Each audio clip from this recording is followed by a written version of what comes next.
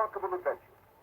A modern mystery of science and crime, The Phantom Voice.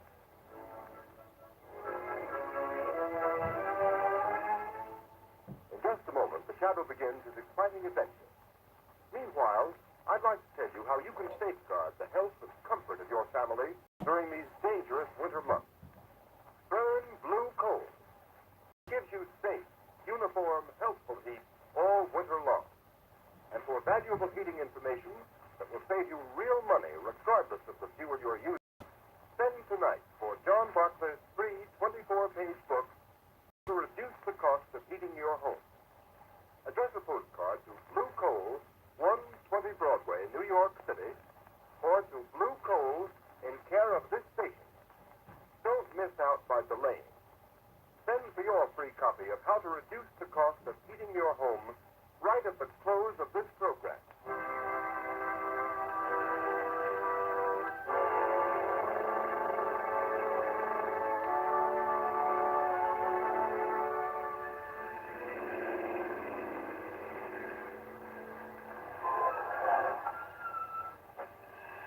Here we are. Here, Margot, let me help you on. All right. Thank you, Lamont. This way, Margot. Lamont Cranston, where on earth are you taking me? We're on our way to the criminal court, Margot. The criminal court?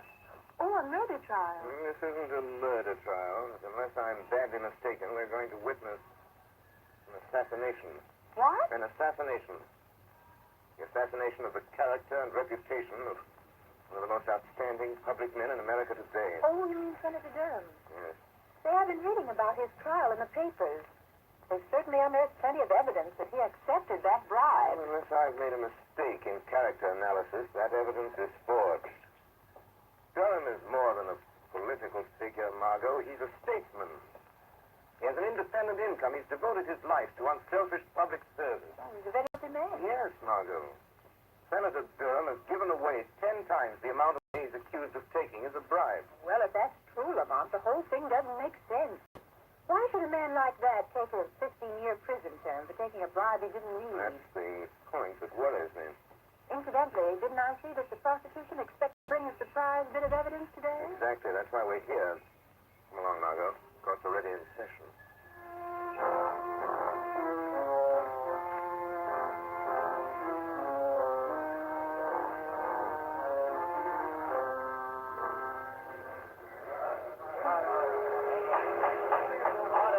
Order in the court. One more such outburst on the part of the spectators of this trial. I shall order the courtroom cleared. Proceed, Mr. Defense Attorney.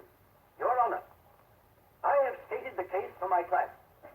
I have shown that by his record, it would have been impossible for him to act as the prosecution claims he has acted. And I have yet to see any proof that Senator Durham has committed any crime. I will now call Senator Durham himself to the stand to deny these lies in person. Senator Durham to the stand. Here I am. You swear to tell the truth, the whole truth, and nothing but the truth, so help you God? I do. Proceed with the examination.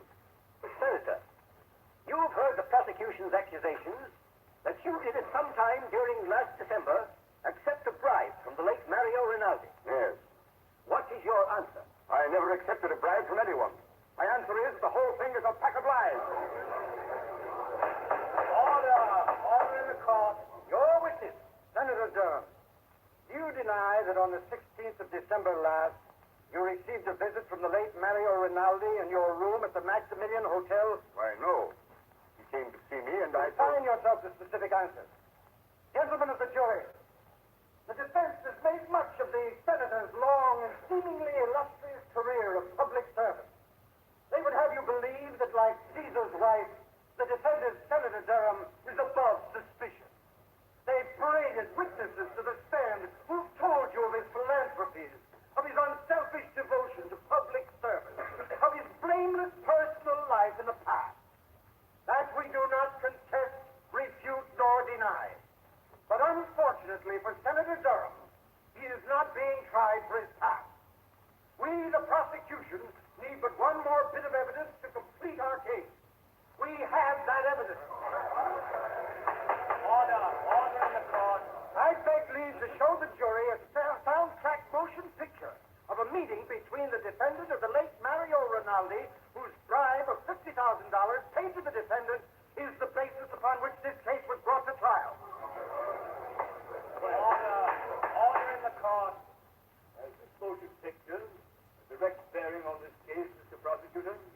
Honor.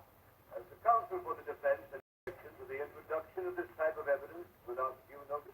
Senator Durham has nothing whatever to fear from the introduction of any authentic motion picture record of any meeting of Mario Rinaldi and himself, even though the picture was made without the senator's knowledge. Very well. The projection equipment is in the courtroom. Will you order the shades drawn and the lights extinguished? Court attendants will please draw the shades.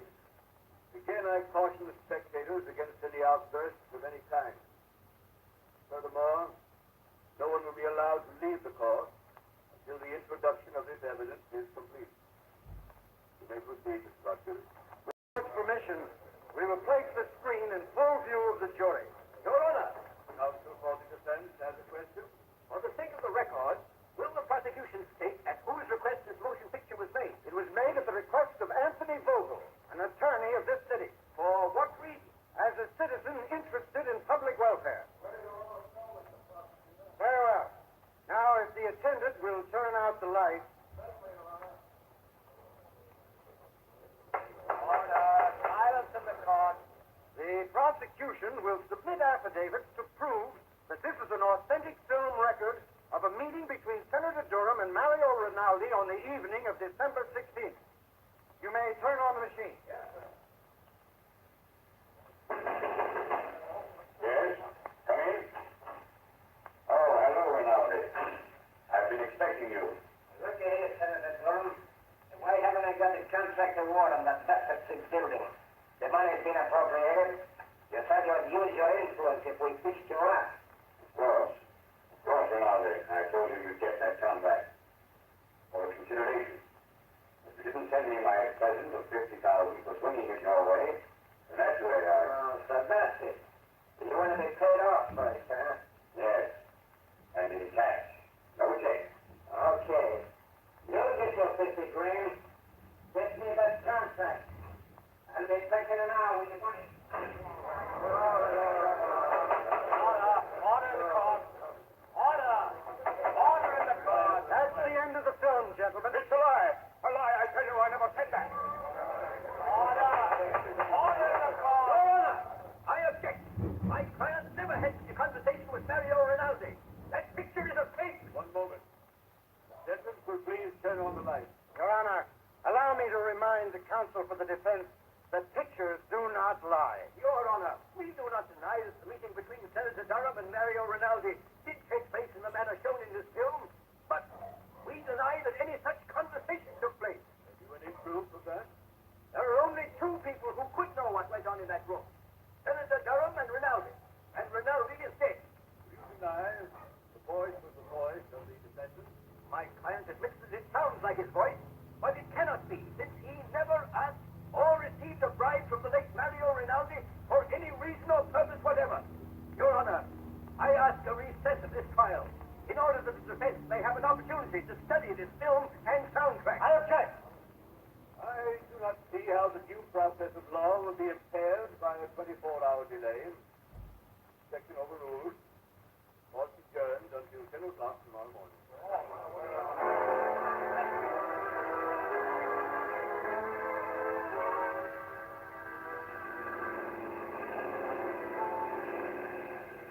Lamont, after seeing that talking picture of Senator Durham meeting Rinaldi and practically demanding a bribe, how can anyone doubt his guilt? Margot, the Greeks had a philosophy that ran something like this.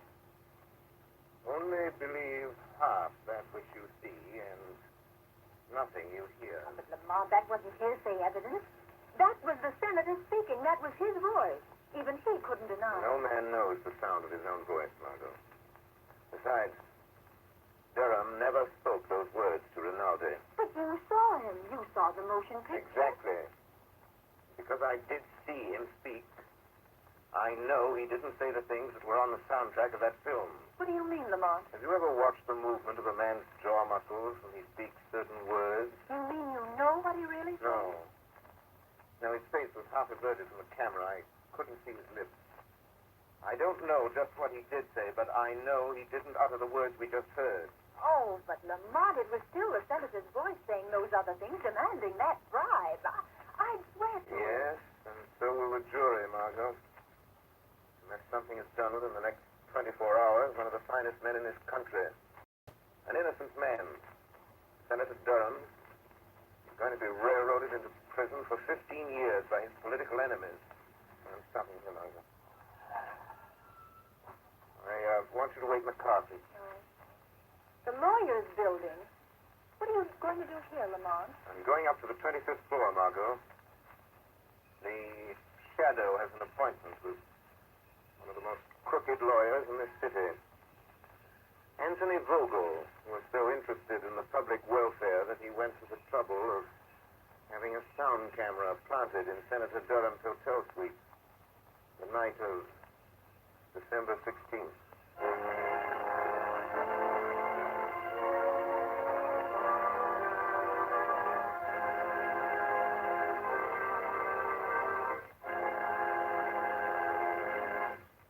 While we are waiting for the Shadow to return, I would like to ask all homeowners a question. Do you want to save money? Of course you do. And you begin real saving when you cut down on the cost of heating your home. Here's the easiest and surest way to do this. Decide now to cook and heat with blue coal. Here's why blue coal is more economical. It is prepared especially for use in the home. And blue coal is Pennsylvania anthracite, the fuel that furnaces, cooking ranges, and parlor stoves in this section of the country were especially designed to burn. It is mined by the Glen Alden Coal Company, the world's largest producer of specially prepared home fuel. And every carload of blue coal is laboratory tested for purity and size before shipment. And you can always be sure of getting this superior home fuel because it is tinted with an unmistakable blue color so that you can easily identify it at a glance. In Waverly, New York and vicinity, blue coal sales so far this winter are 27% ahead of sales for the same period a year ago. This increase in sales is because Waverly families have found out that blue coal does all I say it will do. So I urge all families throughout this region to try blue coal. Order a trial ton tomorrow. Ask for blue coal by name in any one of 4 sizes: egg, stove, chestnut, or peach.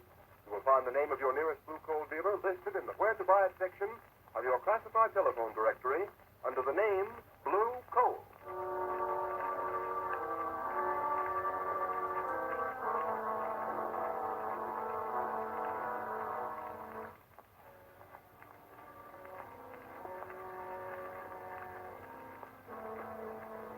See that swell, Mr. Vogel?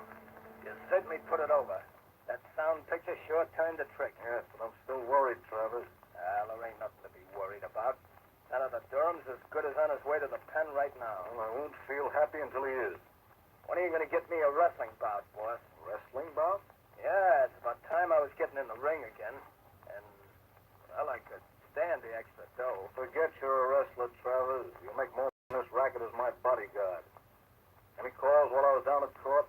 Yeah, Wilson phoned a couple minutes ago. Why didn't you say so? Well, you didn't ask me. What did he want? I wanted to talk to you. Hey, what do you suppose he wants? Dough? I've paid him all he's gonna get. Say, maybe he's read in the afternoon papers what we're really using that soundtrack for. If he gets white-livered and talks... Well, maybe we should fix him so he can't talk, huh, boss? What do you mean? Well, he could fall out of that 15-story apartment of his, accidental-like. He'd only have to fall once. It might be a good plan. Okay, you want me to go over there now and take care of it, boss? No, there's no sense doing anything about him until we have to. But at the first sign of anybody getting wise to what we're doing, then we'll arrange a neat little accident for friend Wilson. Well, now let's take a look at that Wesley murder case. One case at a time, Mr. Vogel. What was that? Suppose we review the evidence of the case against Senator Durham. What sort of figure is this?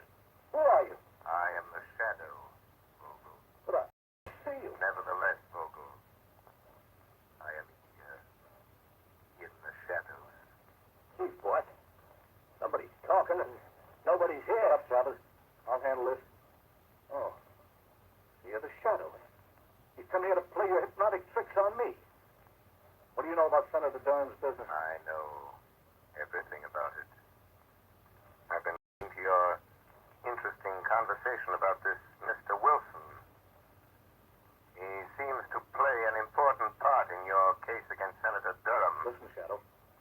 funny about you. I don't want to fight you. How much do you want to keep out of this? Always the fixer. How much, Shadow? There isn't enough money in the world to cover up what you're trying to do, Vogel. Who is this man? Wilson. What part did he play in this scheme of yours? Oh, so you don't know. You're just trying to find out, are you, Shadow? Fellas, lock the door. Okay, boss. That's locked. Melodrama won't help you, Vogel. Boss, if I could only see this guy, I could... Come on, Travis. We don't need to see him. What do you mean? Come over here. Give me your hand. Okay, but it don't make much sense. You'll see. All right. Stand against this wall. Now, stretch out your arms. Can you touch the side wall on that side? Yeah, I can touch it. Good. I can touch it on my side. Now, walk slowly to the other end of the room and don't let your fingers leave the wall. Oh, I get it. Then the shadow can't get past it, huh? You're quick.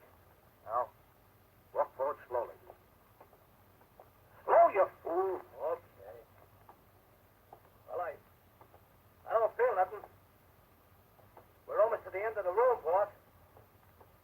Maybe he got away. No, he couldn't go through the door. It's locked. The window is locked, too. Hey, boss, I felt something. Oh. I got him. I got hold of him, boss. I can't see him, but I got him. I got the shadow around the throat. He's a man after all. Gee, Strong. Kill him, Travers. Maybe he can. He's choking me. Give me your gat, boss. I'll shoot him. You don't need a gun. It'll make too much noise. He's weakening, boss. Kill him, Travers. Give him your famous stranglehold. If he doesn't let go, he'll kill me. Yes, Shadow. This is where you die. Finish him off, Travers. I've got to hurry and take care of Wilson before he begins to talk.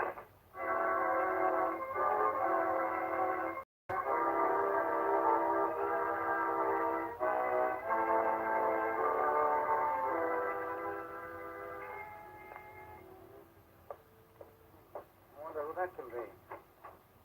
Oh, good evening, Mr. Vogel. Hello, Wilson. I hear you were trying to get hold of me earlier this evening. Yes, that's right. I want to talk to you. Want to come in? Are you alone? Oh, yes. Good.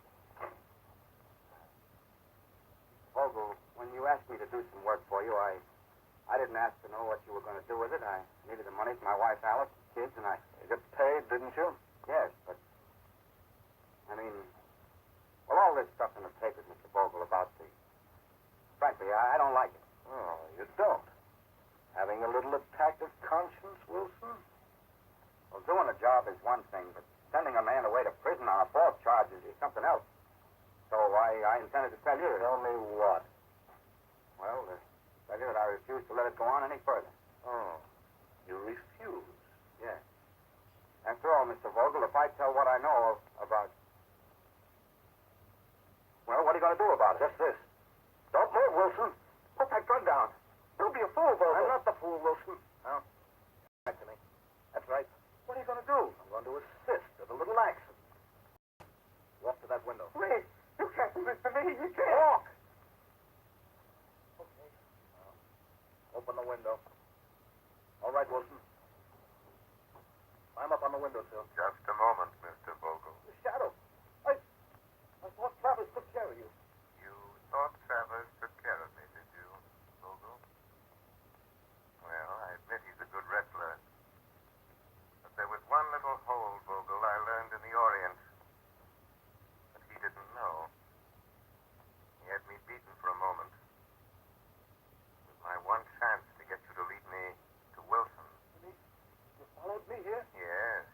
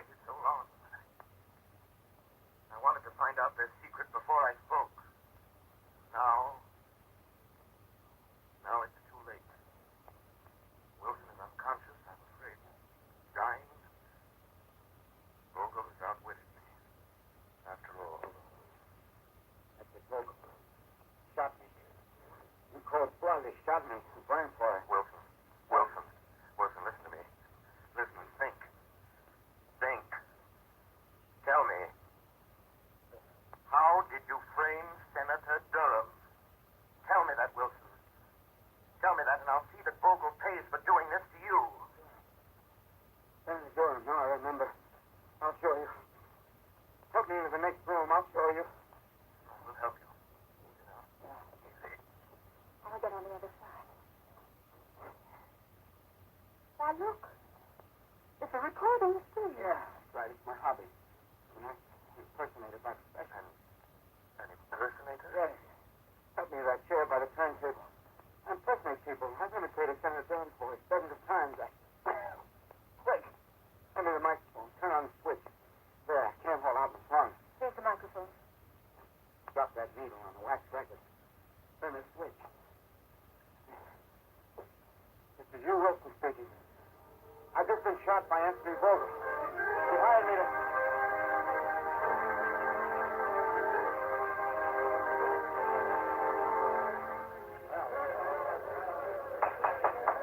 Order in the car.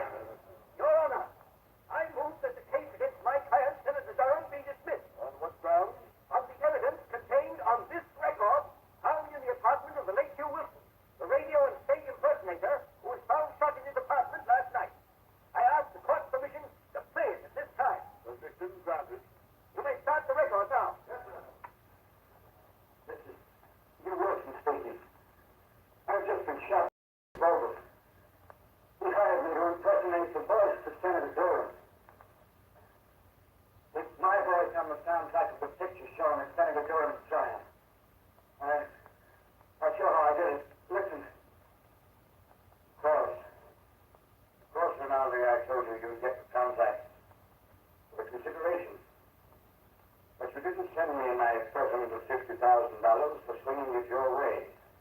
So naturally, that's how it was done. That's how I did it. Durham's innocent. You never wrote those words.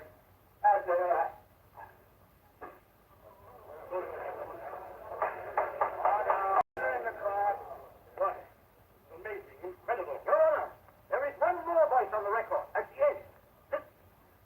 The voice you have heard is that of Hugh Wilson, murdered by Anthony Vogel. He is the man who sought to frame Senator Durham. But Vogel failed. Just as in the end all crime must fail. And all criminals pay the penalty of death. Order in the court. Whose voice was that? That, Your Honor, is the voice of the man to whom Senator Durham owes his vindication. The voice of the shadow.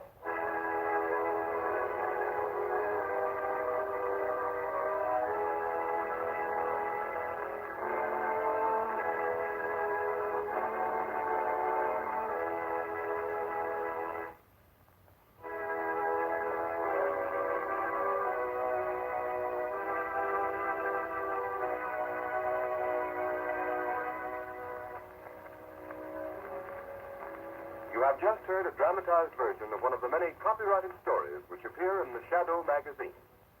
All the characters and all the places named are fictitious. Any similarity to persons living or dead is purely coincidental.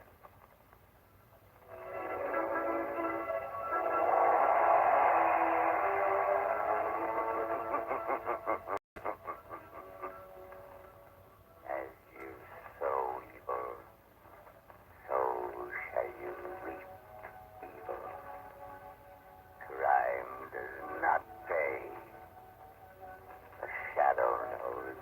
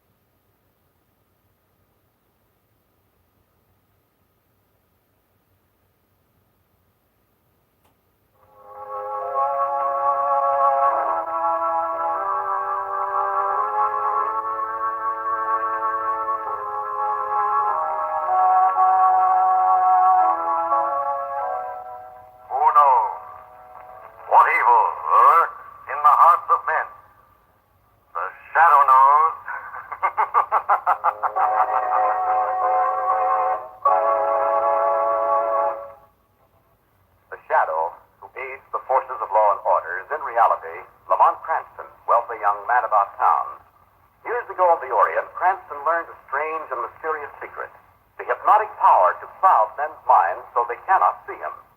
Cranston's friend and companion, the lovely Margot Lane, is the only person who knows to whom the voice of the invisible shadow belongs.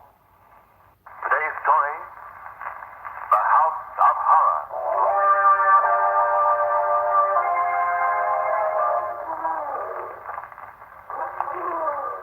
This is the gorilla house here. Yeah. What about the watchman? There's only two of them in the whole zoo this time of night. They won't be around here for an hour. Now, this is the screwiest job we ever done. Putting a snatch on a gorilla. Why does he want the gorilla? Is he gonna terrorize the city or what? I never ask no questions on a job. And this is a job, so let's get at it. There's the cage over there. That's him. That's the gorilla. Got that chloroform? Yeah, right here. Give me it. I will pour some on this rag. Put the rag on a pole and slam it in the gorilla's snoot. Keep away till this stuff is dynamite. Okay. Now, take a whiff of this, big boy. Looks like that'll do the job. Hey, sounds like he's passing out. All right, open that cage. I'm going in. Hey, wait, Mac. Open it up. This'll take about 1 minute. Hey, take it easy, big boy. Hey, Mac. Mac, are you all right? Shut up, you fool. All right, now come in here. In the cage? It's all right. He's passed out now. Come on. Help me move. Okay, if you say so, but I don't like it. Hey, he ain't exactly no baby. No. All right. Here, let's try and haul him out. All right. Let's go. Oh. Heavy. Is there anybody in here? Someone's coming. See what you're yelling, Dick? Stay where you are, bud. Get that flashlight out of my eye. Hey, what are you doing? The gorilla. You're taking the gorilla out of here. You figured that one out in a hurry. Well, you can't do that. You'll call for nobody. Come on, Eddie. Let's get this gorilla in the van, quick.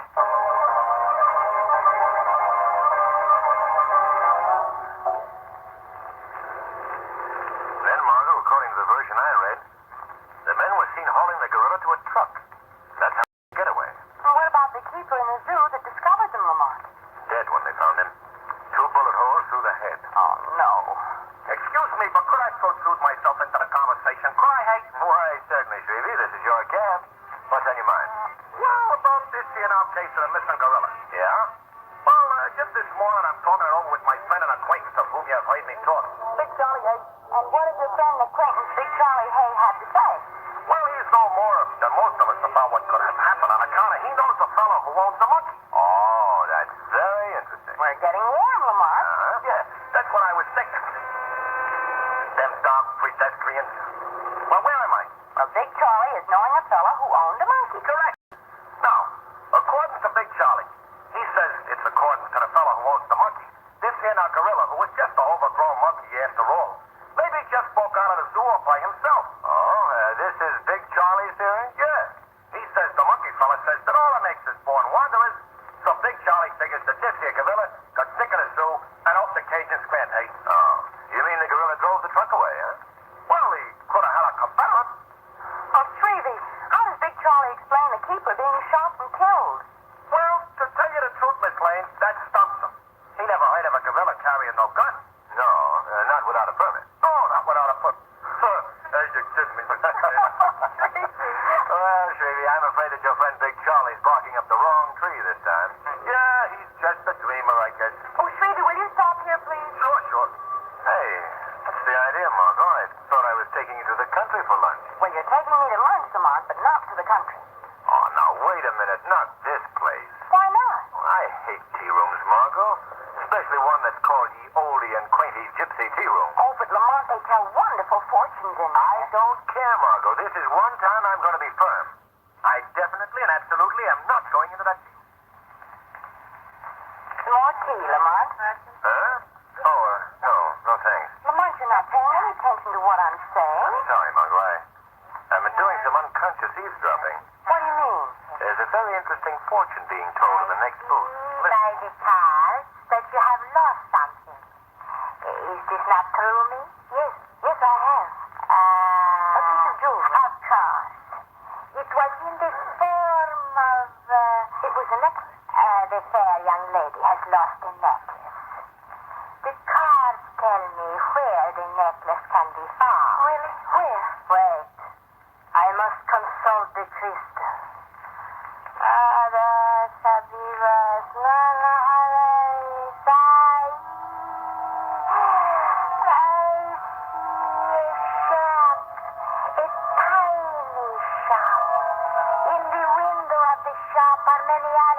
Animals, soft to look alive. That's it.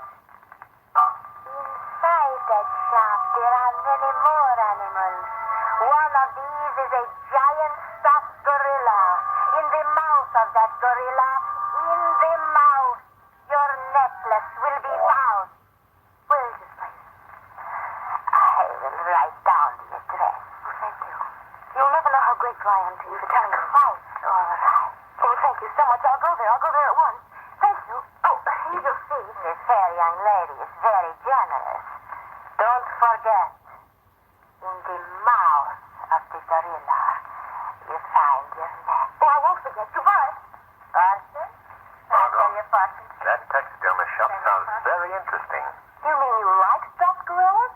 No, but considering the events of last night at the zoo, it is a coincidence to learn of someone who has such an interest in the beast.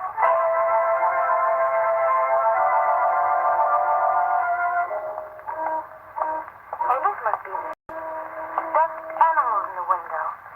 Oh, yes, this must be it. Hello? Hello? Is there anyone here? Oh, what an eerie place. The animals almost look alive. Well, I'll just try again. Is there anyone in the shop? I don't see any gorillas. Oh, not as well. Oh, wait. Yes, there it is. There's the gorilla. Oh, you're an ugly beast. Well, might as well give this thing a try. In the mouth of the gorilla, I'll find the necklace. Well, open up, Mr. Gorilla, and let me...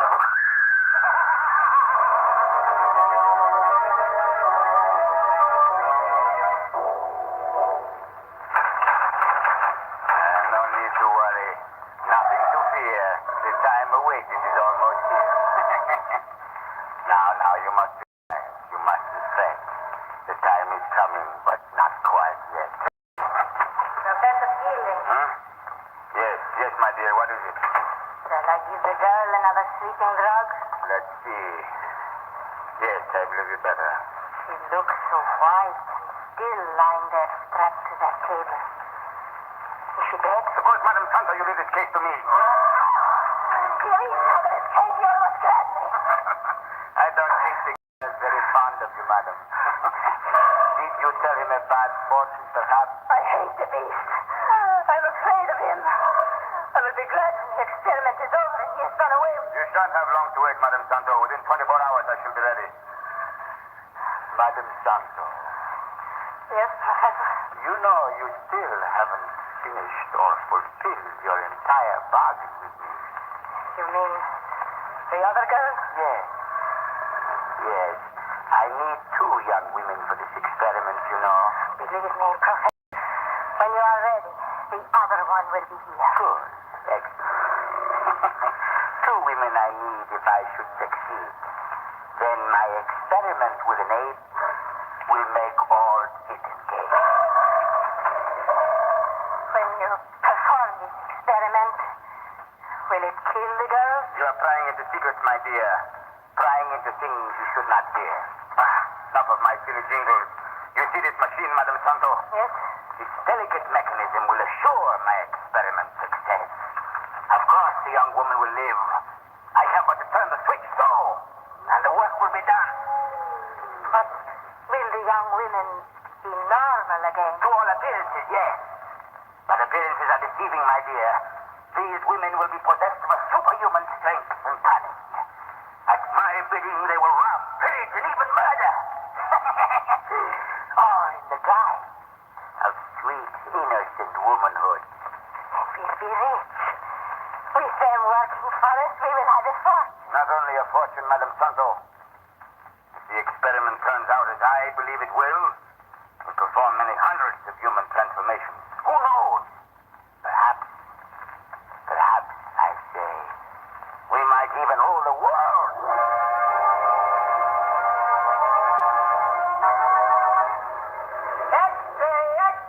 Society Joe, listen, Let me have the paper, sir. Yes, sir. Here you are, mister. Thank you. Well, who is this missing socialite, Lamont? Probably some publicity seeking it. Margot, look. What? Look at this picture. Why, Lamont. It's the girl we saw in the tea room. Yes, listen to this. Doris Molnar missing since Monday afternoon. No clues to her appearance. Her disappearance, rather, found. On Monday? That was the day we saw her. Yes. Say, that fortune teller. Do you suppose she would know anything about this thing? I have an idea she might. Yes. Yes, it would be very worthwhile paying a call on her as the shadow.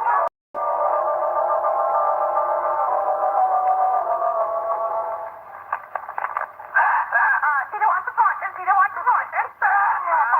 We shall all have a fortune, so Tita, my little bird.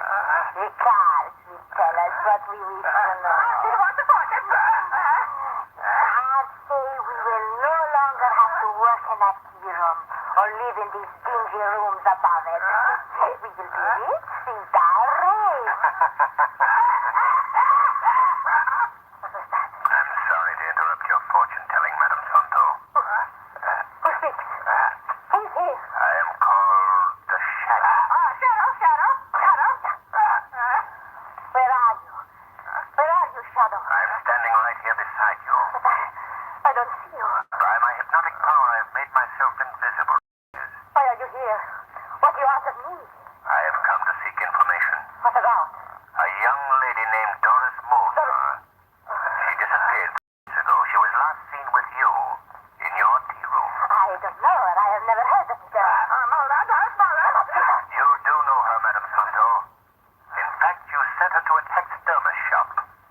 Where is this shop located? I don't know what you're talking about. Professor Feeling. Who is this Professor Feeling your strange bird mentions? I don't know.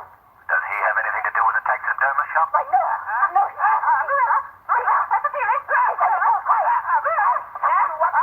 Professor Feeling. Now you won't talk anymore. You won't talk. No. Now see what you made me do. I have killed her. I have killed my sister. But not before she revealed a very interesting clue. You'll be hearing from me again, Madam Santo. Very soon.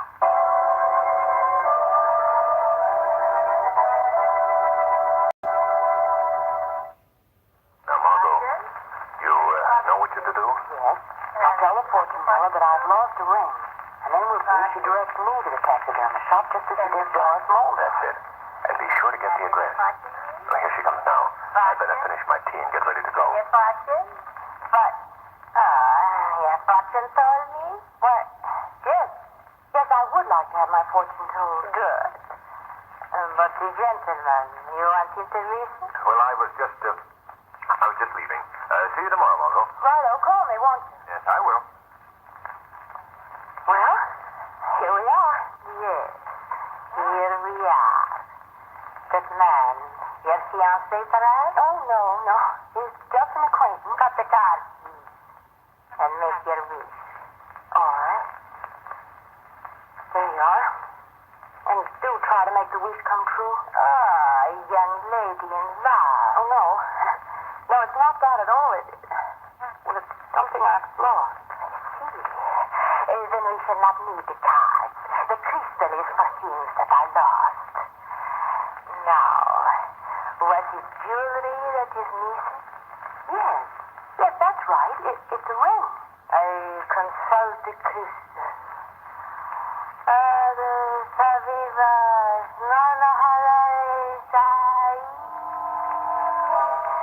I see a street down by the riverfront. On that street is a tiny shop. In the window of the shop are many animals. They are dead animals. Stop to look alive. Yes, go on. Inside that shop, there are many more animals. One of these is a giant stuffed gorilla. Yes? In the mouth of that gorilla, in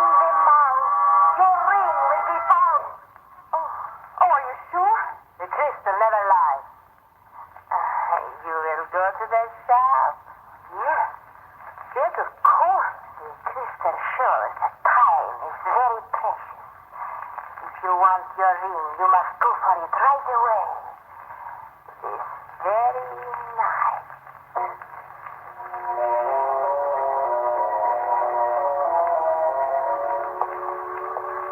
Fog, Lamont. I can scarcely see 2 feet ahead of me. Well, we're right on the riverfront, Margot. It's deserted here at night. We haven't passed a living soul since we left the car. Oh, it's not exactly a pleasant neighborhood. The foghorn doesn't help any either. Gosh, I hope we don't pass by the shop. I can't see a thing. I've been watching for it. You know, everything considered, I'm certainly a smart kid. Just what you need. I picked a fine night to go on and put my hand in a gorilla's mouth. That is, just in case anyone should ask me. Oh, what's the matter? Oh, something's brushing against my leg. Ooh, it's wet and slimy. It's only a cat. A black cat, I might add. Oh. Well, it's a good thing I'm not superstitious. Did he cross in front of me? Oh, not superstitious, eh? Well, no. Just be careful. Oh, wait. I believe this is the place. Yes. See the animals in the window? Oh, yes. Do you suppose the shop is open this late? I'm quite sure it is. Expressly for your benefit. We'll try the door. There you are. Now, Margot, if we hear anyone coming, I'll duck behind one of the animals. All right. It's a frightening place. What's that noise? Just the clock ticking off the minute. You don't think it's a bomb? No, I'm sure it isn't. I don't think, though, we should attempt to find the lights. It's better that we remain in the darkness. Margot, you look on that side of the room, and I'll take this side. All right. And if I find it, I'll shout, but loud. All right. Lamont, Yes?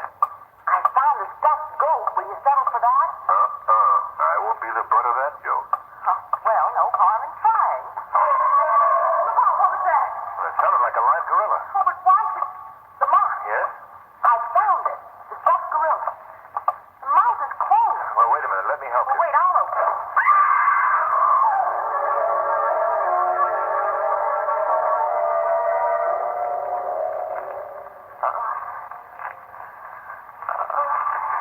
You must be quiet, young lady.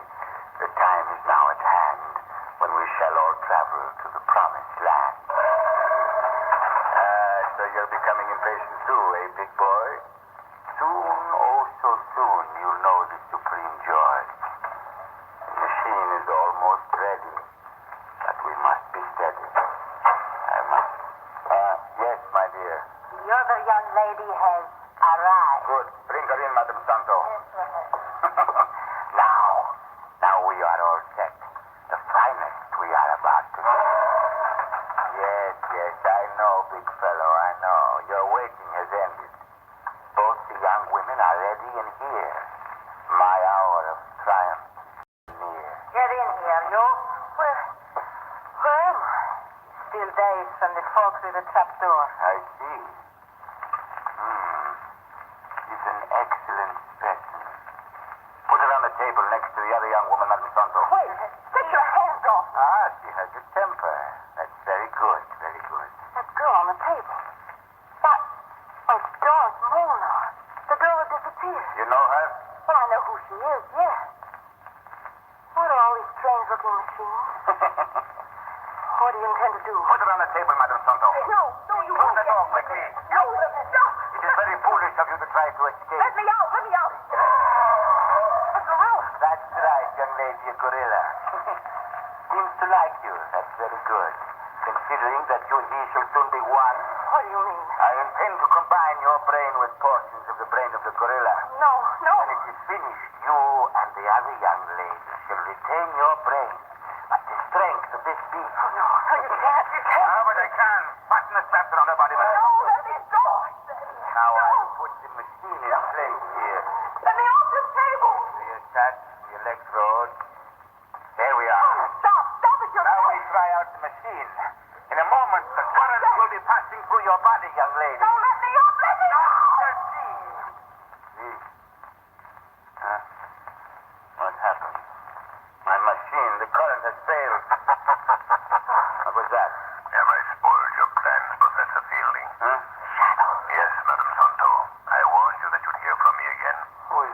talking? I see no one. It is the shadow.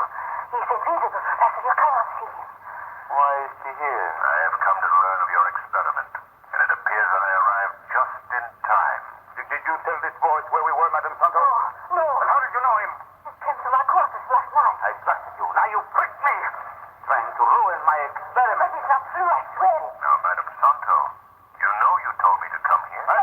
Don't you remember that you promised that we would learn the secret and profit by it ourselves? No, that is a lie. Don't you believe it, Professor, please? So you are going to reap the harvest of my years of labor.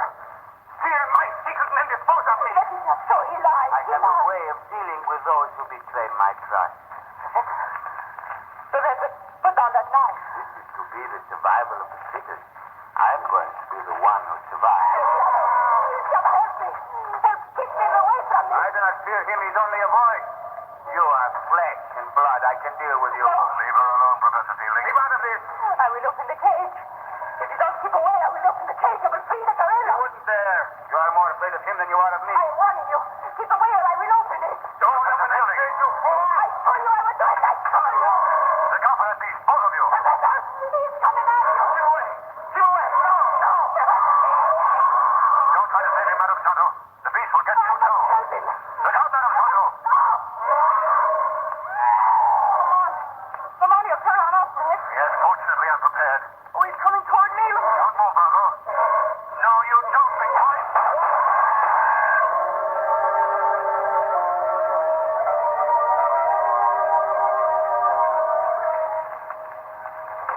Come on, I just spoke to Doris Mona on the phone. She's feeling much better. Fortunately, she doesn't remember any of the gory details of the gorilla killing Madame Santo and Professor Fielding. That drug that they'd given her saved her that unpleasant memory. Good. Well, I went to the shop with the police this morning. You'll be happy to learn that Commissioner Weston ordered that infernal machine of Fielding is destroyed. Oh, I hope they destroy the whole shop. I don't want to see any more animals for the next few weeks. In fact, right now, I'd even hesitate to look at a stuffed chicken.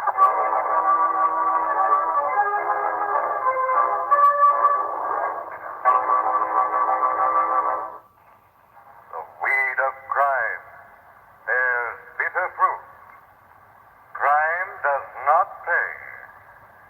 The shadow knows.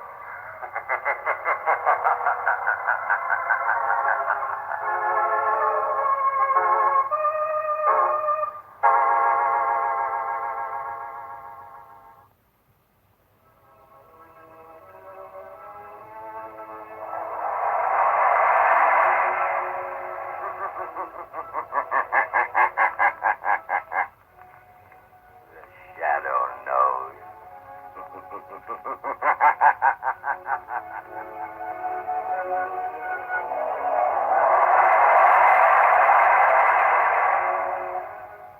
Now again comes radio's strangest adventurer, the Shadow, mystery man who strikes terror into the very hearts of shopkeepers, lawbreakers, and criminals.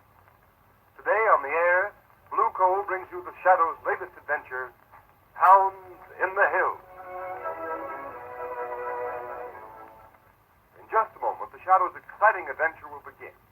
Meanwhile, I have an important message for everybody. We are now in the midst of the most treacherous season of the entire year. But you can protect your family's health during this danger period by burning blue coal. For blue coal gives you clean, uniform, healthful heat all winter long. And its harmless blue coloring is your guarantee of better heat at less cost. So when you order fuel, insist on blue coal. It's Pennsylvania's finest anthracite. Your nearest blue coal dealer will be glad to send you a trial ton. Phone him tomorrow.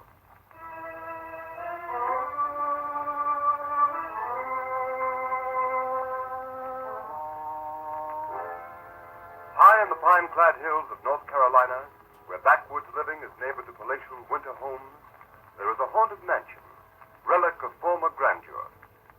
With no visible means of support, old Sadie, haggard, half-demented creature, and Jake, a hunchback son, live in one wing of the dilapidated old house. A pack of great, vicious, crossbreed hounds guards the old place from intruders. It is early evening. In the dim half-light, two figures, led by one of the hounds, approach the house.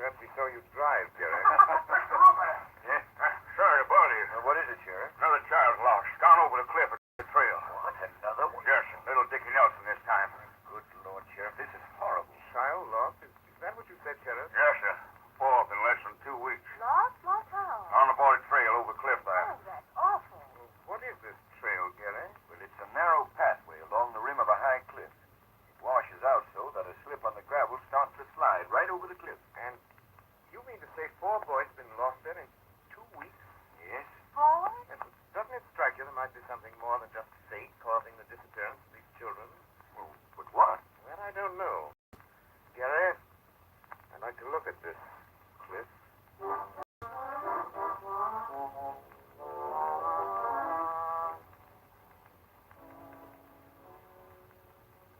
Look, Miss Transon. You see how the trail washes out down the cliff? Yes, That's 1,000 feet straight down there. the river at the bottom. Yeah, I reckon the current must carry the bodies away. We haven't found a trace of them. I don't suppose there's any doubt about what happened to the boys. No, Miss Lynn. When Bobby Mina disappeared last week, we found a ball he'd been playing with. Would you call that conclusive evidence? Well, this morning we snared up Dickie Nelson's cap that was caught on some shrubbery part way down the mountain. Of course, some of the colored folk around here think Ghost done it. Ghosts? Yeah. See, there was howling last night about the time Dickie was lost here. What kind of howling, Sheriff? Darn the fools, too. They say they heard it the 3 times the other boys were lost. But you know how they are, colored folks up there in the hills, superstitious. Yes. But what kind of a howl does a ghost make in this part of the country, Sheriff? And that's what I asked. About near they could describe it, it was like a dog howling. A hound dog. Well, I've generally found that a dog howling means a dog. Perhaps I'd better reverse the usual procedure of a dog trailing a man. It's all very mysterious, Lamont. It is, Margot. Will you excuse me for a moment, Sheriff? Yeah, certainly, Miss Grant. Margot, I think the shadow will look into this mystery. But how? Go back to the house, Margot. I'll wire it to you if I need help.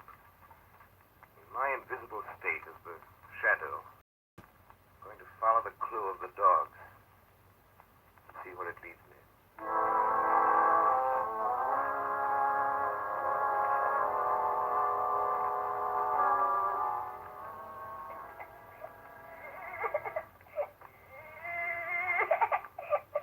I want to go home. Don't cry, Dickie. Don't cry.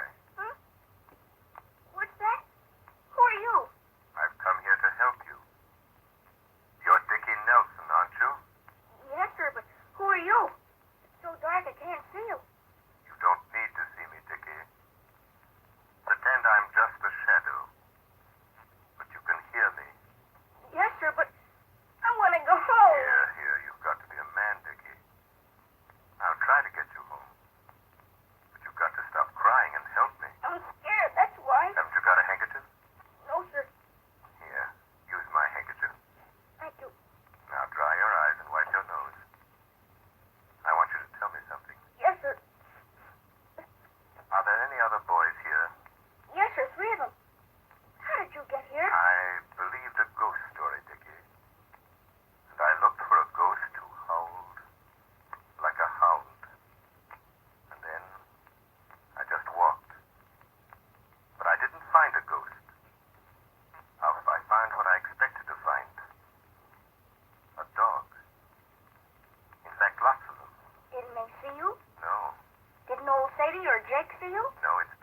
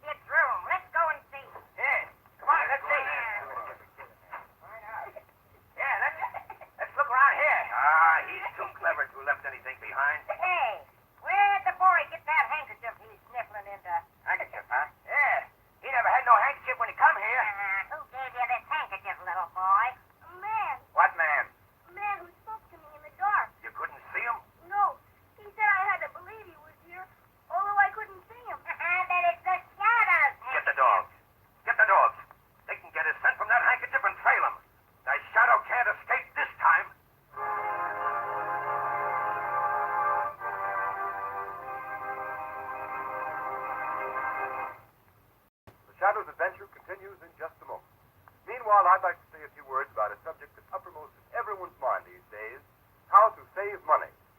Large savings in cooking and heating costs can be made by switching to blue coal. For blue coal is the perfect home fuel.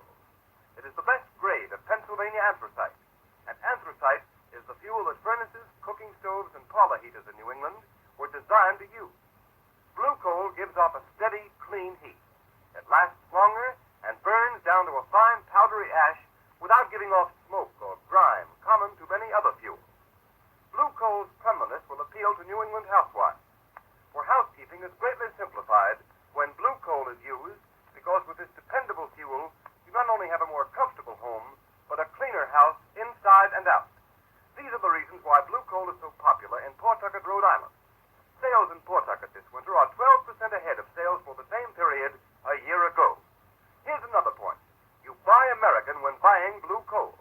It is mined and prepared in Pennsylvania by the Glen Alden Coal Company, especially for home use. So for economy and cleanliness, start using blue coal tomorrow. Order it by name. Phone your nearest blue coal dealer. You'll find him listed in the Where to Buy It section of your classified telephone directory under the name Blue Coal.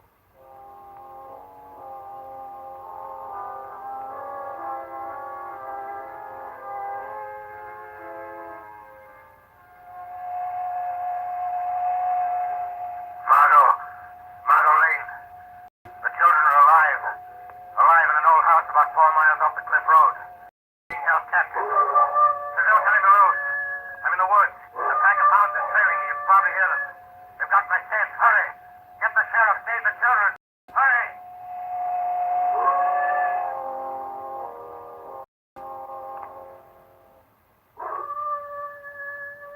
Come on, Jake.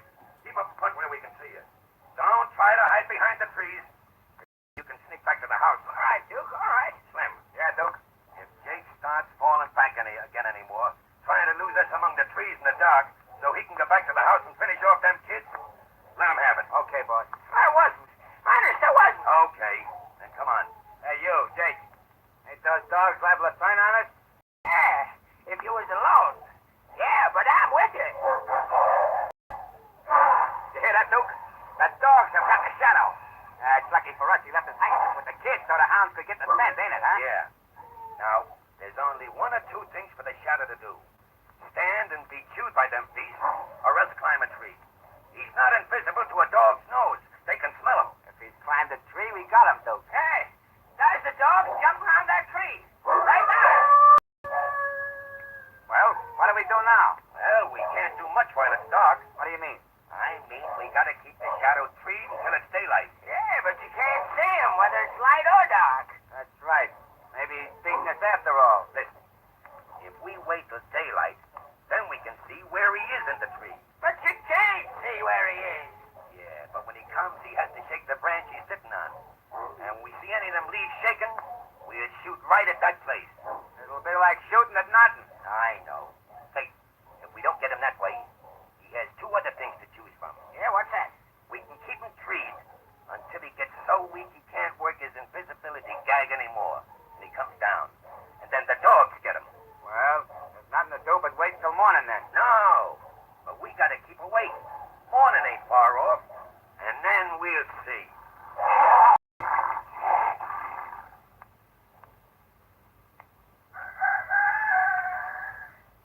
Hey, Duke. I got to thinking, sitting here last night. What about them kids? Well, Slim, what about him? We didn't do it, but they can pin a kidnapping rap on us. Not without evidence, Slim. No, but you... Oh, I get it.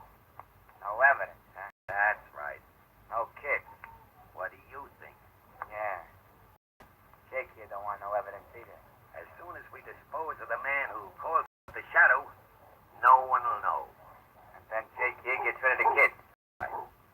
Yeah, but how about Jake and old Sadie? I think they could disappear and not be missed. Yeah, that's what I thought. Hey, Duke, look. We can see the whole tree now. But I don't see nobody. No, of course not.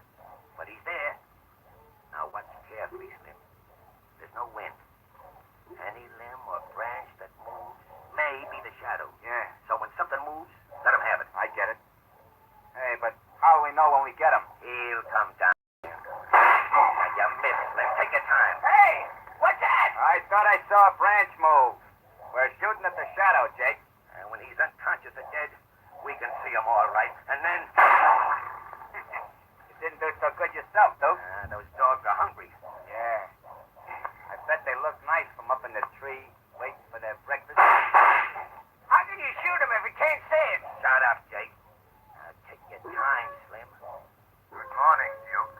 He's there. Good morning, Shadow. I hope you slept well. Oh, yeah. And you? Now, watch close, Slim. Yeah.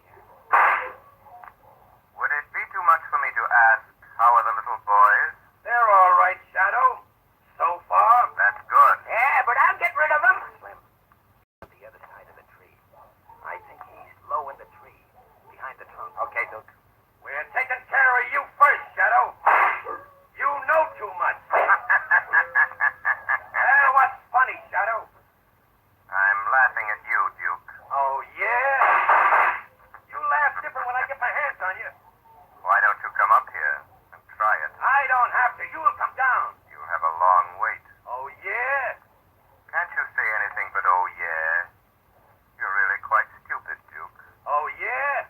Well, I'm smart enough to get you out of that tree. Good. I was getting rather bored. Ah, shut up. Hey, Slim. Go back to the house and get an axe. This tree ain't too big to cut down. Very ingenious. Yeah, but the dog. It ain't safe to leave without Jake. The dogs, they won't touch you. They're after the Shadow. Jake will keep them here. Sure. I'll keep him here, sure. And hurry back, Slim. Now, scram. Okay, Duke. But don't let them dogs come after me. Jake will keep the dogs here. Okay, watch it. Now, hurry back. Hey, Jake. Call the dogs off. They're going after Slim. They don't like him. Hey, call it back. Slim, look out. Jake, the dogs are attacking. Yeah, they're going to eat him. I'll shoot him, Slim. Guess you didn't shoot him soon enough, Duke. Well, Jake, your dogs got Slim. I'm afraid you've lost most of them. Yeah. Ma'll be awful mad. It's only Big Tom left. But the Duke will shoot him. No, he won't. His gun's empty. Look at him go up that tree. Yeah. Big Tom didn't get him. Now you're both up in the tree, ain't you? No, Jake, I'm standing right here behind you. Now do what I tell you. Go over to that tree and tie Big Tom to it. So that the Duke can't get down. Why should I? You want to get those kids out of the way, don't you? Duke won't let you. Yeah. He won't, maybe. Yeah, he won't let me, maybe. I won't tell him what I'm going to do. Jake, call off that dog. Tie him up, do you hear me? Tie him up. No, not to my tree, you dope. Take him away. Listen to me. Don't tie him there, you half-wit. Well, Duke, we changed places. I'll get you if it's the last thing I do, Shadow. You're going to have plenty to do before we meet again. Jake, come back here. Yeah. You'll have plenty of time to think about that. Here are some men that may help you out. Who are they? My lord, what happened here? I don't know, Sheriff. Say, this is the hunchback, Jake. Hello, Jake. Duke's up in the tree. Yeah, look out, Sheriff. Got him. Reckon that dog won't attack anyone else. You killed him. Now, if our friend will come down out of the tree, I'll be delighted to put a pair of handcuffs onto him. I've been looking for him and his partner for some time. From the looks of things, I won't need to put the cuffs on his partner. Well, Margot, you better go back to the car. All right. Yes, I think I will. I only wanted to see if... Yes, I'll go back. All right, men. Let's take him away. Margot. Oh, Lamont. Lamont, are you all right? Yes, but don't speak my name here. Darling, I was so frightened when I got your wireless message. I thought it was the end. So did I. Are the boys all right? Yes, all the boys are safe. They've been taken into town. The deputy sheriff took old Sadie along. Vicky Nelson is in one of the cars up the road waiting. Oh, Lamont, I feel so sorry for that poor old woman. So do I, Margot. She's demented. We must see that she's placed in an institution, not a prison. A place where she can satisfy her mother-love mania with dolls instead of other people's children. Go to the car, Margot. I'll meet you there.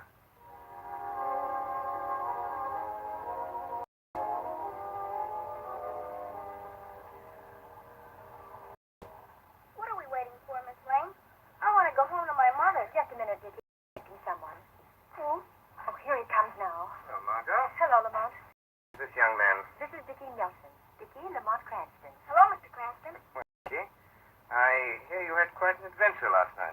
Yes, a kind man came to my room at that terrible house, but I couldn't see him. Well, maybe you dreamt it, Dickie. Supposing we keep it a secret, just between us three. Yes, I think that's a good idea. All right, but it was a swell dream.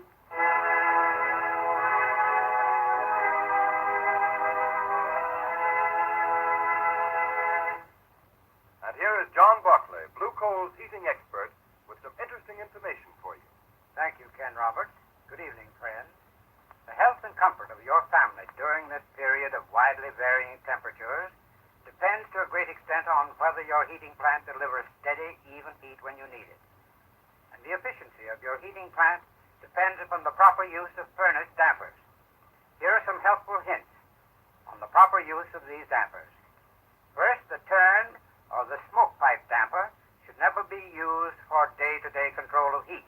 This damper should always be kept as nearly closed as possible without retarding the free burning of your fire. If you do not have automatic thermostat control of your furnace, the everyday control of heat should be left to your check damper, that flap-like damper located on your chimney pipe and the ash pipe damper. To get more heat through your house, close the check damper and open the ash pit damper. Always remember, when one is closed, the other should be open. If the house is warm enough, close the ash pit and open the check damper. The proper location of these dampers is important. The check damper should be between the chimney and turn damper, the latter being between the check damper and the furnace. If the dampers are in this position, they are properly placed. And if operated in the manner that I have just explained, you should not experience any trouble in maintaining an even temperature in all parts of your home. However, if you do have trouble with your furnace, phone your nearest Blue Coal dealer and ask him to send a John Barclay serviceman to your home. I thank you. Thank you, Mr. Barclay. And friends, take Mr. Barclay's tip. Phone your nearest Blue Coal dealer. Have him send a John Barclay serviceman to your home tomorrow.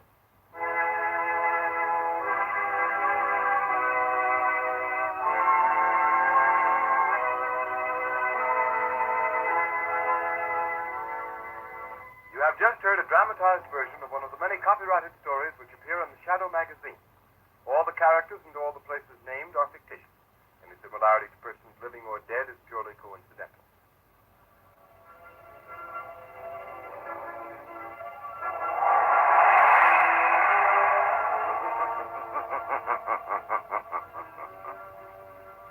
As you sow evil, so shall you reap evil. Crime does not pay. The shadow knows.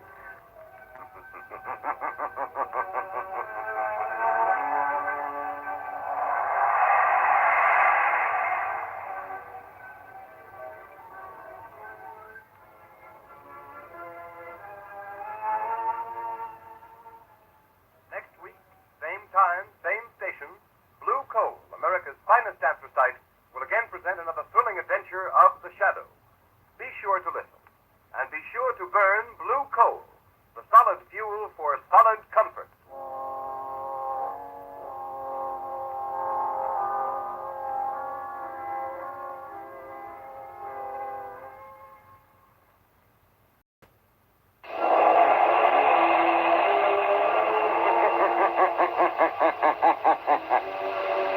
Who knows what evil lurks in the hearts of men?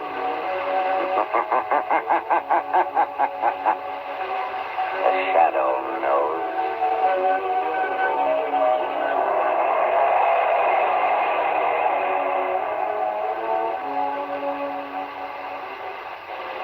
The Shadow, Lamont Cranston, a man of wealth, a student of science, and a master of other people's minds, devotes his life to righting wrongs, protecting the innocent, and punishing the guilty. Using advanced methods that may ultimately become available to all law enforcement agents, Cranston is known to the underworld as the Shadow, never seen, only heard, as haunting to superstitious minds as a ghost, as inevitable as a guilty conscience. The Shadow's true identity is known only to his friend and aide, Margot Lane. Today's story, Death from the Deep.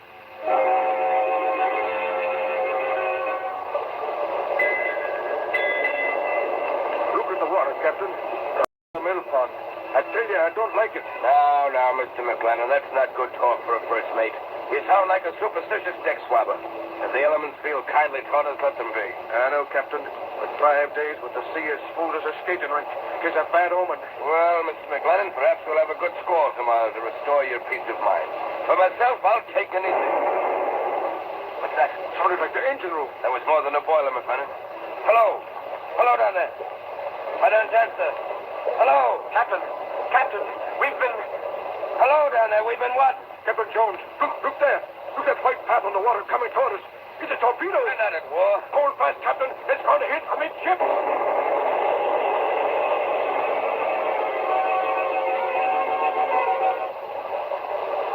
All hands are counted for. Yes, Captain. Are all lifeboats clear? All but this one, sir. And lower away. All lively, men. We're just getting away in time, sir. Hey, what's that noise out of the water dead ahead, sir? It's a submarine. Submarine? So that's what did it. Enough blackguards? A man coming out of the submarine hatch, sir. He's got a machine gun. He's pointing at it. Stop! Stop for the love of heaven!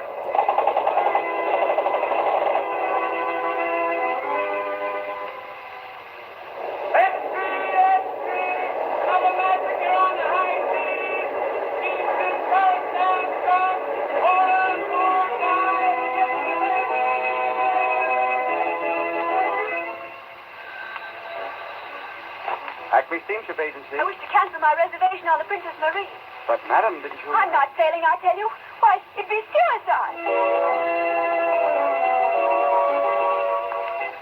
But, Mr. Williams, you can ship your goods with us. Our boats are safe. No boat is safe. But you'd be insured. Yes, at 4 times the usual rate. Oh, no. You can cancel my shipment.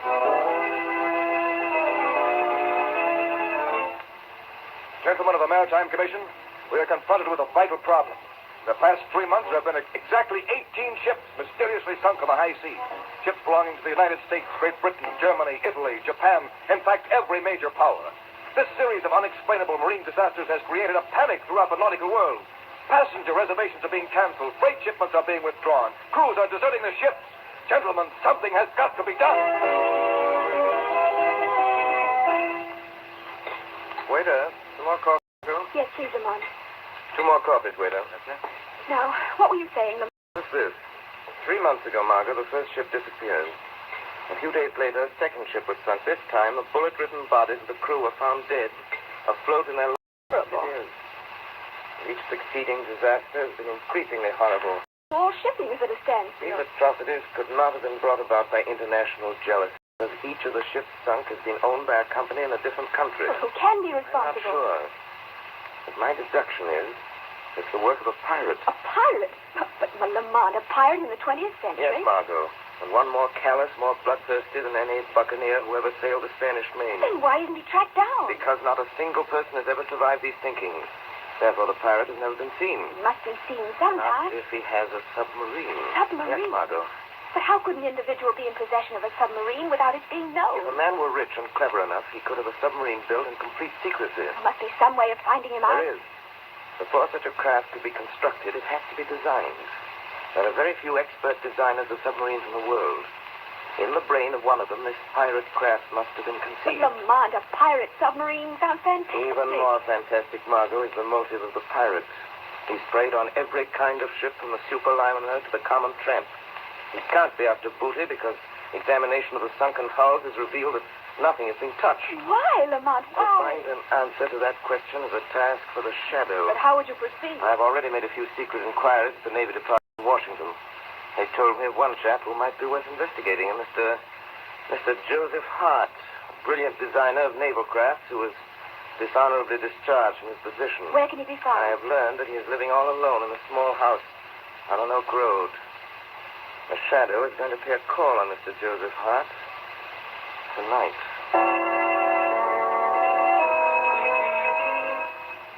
Will you pass me that bottle, please, Benson?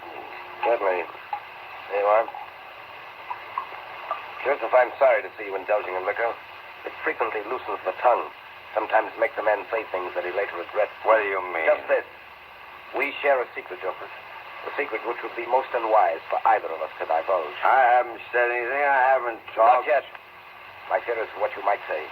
Your nerve is deserting you, Joseph. You must pull yourself together. How can I pull myself together when night after night I'm tortured by the vision of a procession of helpless ships sinking down to the murky depths, haunted by the faces of floating corpses, tormented by... I was a fool. I designed and built that submarine. A service for which you were well paid. Yes, with money soaked in blood. I'm responsible for the havoc and the terror that your insane... Don't say that, you idiot. I'm no madman to get here. Why did you come here tonight, Benton? Because, Joseph, I've been wondering of late why I permit you to live. You're becoming increasingly dangerous to my interests. No. Unless you can prove to me that our secret is safe and that you will aid me in the future. No, I'll never do that. No? In that case, I feel that you ought to be my guest on the next cruise of the submarine. I'd never come back. Is that what you mean? Quite true. But before you leave us in mid-ocean, you will have an opportunity to see the splendid efficiency with which your creation, the submarine, operates. No. I'd rather you kill me right now and have it over with. And deprive you of witnessing the thrilling spectacle of my accurate marksmanship, to see them leap from the boats in terror like rats? No, Joseph, you can't miss seeing that. No. I'd do anything rather than be forced to see that. I thought you would. Maintain that attitude, Joseph, or it's necessary for me to request that you pack your yachting clothes. A contingency which we should both deeply regret. Good night. What am I going to do? What am I going to do? I'll tell you what you can do, Joseph Hart. Who's that? There's a way to save you from the evil domination of Barry Benton. Who are you? I am the voice of one who has come to help you. I am the instrument of your righteous vengeance. I am the Shadow. The Shadow? With my assistance, you can compensate for some of the wrong that you've done. But how? Tell me the secret that you share with Benton. Oh, no. I can't. I'm afraid. More to fear if you remain silent. The Shadow already knows enough to hang you, Joseph Hart. You haven't got anything on me. I heard every word that passed between you and Benton in this room. No. Tell me what I want to know and save yourself. Or perhaps, as Benton so aptly put it, you'd prefer to pack your yachting clothes. Nothing can save me. What I've done is done. I can never escape my conscience. Then your conscience must tell you that it's your duty to all that you can do to stop Benton's outrages. Yes, you're right. Now tell me the secret. Very well. Until a year ago, I knew Benton only by his reputation as a millionaire sportsman. He was famous as a deep-sea fisherman and a big game hunter. He came to me first seeking a design for a racing boat. I built it for him, and we became friends. And because of that friendship, you consented to build a submarine. Yes, but not for the purpose that he later used it. He told me that he wanted for a new thrill. Oh, believe me. Go on. The submarine was built in Benton's private shipyard, out at Carey's Point. Knowledge of its construction was carefully guarded from the world. It was not until the day the boat was launched that he told me his true intention. What were those intentions? Benton is a lunatic, coldly, murderously mad. He'd always been a killer, but he tired of shooting lions and gaffing marlin. Now his warped brain had turned to what he regarded as a new sport. Thinking of ships and the ruthless slaying of defenseless men. Now I understand. Why did he keep the submarine? I don't know. Are you telling the truth, Joseph Hart? I've told you everything. Why should I lie now? If I knew where that boat was, I'd blow it to pieces. Myself with it. Myself with it. Wait. Myself. That's the idea. That's how I could fool Barry Benton. Why should I wait to die at his hands? No. What are you doing? I'll fool Barry Benton. Here, put down that gun. No more tortured, sleepless nights. I see no more screaming headlines. Another boat sunk and another and another. Don't, Joseph, don't. Barry Benton will never take me on that voyage. I'll fool him, I say, fool him. Poor Joseph Hart. You've served us both. Now we shall see whom you have served best. Barry Benton or the Shadow.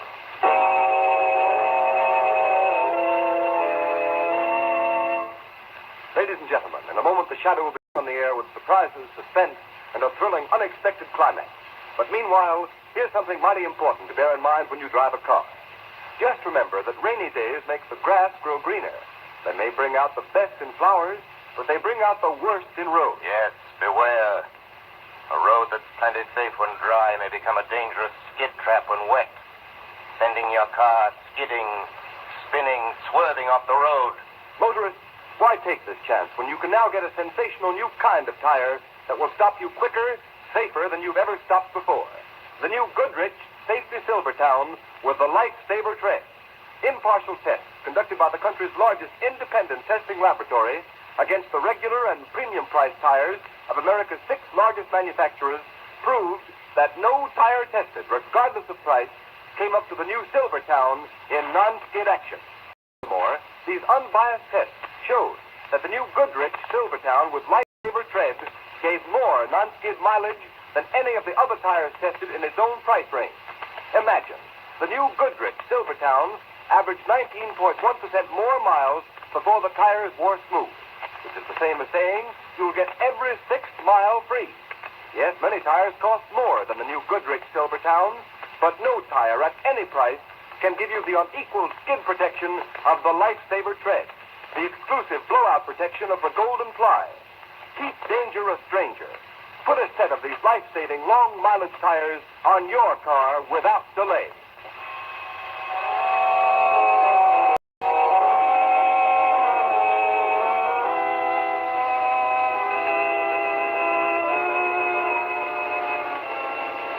And so, Margot, Hart finished telling me the story, and before I could stop him, he shot himself in the head. Poor man. Perhaps it was better that way. It's a month. Now how will you find the submarine? Joseph Hart told me that it was built at Vinton Shipyard out at Carey's Point. That's the logical place to start my search. Is that where you're going now? Yes. Do be careful, Lamont. Remember, that man's a lunatic. He'll stop at nothing. The Shadow hasn't anything to fear from Vinton. I hope you're right. This is as far as we can safely drive without being seen. This is a desolate spot. Don't like it. There's a light. Yes, the shipyard. Appears to be surrounded by a high wall. It looks like a prison. Perhaps it is a prison. For those within its gates. Margot, before we go any further, I'll give you your instructions. Yes, Lamont.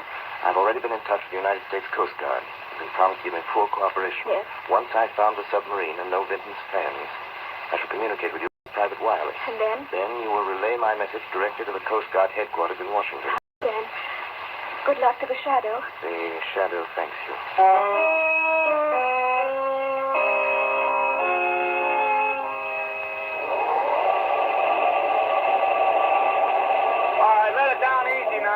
Okay, Phil. Well, that's the last of the torpedoes, Charlie. Hey, the sub must be going on a long cruise this time.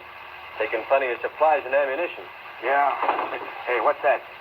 It was the wind blowing the door shut. What's the matter with you? Listen, Charlie, when are we going to get out of this joint? You know, we've been cooped up at this shipyard for 3 months.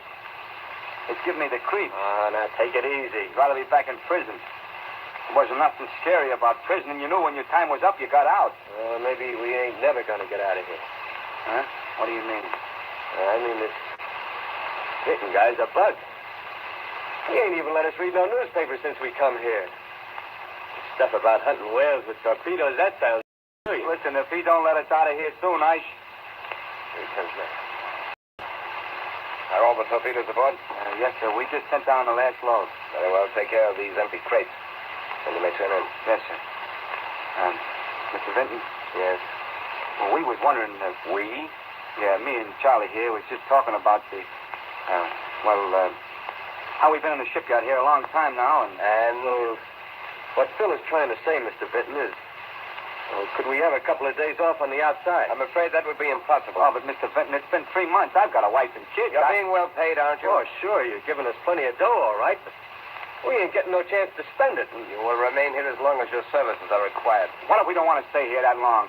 What if we up and leave? Yeah. I wouldn't advise you to attempt that. Do you remember what happened to your associate, Mr. Hadley, when he tried to, as you say, up and leave? He fell from the wall. You mean that wasn't no accident? No. He was shot down. Oh. So, do you still want to quit? I thought that. Good night, gentlemen. Looks like we're in here for a long, long time. Yeah, maybe you are. But I'm going to figure a way to get out of here, see? Perhaps I can be of some assistance to you. Who said that? Who? I said, perhaps I can help you if you wish to get out of here. Who's that talking? Where are you? Don't bother to look for me. You can't see me. What is this? One of Vinton's gags or something? No, I am not speaking for Vincent. I speak for myself. Who are you? Men call me the Shadow. The Shadow. How'd you get in here? The Shadow is everywhere. Oh, what do you want? I wish to bargain with you. Oh, what kind of a bargain? By this time, you must be aware that you are both at the mercy of a madman. He's right, Charlie. You will never leave this place alive unless Barry Vinton is brought to justice. What can we do I about it? will promise you your freedom if you will just answer my question. Wait a minute. What do you think, Charlie? Well, we're taking a chance. This may be a trick. It is no trick. You have the Shadow's word. Well, what do you want to know? Where is Vinton's submarine? It's right below our feet in a secret underground berth. When does it sail again? Tonight, at midnight. What is its destination? Well, I heard Vinton say something to the mate about Cape Francis. Good. Sailing at midnight, Cape Francis. The Shadow wishes him good hunting.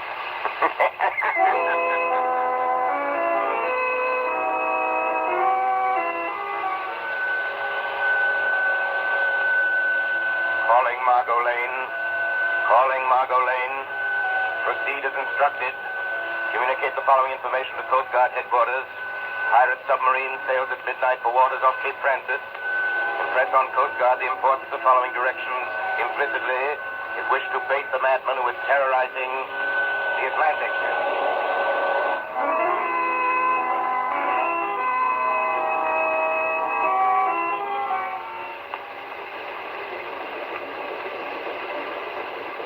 What is our position, Mr. Brash? We are 100 miles due east of Cape Francis, sir. Are we in the regular shipping lane? Yes, Mr. Vinton. Have we enough visibility for clear observation? Some is just recent, sir. Good. I'll take over the periscope now. Very well, sir. A fine day for hunting, Mr. Crouch. Hello, what's this? Have you sighted something, sir? Take a look. See what you make of it. There is smoke. It looks like a steamer. That's it. Signal the engine room. Full speed ahead. Yes, sir. Little steamer. I can see a funnel. Full speed ahead. Ah, this is the life. There's nothing like it. The sighting of fresh quarry in this periscope. The excitement of the chase, the spine-tingling thrill when the torpedo finds its mark. And then the climax. On deck, shooting them down with a machine gun like scurrying rats. Mr. Brown, stand by the torpedo tube. We're coming up fast. Yes, sir. Stand by the torpedo tube. Aye, aye, sir. We'll cut across the bow and swing to starboard. That should give us a perfect shot. Very good, sir. Be prepared to rise to the surface quickly. We make a direct hit with the first torpedo. Very good, sir. Stand by the valve and elevator. Aye, aye, sir. We're almost within range. Cut to half speed. Half speed ahead. Torpedo tubes, number 1 and 2 are loaded, sir. Torpedo tubes number 1 and 2 are loaded, sir. Look, Broush. It's a fine, big liner. Let me see, sir. Like that, the Orpheus. The Orpheus. I remember now reading of her sailing. She has a full passenger list.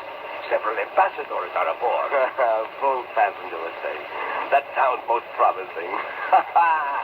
Number 1, 2, ready to fire. Number 1, 2, ready to fire. Now, I'll bring a little more to the starboard. A little more. There. Number 1, fire. Number 1, fire. Yes, it's heading straight for its heart. No deflection.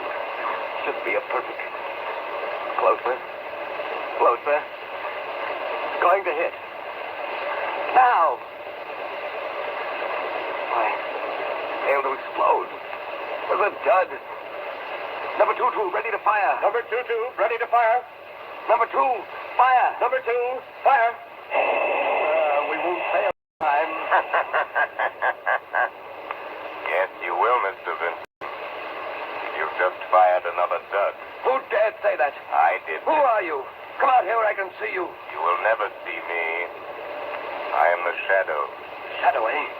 I've heard of you. The torpedo hit, but it failed to explode again. Reload the torpedo tubes. Yes. That would be a waste of time, Vinton. I've seen to it that all of the torpedoes are dud. You'll regret regret this, Mr. Shadow. This is the one time that you've matched wits with a mind cleverer than your own. Blow out the ballast tanks for a quick rise to the surface. Yes, sir. I'll show you. I'll sink that boat with my deck guns. Benson, you're a madman. Madman, am I? Very well, I'll show you the full extent of my madness. Six awash, sir. Open the conning tower hatch. Deck crew, stand by to man the guns.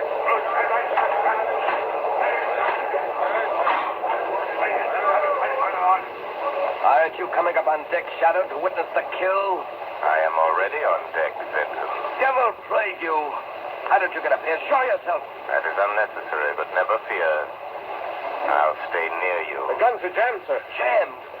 Why, that's impossible. I neglected to tell you, Benson, that I rendered your guns useless. Oh, so you think that you've outwitted me, Shadow. But you're wrong. Signal the engine room full speed ahead. Aye, sir. Steer directly for that vessel's side. What are you doing now, Benson? The prow of this submarine is equipped with a ramming device. With it, we can sink any vessel afloat without injury to us. You didn't foresee that, did you, Shadow? In a few moments, we will rip open the hull of that liner and send it to the bottom as effectively as with any torpedo. So you don't believe me? Oh, yes, I believe you. But that liner is completely deserted. It was set adrift there by the Coast Guard. It is a veritable floating mine with enough explosives aboard to blow you to kingdom come. You're lying. You'll know soon enough. You haven't far to go. Reverse engines! Reverse engines. Will we stop in time? We're getting closer. No, we're stopping. We're stopping. We're not going to hit. You see, Shadow, I've outwitted you after all. No, Benson. You've maneuvered your submarine alongside this ship just as I planned. All right, up there. Here's your man. Put up your hands. Put up your hands, all of you. Who's gone? It's a trap. It's a trap. Yes, a trap, Barry Benson. And this ends your reign of piracy and ruthless murder. Very smart, aren't you, Shadow? But not as smart as you think you are. Tell him he's going inside the submarine. He's closing the horizon. Yes, they all think they're so clever. But no one can outsmart Barry Benton. I'll go to the engine room. I'll maneuver the dive. They'll never get me. I'm master below here. Now check the valve. That's right. I'd love to hear what the Shadow is saying up there now. He's probably saying it's no use trying to maneuver that dive, Barry Benton. How did you get here, Shadow? Why, I merely followed you. Show yourself, Shadow, and I'll shoot you down in your tracks. Here I am over here in this corner. Come ahead and shoot, Mr. Benton. Well, Shadow? Well? You just missed me. Why, you...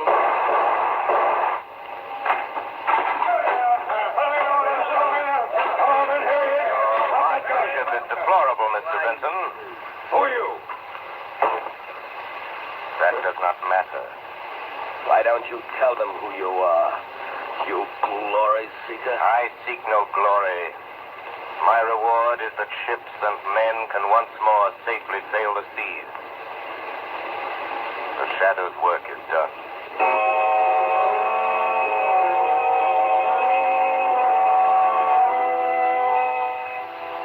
You have been listening to a dramatized version of one of the many copyrighted stories which appear in the Shadow magazine.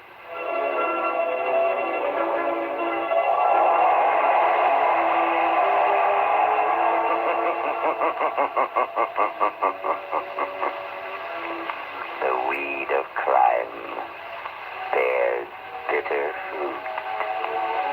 Crime does not pay. The Shadow knows.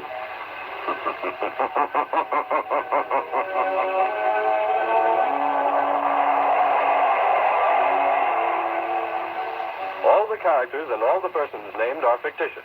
Any similarity to persons living or dead is purely coincidental.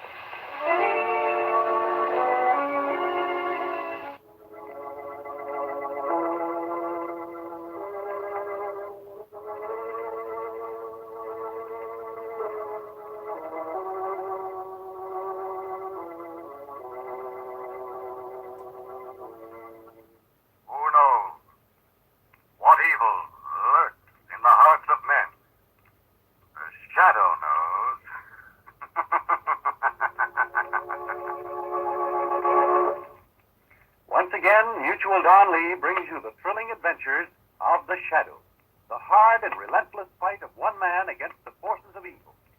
These dramatizations are designed to demonstrate forcibly to old and young alike that crime does not pay. You know, friends, there's no better buy than a United States government savings bond. Consider its advantages. It's the safest investment in the world. It will never be worth less than you pay for it, and it grows in value with each year, paying you back at maturity $4 for every $3 invested. Not only that, if an emergency arises, your bond is easy to redeem. You get back what you pay for it, plus any interest that is accrued. So here you have the prized investment in the world, the safest investment with the best return and always easily convertible to cash in an emergency. U.S. savings bonds are a protection for your future. They make it easy for you to plan ahead to the day when you want to buy a home, provide education for your children, or start a business. Remember, you can buy U.S. savings bonds through the regular payroll savings plan or at any bank or post office. U.S. savings bonds and hold them. And now, The Shadow. The Shadow, who aids the forces of law and order, is in reality Lamont Cranston, wealthy young man about town. Years ago in the Orient, Cranston learned a strange and mysterious secret. The hypnotic power to cloud men's minds so they cannot see him. Cranston's friend and companion, the lovely Margot Lane, is the only person who knows to whom the voice of the invisible shadow belongs. Today's drama, They Kill with a Silver Hatchet.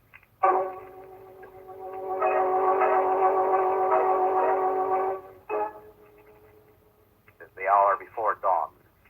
Along a shabby waterfront of the city, a strange boat, bearing even stranger cargo, flows silently into a secret port. Two men crawl up into its deck. Two evil-looking men with big eyes peering from parchment faces. The eerie silence is broken by footsteps along the battered wharf, and a third Oriental steps onto the boat. His silk robes gathered around him, face a cruel mask of quiet evil. It is here. It has arrived, my precious cargo. Below deck, oh Golden Dragon, our supreme master. It must remain hidden here. We are watched. The police are watching. Listen, O most venerable dragon. Someone has found our secret port. Who's down there? Come on! It is the police, O master. Quick, go, little one, the silver hatchet. Up under the wharf. Quietly behind him. Come on up! The two of you! I see you there, Ronald!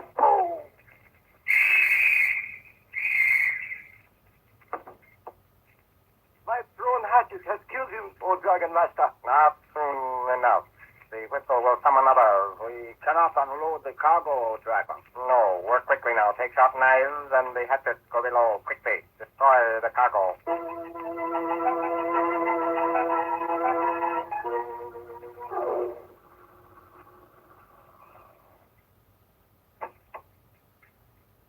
Mr. Weston. Hi, Lamont Cranston. Oh, Lamont and Miss Lane, how'd you get down here so quick? Lamont had the car radio on. We've been taking police calls all night. Another policeman killed. Another hatchet murder. Yeah, there's the body on the wharf.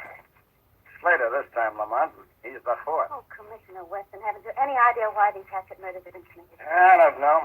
Maybe you can tell me, Lamont. Jump down here on this boat with me. All right. Careful now, darling. I'll help you. Thank you. I wouldn't look if I were you, Margot. Oh, it's slippery. Lamont, there's blood on this deck. Take a look down here in the hold of this old tub, Lamont. Oh. West. Slaughter. Strange cargo, isn't it? Somebody did a thorough job. Poor devils. They'll never be able to tell us what happened.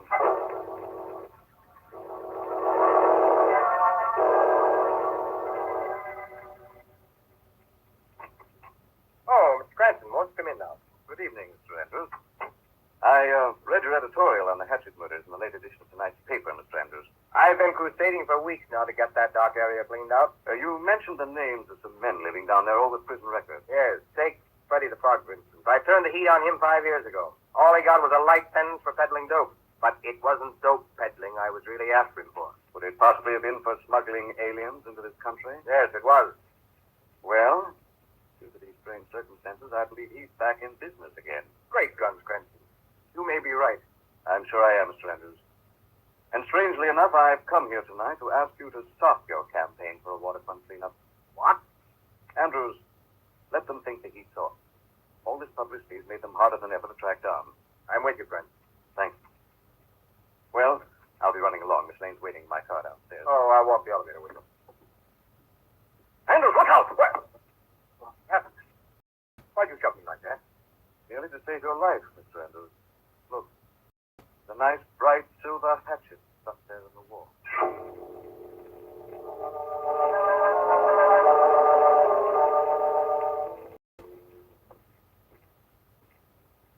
Well, good night, Margot. Get a good night's sleep. Isn't there anything I can say to keep you from getting mixed up in Patsy's murder? Not a thing, darling. All right. Good night, but will you call me in the morning? I will, darling. No immediate action. I have some thinking to do first. And I'd better think fast. Yeah, I wouldn't do. Now, where am I? Oh, shucks, I've forgotten. I wonder. Oh, good. I did leave it in there. What? Who are you? What are you two doing in my apartment? We come to offer our felicitations. Put your little one record. Let me go! Let me go! Her mouth, little one, so she cannot call out. See the strange twisted dry herbs we have piled in this bowl? One touch of this match, so they burn and fill the air with choice and oriental perfume. Come, little one, quickly. And sure the door is locked behind us. Pleasant dreams, lovely lady. Soon come visions of terror, then madness and death.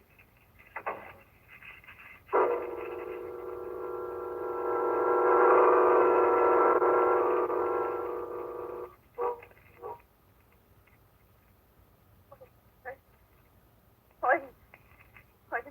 Darling, Men, you're all right. closer. Madness. Poison, perfume, and madness and death. Death. Margot, darling. Madness. Life and Death. death. Margot. You're all right now. Oh, Lamont, it's you.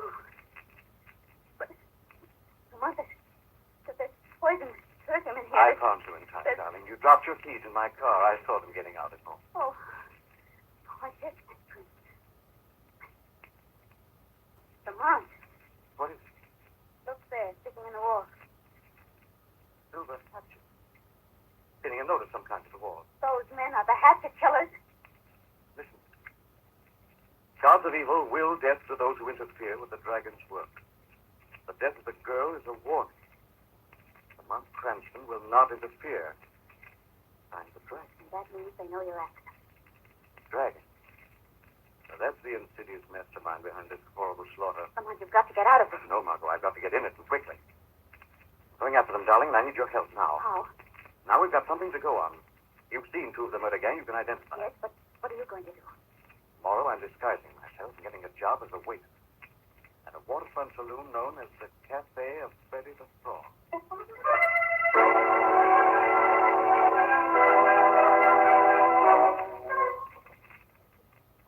Hey, young fella. Get open if you want to work here. Oh, what's up, Freddie? A lady just came in, wants some service. Sitting in that booth next to the kitchen over there. Okay, Freddie, I'll take care of it. Something I can get you, lady? Oh no, I'm looking for another waiter. I'm the only waiter in this joint, lady. What's the matter, won't I do? I don't believe it. What is it, lady? Not so loud. I know, but I have one new glasses. Hmm? Oh, it's good. I found out plenty, too, darling, working here today. You did. Wait a minute. That man is sitting in the booth over there. What's the matter with him? Looks so sad and pained. Something funny about him. Pretending to be drunk. Couldn't be on what I've served him. Oh, what now? Something funny about that kitchen. Freddie, the owner, warned me never to go in. Said the cook was a screwball and would slit anyone's throat that interfered. Well, I've noticed something else peculiar happening. Seen several Orientals slip out there when they thought I wasn't looking. None of them have come out again. How'd you get the job so quickly?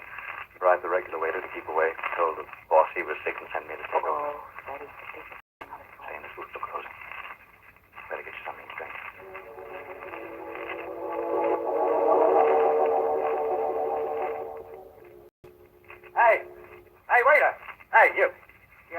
me, Freddy? Who's the girlie in the back booth? Some lush. She's in your own night. Now, throw out. I'm closing up now. She and that bastard sourpuss over there are the last 2 customers in the joint. Okay. Hey, we're closing up, lady. Look at those 2 men who just came in. This man and the little one.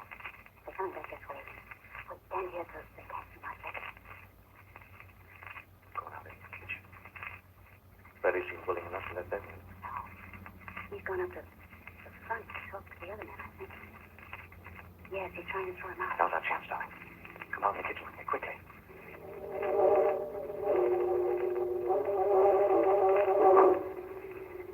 Well, there's nobody else here, Lamont. Stand by that door. Keep an eye on Freddy. Okay. Find him and make sure there any way out of it. He's thrown the young man out. He's coming back. Now, the sign of the door. Lamont, Freddy's coming this way. Don't let him see you. Get away from that door. Well, here it comes. What do we do? Margot, look at this icebox. Cold storage room.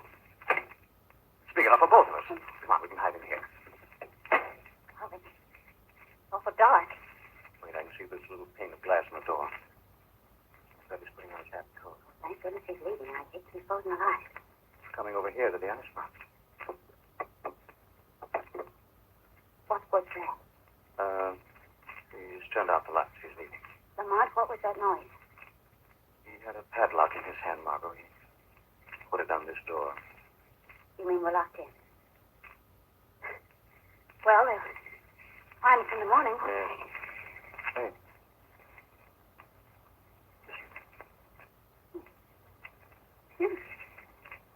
Coming from the kitchen. Must be another way out of this cold storage room.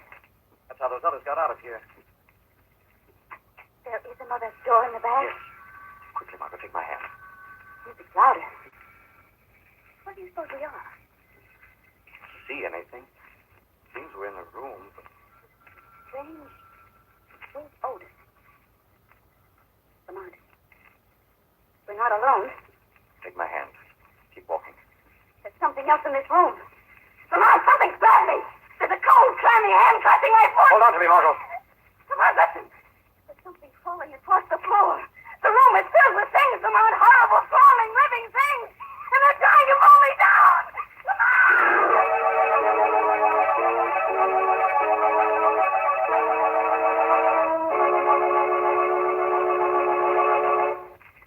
You know, friends, there's a thrill and a lesson in a boxing match.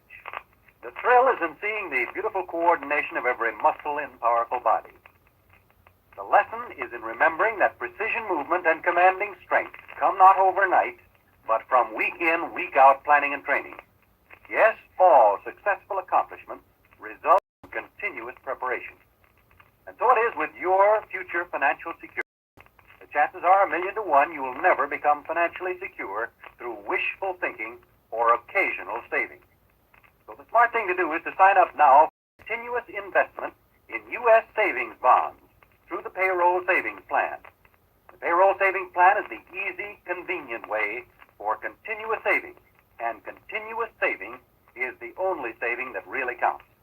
U.S. savings bonds, of course, at maturity, pay $4 for every 3 invested. PS means FS. That's right. Payroll savings means financial security. Now, back to the shadow. Come on. Come on, something's pulling at me. Hold on while I light a match. I don't need to listen in. They don't look human. Are they all dead, lying on the bunk? Opium addicts, Margot. On the floor and on the bunks. That was the 6th week over. Well, they can't harm us, darling. They're too far gone for that. Look. There's a corridor up ahead leading away from this room. Yes, the music seems to be coming from somewhere down the end of this corridor. Yes, it is louder. Wait. I think it's the door. Then I'll light another match. This piece of wood up here, a small sliding panel. It sounds like a funeral. Margot, look. I can't believe my eyes. Like a dream of it. Arabian Nights. Look, there's a man sitting on a chair carved like a throne. Carved in the forms of gold dragons. Margot, it's our dragon man. It's from his idol. A horrible statue. And there are the 2 men who tried to kill me. The other Orientals lying on the floor in front of the throne. What is that big bronze idol? It's there's the doors. And a fire inside. Lamont, it's the furnace. Margot, don't look. The big man and the little man are putting the bodies into the fire. The dragon's just watching him. Bodies on the floor. They're all dressed alike. Like the Orientals slaughtered in that boat. See that pile of money, bills, and jewelry in front of the throne? Belong to those poor devils, probably. So that's what's become of the Orientals the dragon smuggled in. Can't look. It's so sickening. Lamont, Margot, stop. You're falling against the door. It's open. They've heard us. They're looking this way. Come on, Come on, we've got to get out of here. They're coming after us, all three of them. Try to walk, There's darling. no way out. The other door is padlocked. There's no use.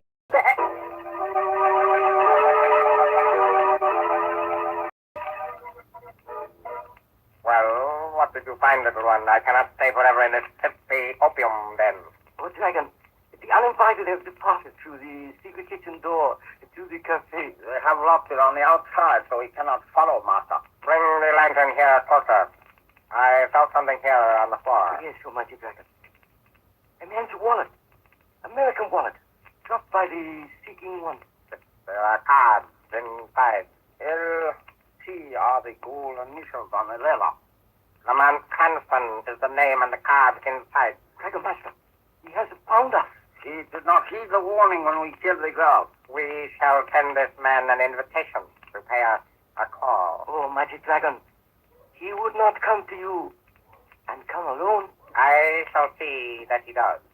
When he comes to see the dragon, he shall find death. Come on, get going. Yes, sir. Please, come on. Would you help me out of this awful bunch? I was there, I've covered him. He smarted me. You know, we fooled them anyway, darling. Mix in with the opium sleepers. They're all trapped, you know. No, they must have another exit. We'll watch through the panel till they leave, then follow through their exit. But Lamont, the dragon found your wallet. He knows you. Exactly what I wanted, darling. I planted my wallet on the floor.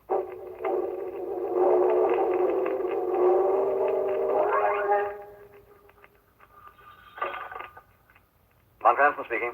Mr. Cranston, this is a friend speaking. If you want to find the dragon and I'll pay, I'll show you how. Who are you? Just a friend, Mr. Cranston. There's a cafe on the waterfront known as Freddy the Frog's place. Come at once. How much do you want? $1,000, Mr. Cranston. Is the deal? How will I know you? Simple, Mr. Cranston. Just ask for Freddy the Frog. I'll know your voice. Who is that, Lamont? Freddy the Frog. Doesn't realize I've been working for him and know his voice. Well, aren't you afraid to recognize you? Did you, darling? If I fooled you. Freddy's in with the dragon, all right. The dragon had him caught. All right, Sonny, who could this be? Hello? Who is this speaking? Lamont Cranston speaking. Who is this speaking? Lamont Cranston. Who are you? Do I know you?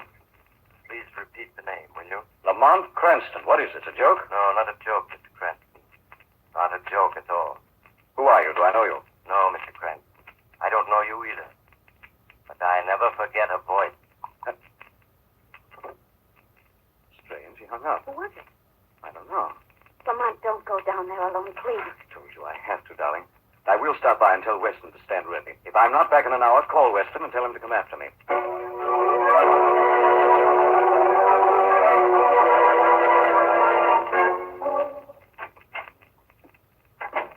Hello. Do you know anybody in this place named Freddy the Frog? Lamont Cranston? You know me? I'm Freddy the Frog. I told you I recognize your voice. But I've seen you before. No, I don't think so. Seen you in here before. But it is Cranston's voice. You'll take me to the dragon? You sure you're alone? All alone, I assure you. All right. Come along with me then.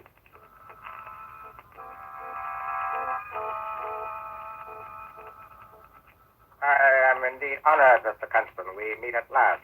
But why were you such a fool to come here alone? It's the only way I could get you, Dragon. I got all of you now. He's got a gun! Grab him. Let go of me. You would try to kill the dragon. For that, you shall die. Let me go! You saw the dead bodies in the hold of that boat. Their slaughter was nothing to what my hatchet men shall do to you. No. The silver hatchet, Cranston, will put an end to you. No. Ready, strike. No! Strike again and again. We must be sure he is dead. Cut it out, Dragon. Can't you see he's dead? That is enough, big one and little one. You have done a fine job.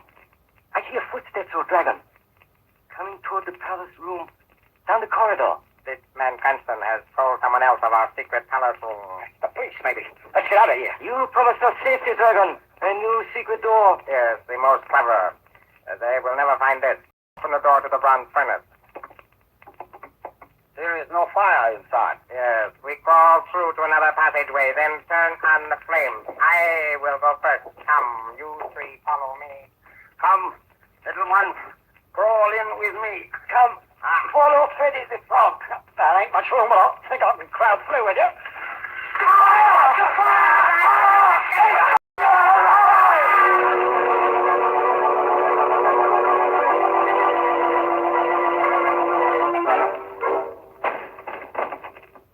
Dragon.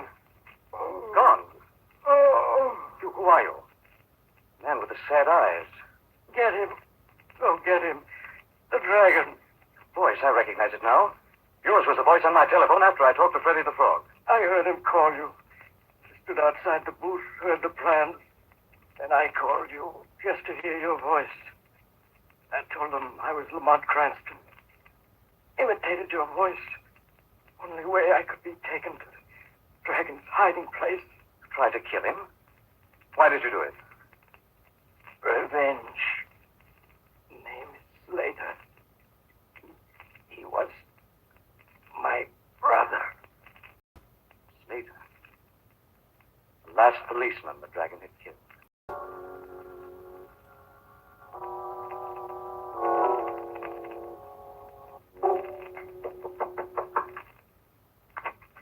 Mr. Andrews.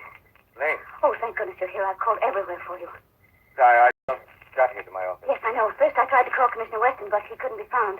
You've got to Winston. He's gone down to the waterfront alone after the dragon. It's been nearly an hour and he hasn't returned. Please go now, Miss Lane. There's nothing I can do. But you're his friend, Mr. Andrews. Yes, I want to be, but you don't understand. Sometimes I can't seem to go quickly, please. Mr. Andrews. Well, the color's gone out of your face. You're ill. Go before it's too late. You mustn't see. You mustn't see it happening. Skin is like parchment. Your eyes... Your face is changing. I don't want to change. I'm powerless to... Stop it now. My mind is blank. I can't remember anything. You're not Andrews now. You're that man. That horrible man, the dragon. You're... The dragon. You were with Lamont Cranston. He's dead, and you too must die. No, please, stay away from me, This please. silver hatchet on the desk, it was meant for that blundering fool Andrews, but with it, the dragon will kill you. No, don't throw the hatchet. Don't, The please. dragon's secret dies with you. No one else knows. The shadow knows, Dragon. Never again will you kill. What? The silver hatchet.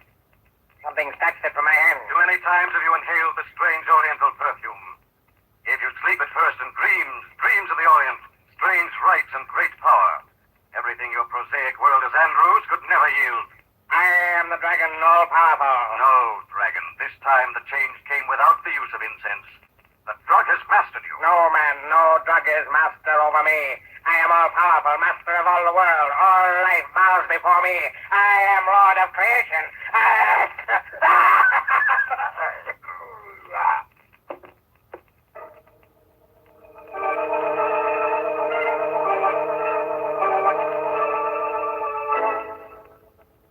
What did the doctor say, Lamont?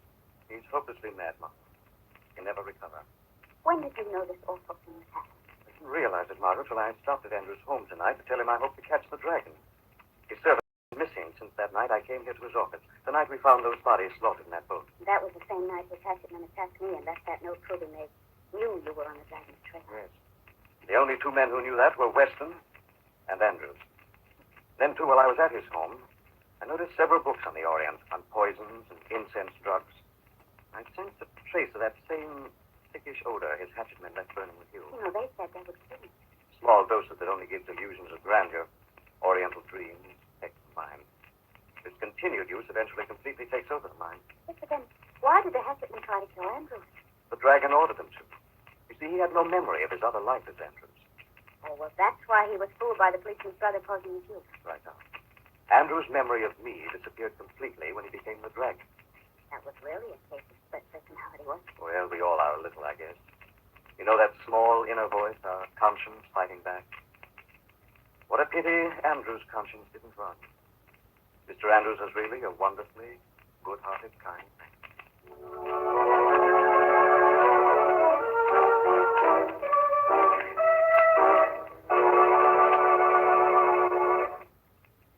Good habits are hard to make and sometimes harder to keep. One good habit is the habit millions have found as a solution to their future plans. Millions of people today are buying United States savings bonds through the payroll savings plan. Each payday, they have a regular portion of their pay applied to the purchase of their bonds. At maturity, 10 years from now, these bonds will provide the funds for buying a new home, for putting children through college, or perhaps laying the groundwork for a new business. Whatever your objective may be, you can make it come true, not by wishful thinking, but by making and keeping a good habit. That habit, enroll now in the payroll savings plan. Buy and hold till maturity U.S. savings bonds. The Shadow program is based on a story copyrighted by Street and Smith Publications. The characters, names, places, and plot are fictitious. Any similarity to persons living or dead is purely coincidental. Again, next week, The Shadow will demonstrate that the weed of crime bears bitter fruit. Crime does not pay. The Shadow knows.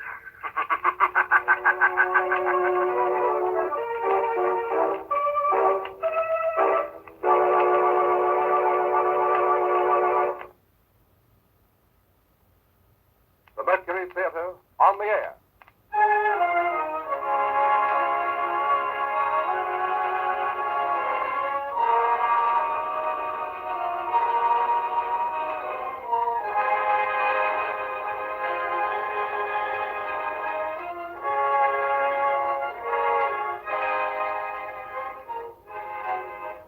Columbia Broadcasting System takes pleasure in bringing you the 12th in its series of weekly broadcasts featuring Orson Welles and the Mercury Theater on the air. Tonight, Broadway's and radio's most celebrated theatrical producing company brings to life the best-loved character in detective fiction, the immortal Sherlock Holmes. The play is Orson Welles' own adaptation for radio of William Gillette's enduring melodrama based on the famous stories by Sir Arthur Conan Doyle. Before the performance begins, here is the director of the Mercury Theater, the star and producer of these unique broadcasts, Orson Welles. Good evening. Well, tonight it's back to Baker Street. Back to that unlikely London of the 19th century where high adventure awaits all who would seek it, in a hansom cab or under a gas lamp in an Inverness cape. But tonight we pay tribute to the most wonderful member of that most wonderful world, a gentleman who never lived, will never die. There are only a few of them, these permanent profiles, everlasting silhouettes on the edge of the world. There is first the little hunchback with a flat stick whose hooked nose is shaped like his cap. There is now and always will be the penguin-footed hobo in the derby and the baggy pants, and the small boy with a wooden head, and the long, rusty knight on horseback, and the fat knight who could only procure a charge on foot. There is also the tall gentleman with a hawk's face, the underslung pipe, the fore and aft cap. We'd know them anywhere and call them easily by name. Punch and the Charlies, Chaplin and McCarthy, Quixote, Sir John, and Sherlock Holmes. Now, irrelevant as this may seem, we of the Mercury Theater are very much occupied these days with rehearsals for a revival of a fine old American farce. A lot of you will remember, if only for its lovely title, which is Too Much Johnson. Its author was William Gillette, which reminded us, as it reminds you, of Sherlock Holmes. As everybody knows, that celebrated American inventor of underacting lent his considerable gifts as a playwright the indestructible legend of the Conan Doyle detective, and produced the play which is as much a part of the Holmes literature as any of Sir Arthur's own romances, and as nobody will ever forget. He gave his face to it. For William Gillette was the aquiline and actual embodiment of Holmes himself. It is to too little to say that William Gillette resembled Sherlock Holmes. Sherlock Holmes looks exactly like William Gillette. Sounds like him, too, we're afraid, and hope devoutly that the Mercury Theater and the radio will take none of the glamour from the beloved fable of Baker Street, from the pipe and the violin and the hideous purple dressing gown, from the needle and the cigar on the window ledge, and the dry, final, famous lines. Elementary, my dear Watson, elementary. The mere child's play of deduction.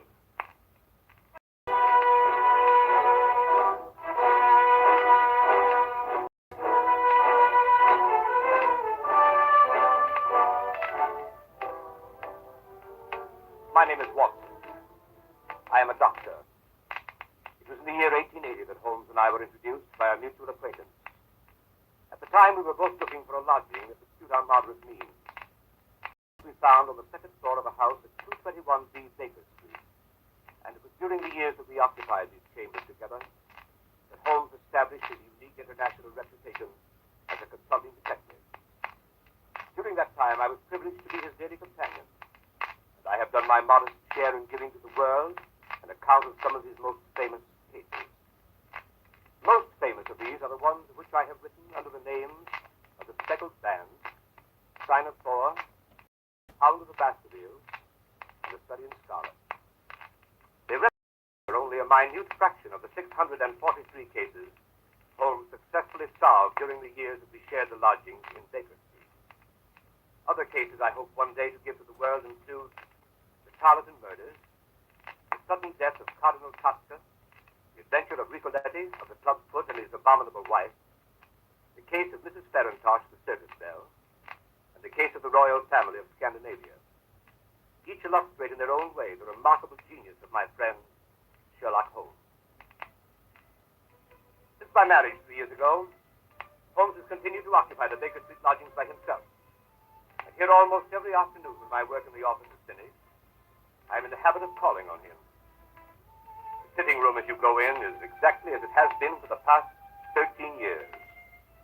The worn bearskin rug, the huge sofa, covered with faded chintz, the mantelpiece cluttered with miscellaneous objects, unanswered letters and piles of loose tobacco. On one side of the fireplace, in a deep armchair, his pipe curling forth slow wreaths of acrid tobacco, draped in his hideous purple dressing gown, sits Sherlock Holmes with his violin under his chin.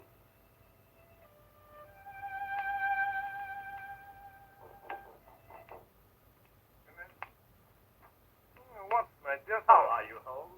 I'm delighted to see you. Perfectly delighted. Upon my word, I am, but I'm sorry to observe that your wife has left you. She has gone on a little visit. But how did you know? How did I? Well, I like that. How do I know anything? How do I know you've been getting yourself very wet lately, that you're an extremely careless servant girl, and you've moved your dressing table to the other side of the room? Holmes, if you had lived a few centuries ago, they'd have burned you alive. Such a conflagration would have saved me a great deal of trouble and expense. Tell me now, how did you know all that? Too simple to talk about. Scratches and clumsy cuts, my dear fellow, on the inner side of your shoe there, just where the firelight strikes it. Scratches, cuts. Somebody scraped away crusted mud and did it badly, badly. Scraped the shoe along with it. There's your wet foot, my dear Watson, and your careless servant girl all on one shoe. Face badly shaved on the right side, always used to be on the left. Light must come from the other side. Couldn't very well move your window. Must move the dressing table. Of course. But how the deuce did you know my wife was away? Well, where the deuce is your second waistcoat button, Watson? And what the deuce is yesterday's buttonniere doing in today's lapel? And why the deuce do you wear the expression of a... Oh, marvelous. Elementary, my dear fellow, elementary. The child's play of deduction. I'm only doing it for your amusement before we pass on to more serious matters. Oh, what is it now, Holmes? Watson, my dear fellow, the enthusiasm which has prompted you to chronicle, and if you will excuse my saying so, somewhat to embellish my little adventures, you occasionally seem fit to introduce a certain element of romance which struck me as being just a trifle out of place. Something like working an elopement into the fifth proposition of Euclid. I merely refer to this in case you should see fit at some future time to chronicle a case on which I am about to embark. The strange case of Professor Robert Moriarty. Moriarty? I don't remember ever having heard of the fellow. No, Watson, you haven't. It's precisely this quality of invisibility that makes of Professor Moriarty the Napoleon of crime. Sitting motionless like an ugly, venomous spider in the center of his web. But that web having 1,000 radiations and the spider knowing every quiver of every one of them. And within 48 hours, I'll have the lines drawn so tightly around him that he can't move. I'll arrest him and his entire gang. Why, Holmes, this is a very dangerous... My dear fellow, it's perfectly delightful. My whole life is spent in a series of frantic endeavors to escape from the dreary commonplaces of existence. For a brief period, I escaped. You should congratulate me. The day before yesterday, I received in this room the visit of a certain foreign nobleman who has recently inherited a very considerable title and who is about to be married. It seems that this titled gentleman was so indiscreet as to fall in love with a young English lady by the name of Faulkner, socially inferior, and to make her a promise of marriage. Later, at his family's insistence, the thing was broken off, and the young lady died shortly after with a broken heart, leaving behind a sister. Also, considerable evidence in the form of letters, photographs, and jewelry with inscriptions. These the sister kept. These, together with the sister, are now being held in a house in John's Wood by a pair of blackmailers who go by the name of Chetwood. So far as you see, my dear Watson, a fairly ordinary case of blackmail, hardly worth my attention. Last night, on my inspection, a certain element revealed itself which renders the case far more important than I had expected. And that element was... Professor Moriarty. Come in. Pardon, Mr. Holmes. Yes, Billy, what is it? Gentleman to see you by the name of Foreman. Show him in, Billy. Show him in. Yes, Mr. Holmes. Come in, Mr. Foreman. Good evening, Foreman. Good evening, Mr. Holmes. Watson, this is Inspector Foreman. The day before yesterday, he occupied the position of butler under the name of Judson in the home of Mr. and Mrs. Chetwood, blackmailers, John Wood. Well, Foreman, any news? Yes, sir.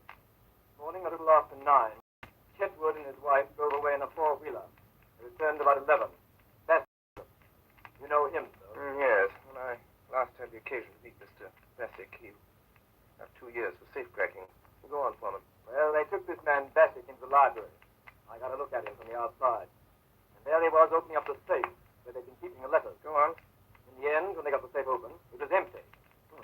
The letters were gone. It seems like the Faulkner girl got them back somehow. That got them pretty excited. Bassick went out to send a telegram. Have you got a copy of it? Yes, yes. Here it is, sir. It's in code.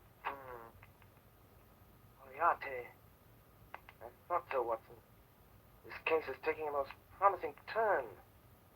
Foreman, you return at once to the house in John's Wood. In 10 minutes, I shall be there myself. If I remember correctly, the kitchen is immediately below the drawing room. Yes. When I knock over a chair in the drawing room, you'll overturn a lamp in the kitchen, scatter smoke balls, and give an alarm of fire. All other instructions remain unchanged. Very good, sir. Hurry, Foreman. Yes, Mr. Holmes. Well, my dear Watson, begins to look like a most interesting evening. Good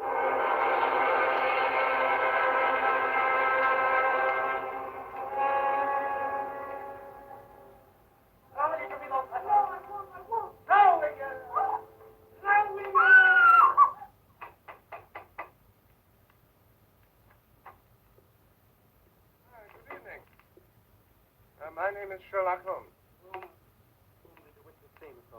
Oh, thank you so much, Mr. Chetwood. I had myself announced by the butler on my way up. Butler? I didn't. Oh, very well. Oh, here he is. Yes, Judson. Faulkner begs Mr. Holmes to excuse her. He is not well enough to see anyone this evening. Will you please hand this card to Miss Faulkner and say that I beg your pardon, Mr. Holmes, but it's quite useless, really. Oh, I'm so sorry to hear it. Yes, Miss Faulkner is, I regret to say, quite an invalid. She is unable to see anyone. Her health is so poor. Has it ever occurred to you, Mr. Chetwood, that she might be confined to the house too much? How does that concern you? It doesn't. I simply make the suggestion. I'd like to think it over. What's your butler's name? Judson. Very well, Judson. Go on, take my card up. Very good, sir. Well, this is really too good. Why, of course, we can take up your card or your note or whatever it is if you wish it so much. I was only trying to save you the trouble. Thanks. Hardly any trouble at all to send a card. You know, Mr. Holmes, you interest me very much. Oh, really? On my word, yes. We've all heard of your wonderful methods, the astonishing manner in which you gain information from the most trifling details. Now, I dare say, in this brief moment or two, you've discovered any number of things about me. Nothing of consequence, Mr. Chetwood. I hardly more than ask myself why he was so distressed to see me at this particular moment, and what there can possibly be about the safe in the lower part of that desk to cause you such painful anxiety. Very good. Very good indeed. If those things were only true now, I'd be wonderfully impressed. It would be absolutely remarkable. Just a message for you. You'll excuse me, I trust. It's from Miss Faulkner. Well, really, she begs to be allowed to see you, Mr. Holmes. She absolutely implores it. Well, I suppose I shall have to give way. Just ask Miss Faulkner to come down to the drawing room. Say that Mr. Holmes is waiting to see her. Very good. Quite remarkable, upon my soul.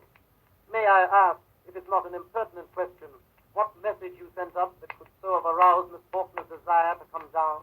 Merely if that she wasn't down here in 5 minutes, I'd go up. Oh, that was it. Quite so.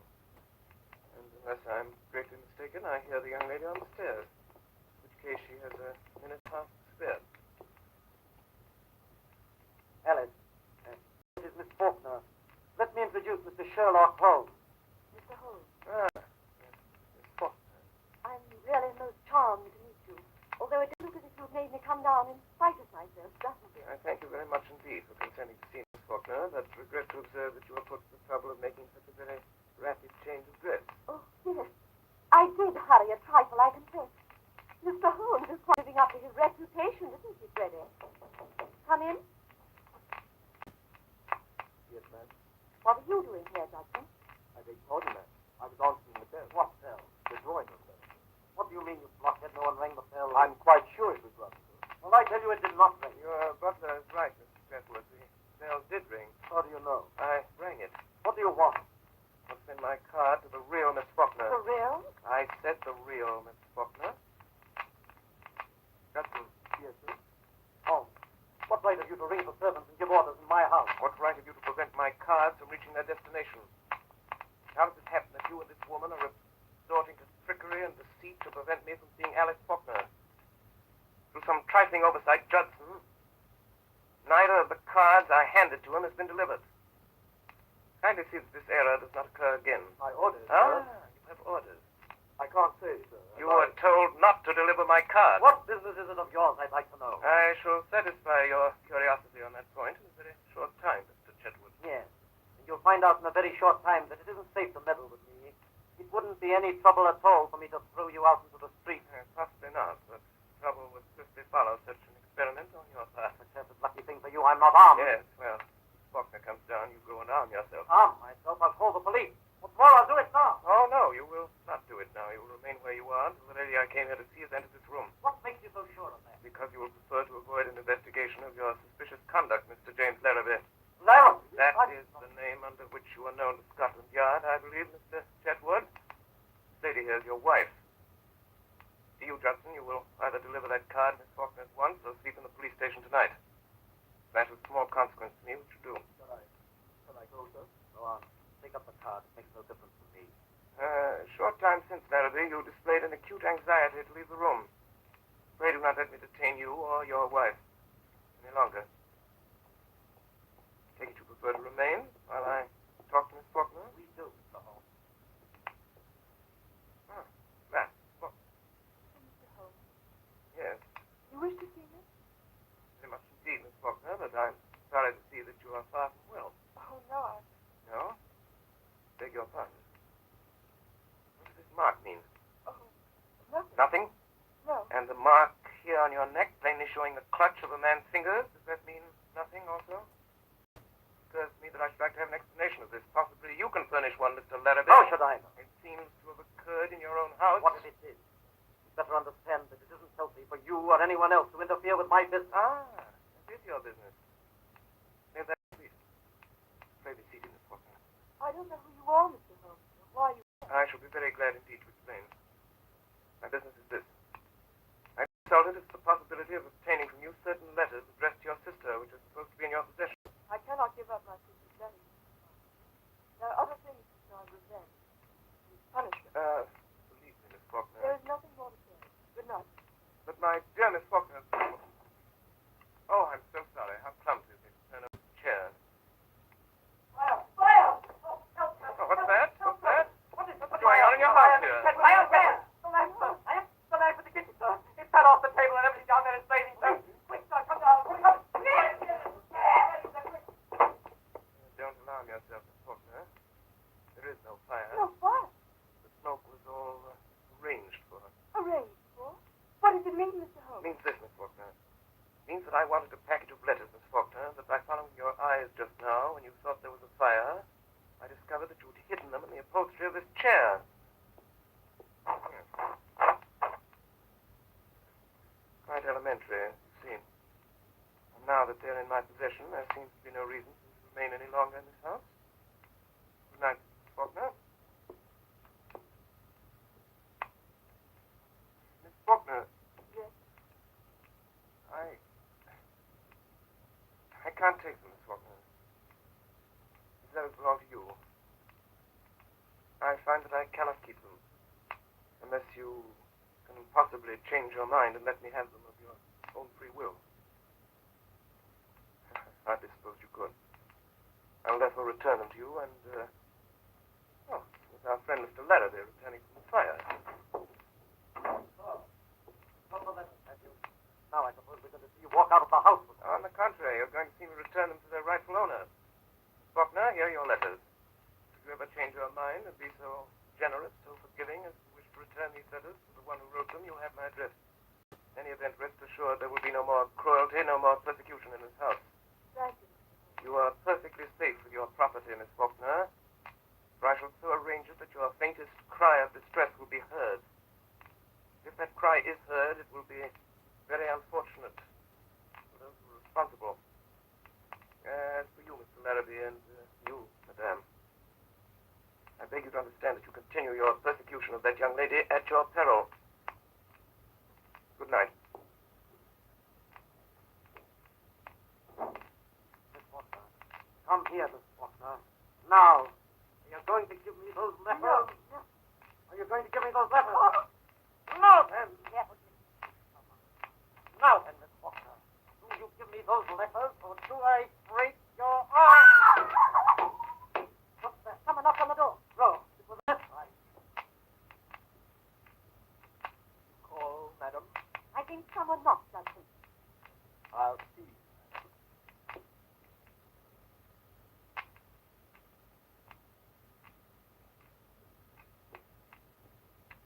I beg pardon, madam, but there's no one at the door. Very well, you may go. Got it watched. What we want to do is to leave it alone. Let the Emperor have it. You mean Professor Moriarty? That's who I mean. Once let him get at it, we'll settle it with Holmes pretty quick. Don't you worry a minute. I tell you, Professor Moriarty will get at him before noon tomorrow night.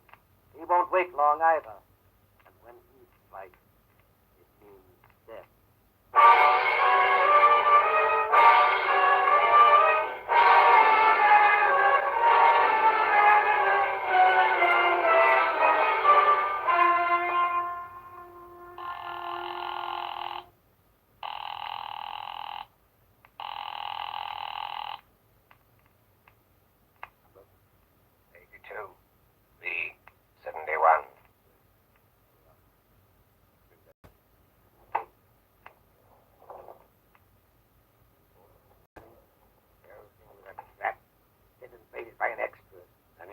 Manning has disappeared. Disappeared? Sherlock Holmes again. Oh, this Larrabee dog. Been on that too. He needed to speak.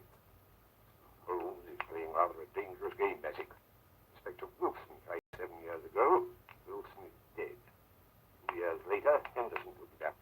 We haven't heard anything. Henderson, eh? Not a thing, sir. We'll see about that. This Holmes is rather a talented man. He doesn't realize there isn't a street in London that will be safe for him if I spell his name Craig. I think he would call myself just for the satisfaction of it. Just for the satisfaction of it. Baker Street, isn't it? Please? Baker Street, eh? Baker Street, sir. We would make it safe. Make it absolutely safe. Free street in every direction. Yes, sir, but we could. Done it over and over again elsewhere. Police deployed, men in every doorway. This tonight in Baker Street. 9 o'clock, call his attendants out on one pretext or another. Keep them out. You understand? I'll see this Sherlock Holmes myself. I'll give him a chance for his life. That's it. Yes, sir. Notify the Lascar that I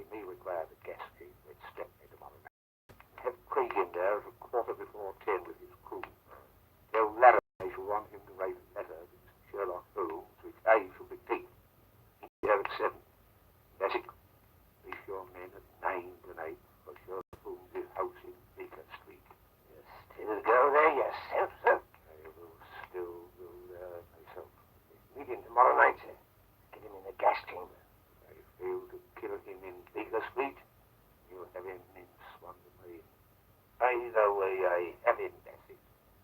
2 strings, Margot. 2 strings. Eh, Bessie?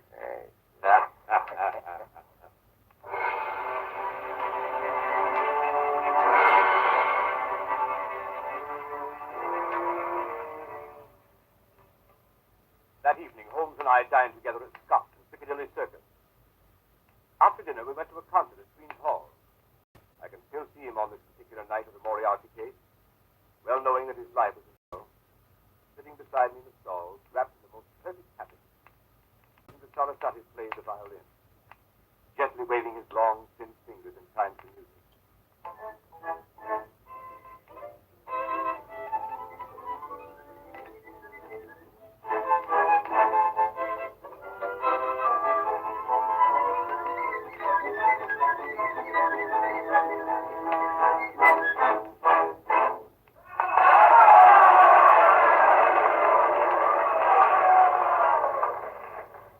When it was over, he rose, put on his long coat, and started with long steps in the direction of the street.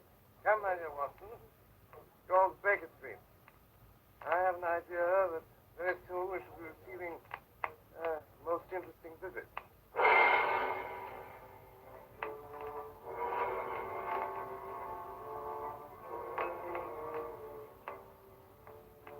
From Queen's Hall, we hailed a hansom, and as we came down Baker Street, you see that the light was burning on the second floor of 221. We went up the dark, narrow stairs.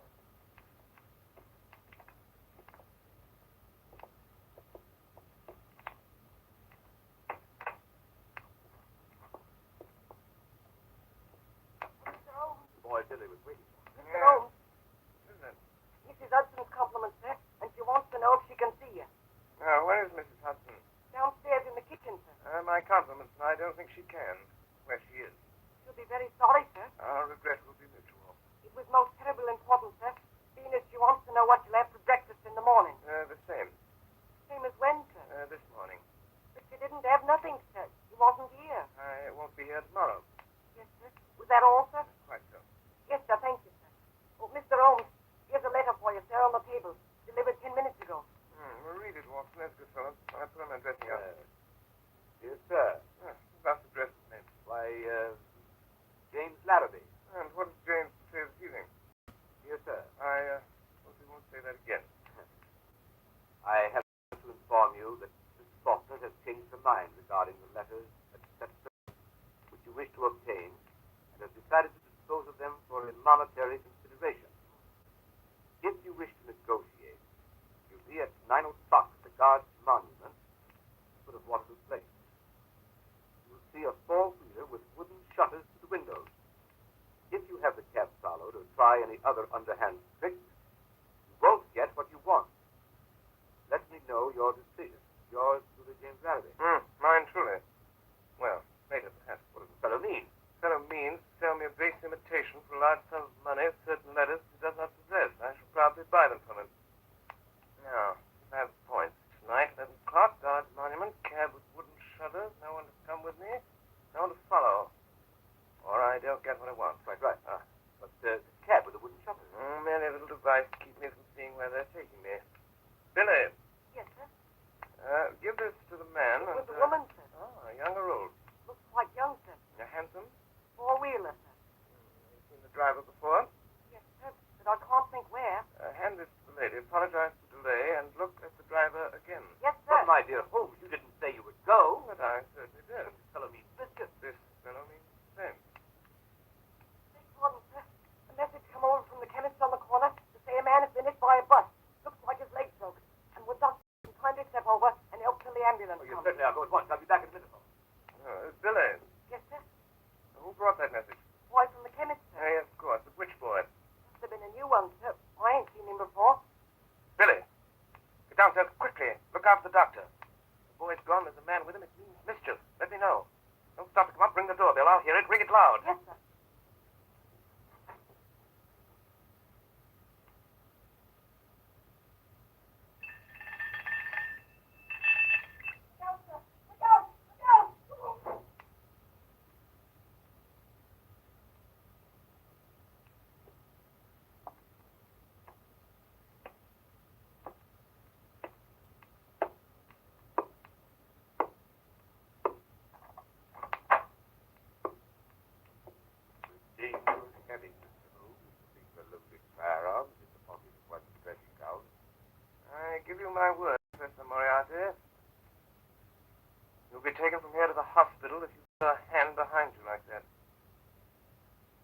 better.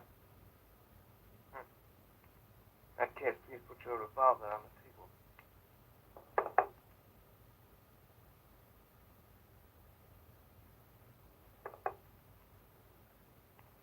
You don't know me. I think it's quite evident that I do.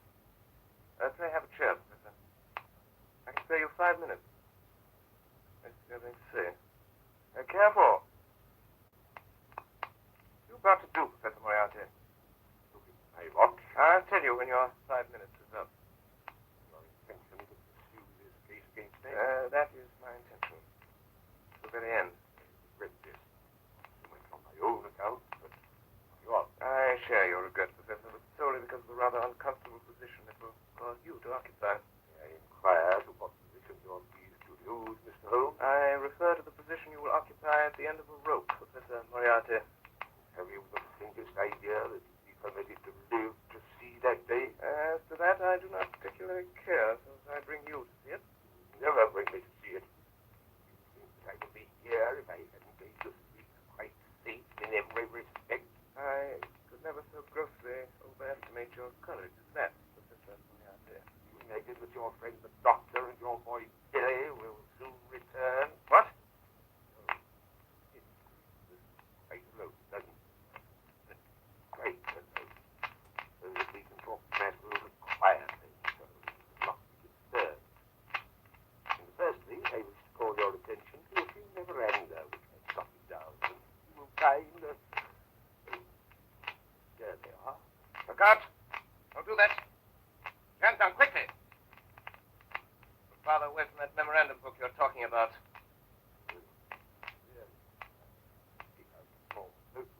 Well, merely don't do it. I don't want it. Got one of my own. If you want it, we'll have someone get it for you. I always like to save my guests unnecessary trouble. Boy, that dance hell. No, but I have an idea that he won't for long. It may possibly be longer than you think. What? That boy? Yes, that boy. At least we'll try the door once more, Professor. Doesn't it occur to you that possibly take? It does, Professor. But it also occurs to me that you're in very much the same predicament, Professor Moriarty. Beg pardon, sir. Someone tried to hold me, sir. Yes, quite evident, however, that he failed to do so. Yes, sir. He's got my coat, sir, but he ain't got me. Billy. Yes, sir.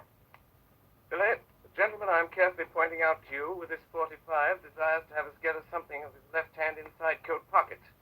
He's not feeling quite himself today, and the consequence of his trying to do it himself might prove fatal. I suggest you attend to it.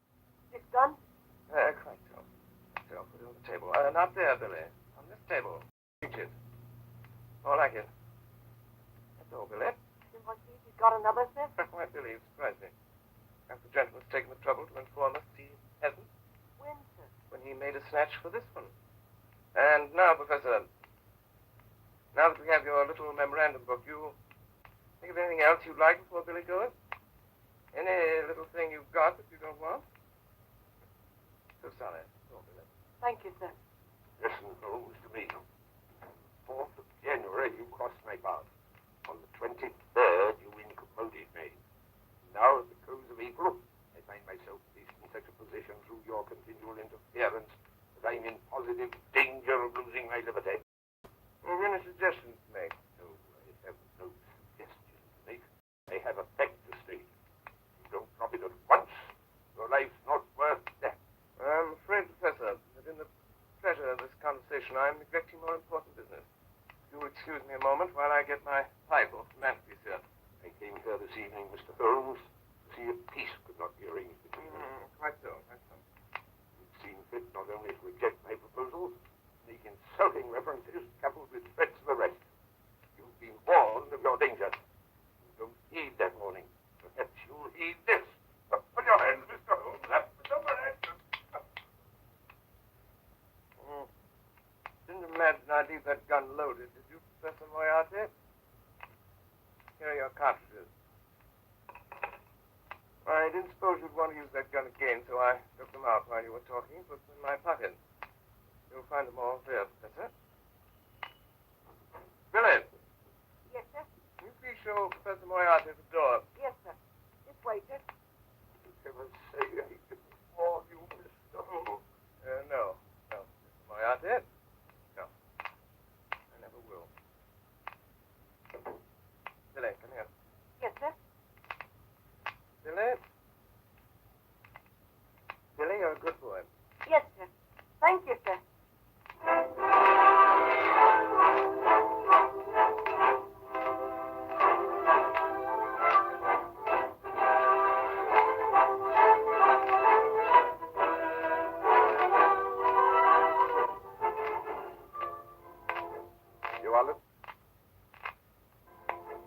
You are listening to the Columbia Broadcasting System presentation of Orson Welles and the Mercury Theatre on the Air in Sherlock Holmes, with Orson Welles in the title role and Ray Collins as Dr. Watson.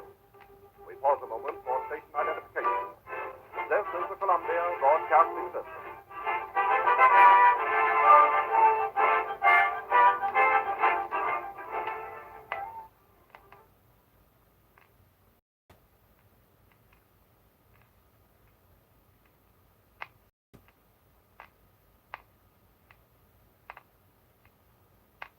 We continue now with this CBS presentation of Sherlock Holmes, played by Orson Welles and the Mercury Theatre on the Air.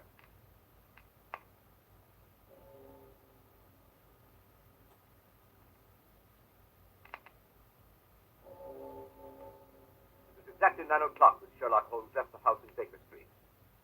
He had given the strictest instructions that no one was to follow him.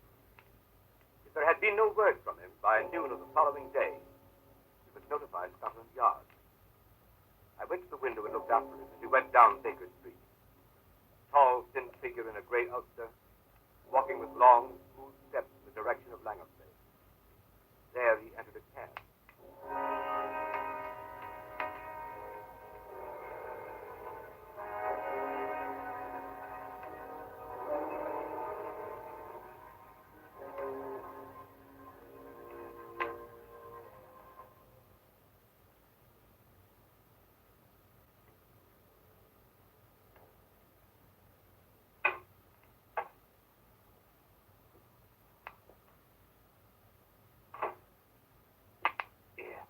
What are you doing, light matches here? That's what I'm doing. Chuck it. Why should I chuck it? There might be gas, you fool. There ain't no gas. It's been 4 days since we had gas in the room. And I still say there might be gas. Did you check it? I will. So, ready? Give it a turn. That'll do. Turn it off. 5 minutes of that. All your troubles are in. Here! What's that? Plastic? Right, Creighton? Here, yes, sir. Right, Creighton? Yes, sir. Be careful now, your boy. Said who, as I've heard? Sherlock Holmes. Oh. You mean that, sir? Ghost. Going to count him out. Well, if you don't and he gets away, I'm sorry for you. Heck, governor here. What's the governor himself? Professor Moriarty. Shut up.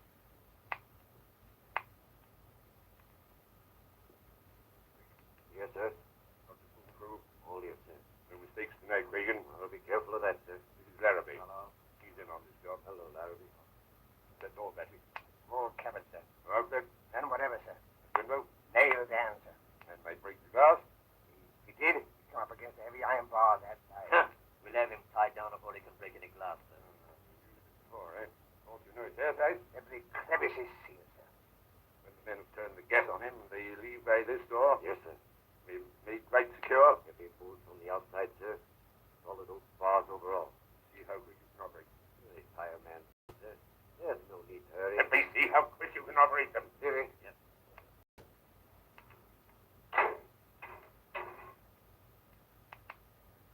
That's good. Open it up. Now, Creighton, the rest of you. One thing remember. Whatever happens, no shooting tonight. A single shot. Be heard in the alley below. First thing is to get his revolver away. He has a chance to use it. 2 of you practice attention in front. The other come out from him and snag it out of his pocket. Then you have him. Range that, Creighton. I'll attend to it, sir.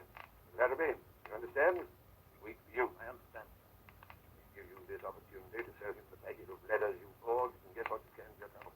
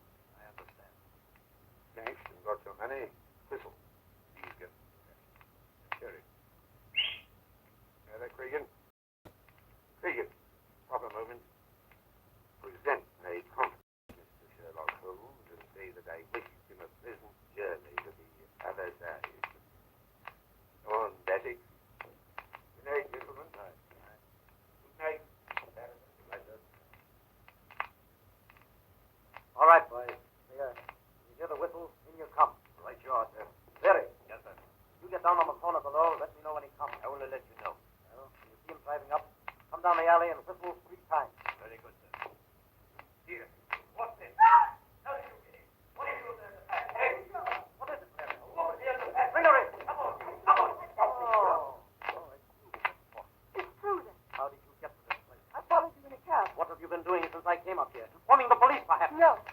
I was afraid he'd come, so I waited. To warn him, I suppose. No. To warn him, yes. You're going to swindle and deceive him, sell him a packet of false letters. I know that. What else are you going to do? Wouldn't you like to know? Where are those men who came up here? What men? 3 terrible men. I saw them go in at the street door. You don't mean these men, do you, Miss Walker? Fire up! Fire up!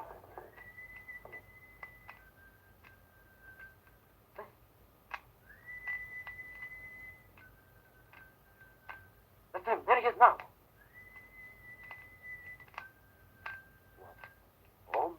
That's him. That's the seal. You won't have time to get her out. Shove her in there, in the cupboard. Yeah, that'll do. In with her. Into the cupboard. Hey, bring the watches here. Right from the inside. Here, this knife. This will do it. Now, quick, quick!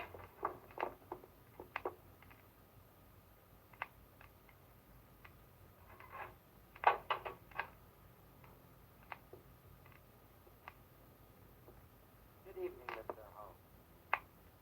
Ah, Mr. Malaby. Oh, really?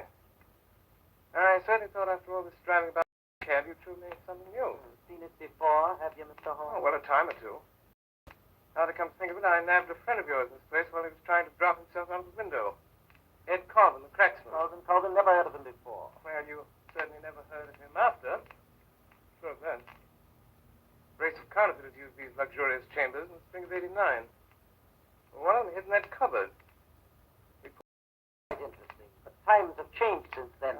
So they have, Mr. Larrabee, so they have.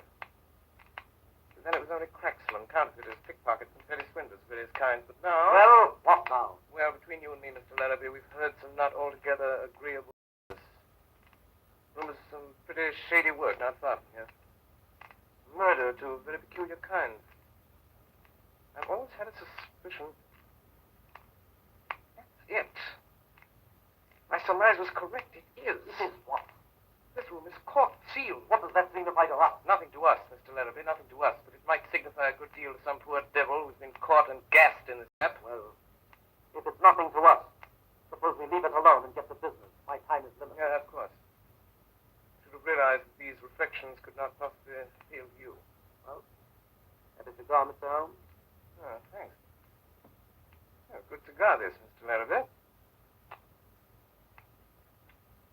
Genuine Havana. Glad you like it. Now, here is the little packet of letters which is the object of this meeting.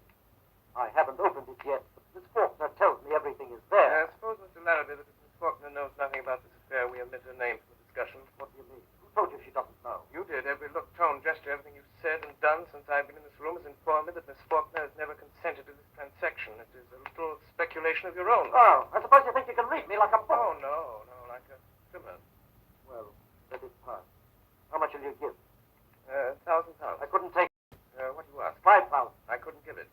Why, I've been offered 4,000 for this little Why packet. didn't you take it? Because I intended to get more. Oh, that's bad. They offered 4,000. They'll give 5. They won't give anything. Why not? They've turned the case over to me. Would you give 3,000? Mr. Larrabee, strange as it may appear, my time is limited as well as yours. I have brought with me the sum of £1,000, which is all that I wish to pay. If it is your desire to sell at this figure, kindly appraise me of the fact at once. If not, permit me to wish you a very good evening. Well? You can have it. Too small a matter to haggle over. Give me the money. Yes, certainly. I thought you said you'd only brought just 1,000. I did. You brought a trifle more. Quite so. I didn't say I hadn't brought any more. You can do your little tricks when it comes to it, can't you? It depends on who I'm dealing with. Yeah. You give me that money. Come on, quick. Hand it over. Get going. Now, I've got you where I want you, James Larrabee. You've been so cunning and so cautious and so wise, we couldn't find a thing to hold you for, but this little slip will get you in for robbery. You'll have me in for you. What are your views about being able to get away from here yourself? I do not anticipate any particular difficulty. Yeah, robbery, eh? Why, even if you got away from here, you haven't got a witness. You haven't got a witness for your name. I'm not so sure of that, Mr. Larrabee. Not so sure of that. You usually fasten this cupboard door with a knife? Come away from that door! Faulkner! Stand back. Scoundrel, what does this mean? I'll show you what it means. Pass it quick. I'm afraid you're badly hurt, Miss Faulkner. Mr. Holmes, look! Stay! What is there, boy? I'll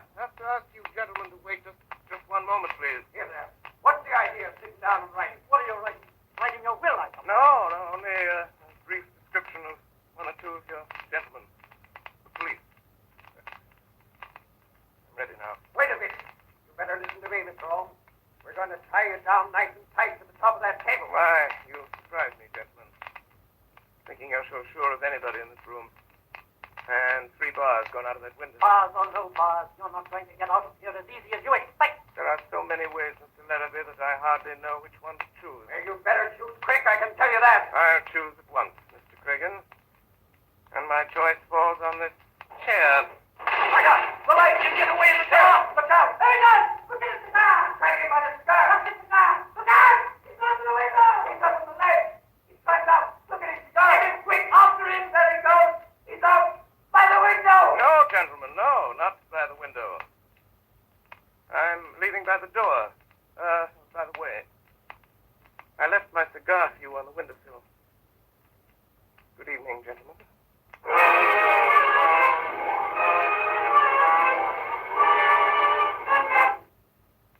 There was no news of Holmes that night. And Billy reported next morning that he had not breakfasted at home. I had a busy morning at my office in Harley Street. It was after 11 before the last of my appointments was over. And still no news of Holmes. Ring Dr. Watson. Oh, pardon. Is there anyone waiting? I have to be in Baker Street at 2. There's one person in the waiting room, Doctor, a lady there, and she wants to see you most particularly. What about? She didn't say so, only she said it was most important to her that you see her. Oh, very well, out here and call a cab for me at the same time and have it wait. Show the lady in. Yes, sir. Ah, Doctor, it's awfully good of you to see me. I'm Mrs. H. Stevens. Dear me, I didn't bring my card case. Well, if I did, I'd lost it. Don't trouble about a card. They said you were Mr. Holmes' friend. Several people told me that. Several. They advised me to ask you where I could find him today, this morning. And everything depends on it, Doctor. Everything. I'd go to Mr. Holmes at once. But I've been, and he wasn't there. You went to Mr. Holmes' house? Yes, in Baker Street. That's why I came to you. They said he might be here. No, he is here. But don't you expect him this morning? No, there's no possibility of Mr. Holmes coming as far as I know. But couldn't you get him to come? It would be such a great favor to me. I'm almost worn out with about this dreadful anxiety. If you could get word to Mr. Holmes to come. I could not get him to come, madam, and I beg you to excuse me. I'm going out myself on urgent business. I have no idea where Mr. Holmes could be. What's that, Martin? Sounded like a... Probably nothing more than a broken-down hansom. See what it is, Martin. Is that the bell, sir?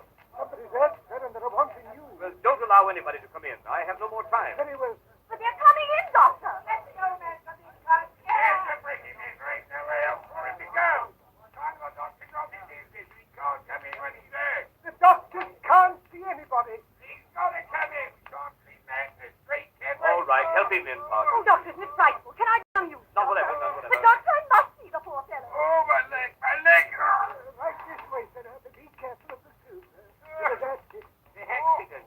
Cornell, the accident. Oh, you can't. That's plain enough. He was on the wrong side of the street, he was. And now over to this... No, I'll sit here. No, this is the chair, sir. Don't you suppose I know where I want to sit down? You'll sit down here. That is the doctor. The doctor will have a look at you. Here's the doctor. That is the doctor. Yes, it is the doctor. Here, doctor. Just come and have a look at this old bloke, will you? He's hurt himself a little bit.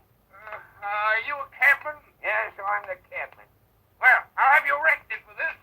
Arrested? Arrested! You can't arrest me. No, I can't, but somebody else can. Where's my hat? Where's my hat? My hat! My hat! Never mind your hat. I will mind my hat. I'll hold you responsible. There's your hat in your hand. Go on, sit down. That isn't my hat. Here, you're responsible. I'll have you arrested. Here, come back. I'm going to stick around here. You know, I got to go and attend to my door. Bring your horse in here. I want to speak to him. Seriously, I won't stay in this place. If I ever get out of here alive. There, what are you staring at me for, lady? Martin, tell that cab to wait for me. I must see if he's badly hurt. Yes. Now, my friend, if you'll sit quiet for one moment, I'll have a look at you. Well, stay still, will you?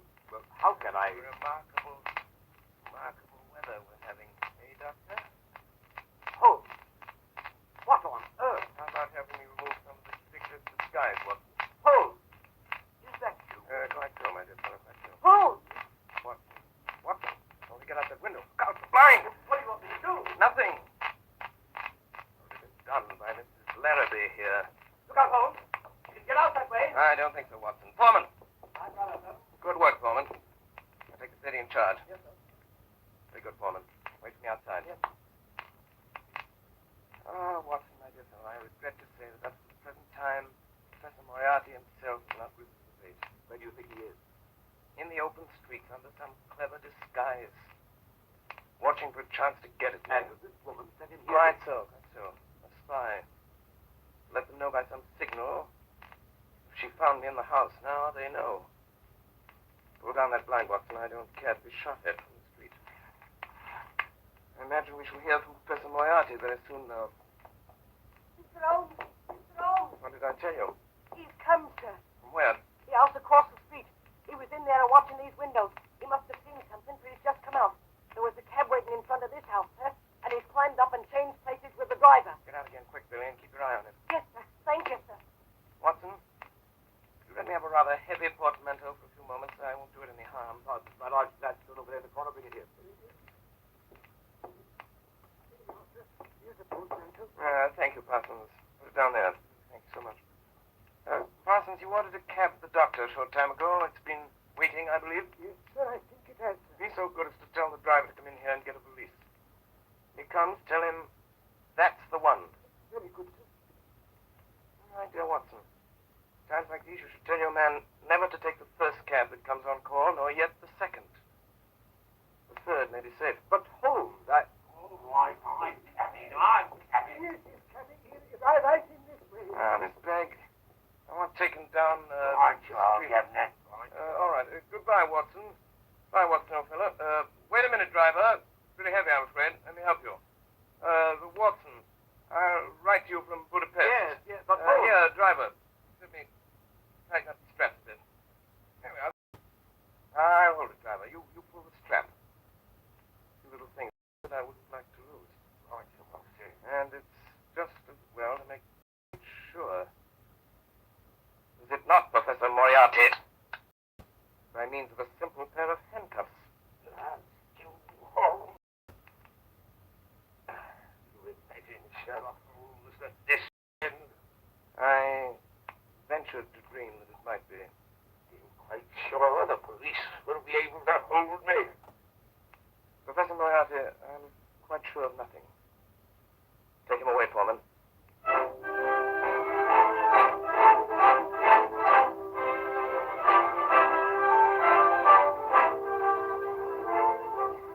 And so, my dear Watson, ends the strange case of Miss Alice Faulkner. Well, what about the letter? Oh, the letters. They were returned to their rightful owner over an hour ago. I suspected from the start that Miss Faulkner was really a nice girl at heart. Ah, dear. What is it, Holmes? I was just reflecting, my dear Watson. With Moriarty out of the way, London, from the point of view of the criminal expert, is likely to become a singularly uninteresting city. One's morning paper a veritable wilderness of boredom. Mr. Holmes! Mr. Holmes! Yes, Billy? There's a lady, sir. Been waiting for an hour. Says she's got to see you, sir. Case of murder, she says. She's got a face veiled. From which I deduce that she is a lady of over 41 and less than 45, of a strange, dark beauty and considerable social eminence. That she has lived for some years in the Near East. That she is now wearing a large blood ruby on the second finger of her left hand. Holmes, how do you know these things? It's amazing. Elementary, my dear Watson. Elementary. The child's play of deduction.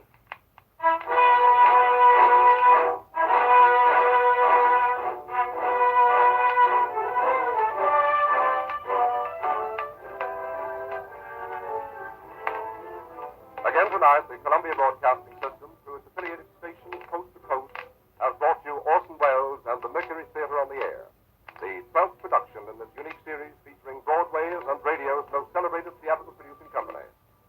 This evening, the play was Orson Welles' own adaptation of William Gillette's Sherlock Holmes.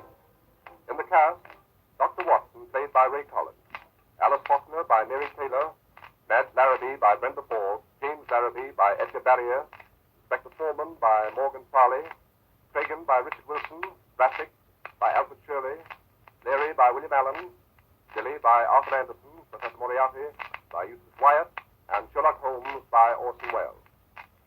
The orchestra was conducted by Bernard Herrmann, and the production was supervised for CBS by Davidson Taylor. Your announcer is Frank Gallup.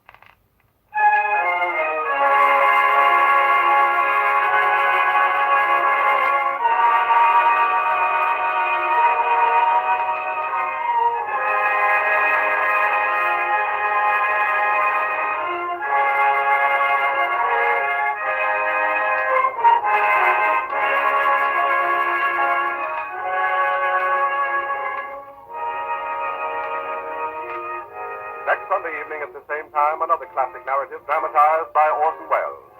Join us then for Charles Dickens' Oliver Twist, brought to life by the Mercury Theater on the air. The Mercury Theater on the air.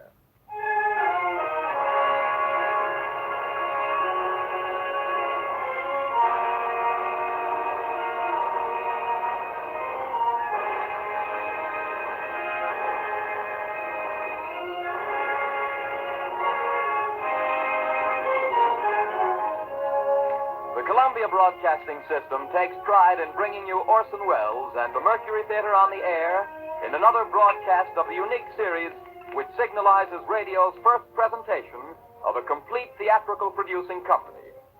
For these programs, the regular member stations of the Columbia Broadcasting System are joined by the coast-to-coast network of the Canadian Broadcasting Corporation.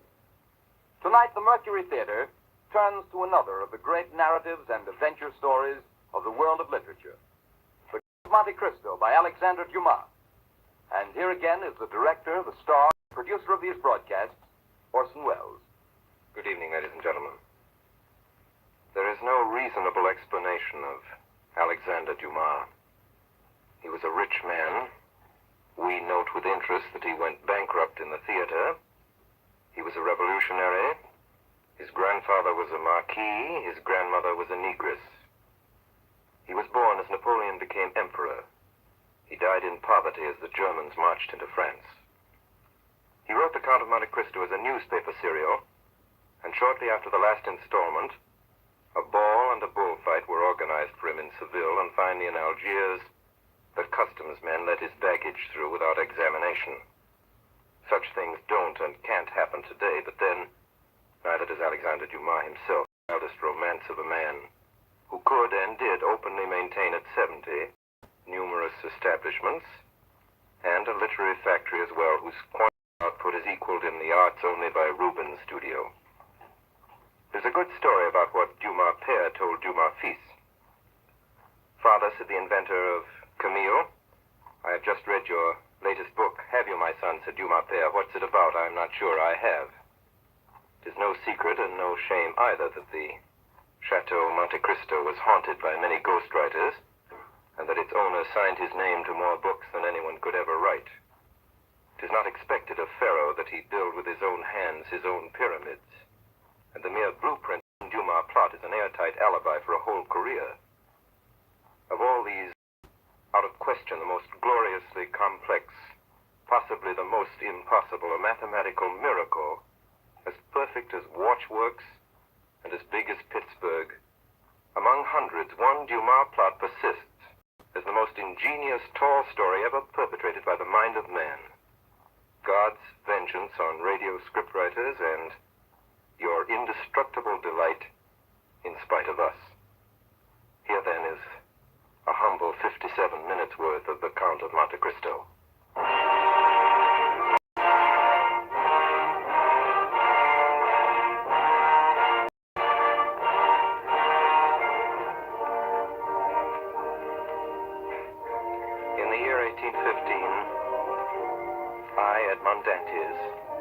Was first mate of the Pharaoh, bound for Marseille from Smyrna, Trieste, and Naples.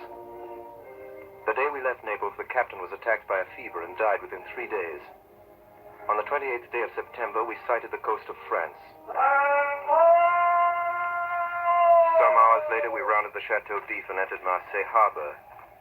Monsieur Morel, the owner, came abroad. Good day, Monsieur Morel. Good day, Monsieur Danglars. You've heard of the misfortune that's befallen us, Monsieur Morel? Yes, you mean poor Captain Leclerc. He was a brave and an honest man. And a first-rate seaman, grown old between sky and ocean. Well, a man needs not be old, Danglars, to know his business. Edmond Dantes, your mate there, seems to understand his thoroughly. Hey, let go the anchor!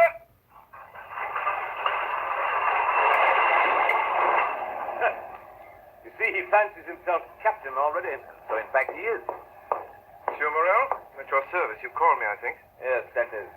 I'm told you stopped a day and a half at the Isle of Elba. Why? I don't know, sir. You don't know? No. It was to fulfill the last instruction of Captain Leclerc when he was dying. He gave me a packet to be delivered on the island. Ah. You did right, Dantes, to follow Captain Leclerc's instructions, though if it were known that you delivered a packet to the island, it might get you into trouble. How could it get me into trouble, sir, if I don't even know what it was? I was delivering. Beg your pardon, sir. Yeah, the customs officer's coming alongside. Hey there, over the companionway. Well, Monsieur Morel? Yes, Monsieur Danglars? Edmond Dantes gave you satisfactory reasons for his landing at Elba? Oh, yes, quite satisfactory. So much the better. Yes, it was Captain Leclerc who gave orders for this delay. Talking of Captain Leclerc, has Dantes given you a letter from him? To me? No, was there one? I believe besides the packet, Captain Leclerc had confided a letter to his care. Of what packet are you speaking, Danglars? Of that which Dantes left at the Isle of Elba.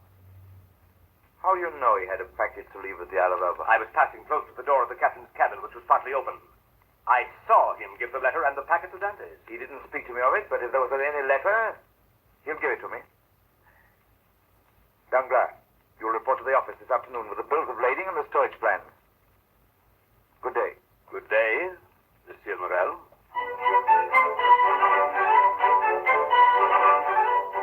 It's a wonderful thing to be home again after 3 months at sea. To see the places you've grown up in as a boy and the streets full of people. I found my father in the little dark room where he lived on the 4th floor of a house in the Rue du Noir. Father! Oh, Edmond. Father. What is it? Are you ill? Father, what's wrong with you? No, my boy, my son, no, but I didn't expect you, and the joy and surprise of seeing you so Father. suddenly. Father, listen to me. I'm to be captain at 20, a captain with 3,000 francs pay and a share in the profits. Isn't that more than I could have hoped for? Yes, dear boy. Much more than we could have expected. Smart young dog, your son, eh, Dantes? In the doorway stood our neighbor, the tailor, Caderousse. Captain, eh? I know someone below the church of San Michel who won't be sorry to hear about this, eh, Dantes? Mercedes? That's who he means, Father. And now that I know your will, with your consent, I'll go to her. Oh, go, dear boy, and heaven bless you in a wife, as it blessed me. In a wife? How fast you go, Father Dantes. She isn't his wife yet, as far as I know. She soon will be. Yes, but you were wise to return when you did, my boy. Well, Caderousse, what do you mean by that? Oh, I don't mean anything in particular. Mercedes is a very fine girl, and fine girls never lack suitors. There's one in particular, a cousin of hers, I think he is. Bernard Mondego. I've even heard it. What's that? Oh, don't worry, my boy. Now that you're captain, who could refuse You just say that if I were not a captain... I didn't say that, my boy. I didn't say that. No offense meant, my boy. No offense.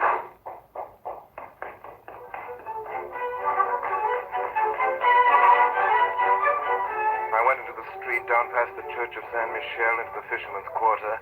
Mercedes! Mercedes! Edmund, you're back. We were in each other's arms.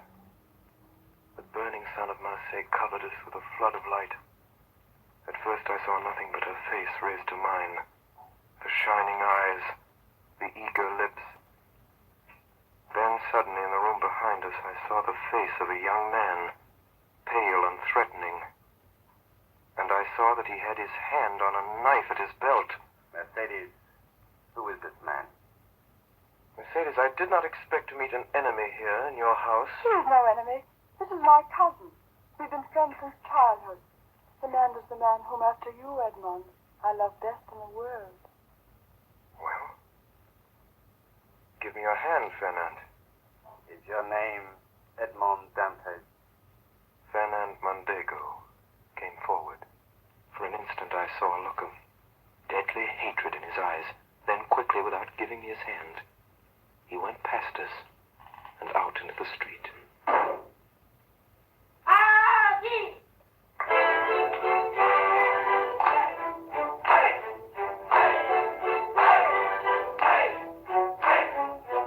The betrothal feast is a gay affair in the South. Monsieur Morel removed every difficulty. The papers were soon drawn up. The arrangements were simple. Mercedes had no fortune. I had none to settle on her, and the wedding was set for 2. All our friends were there, and the crew of the Pharaoh and Mercedes people from among the fishermen.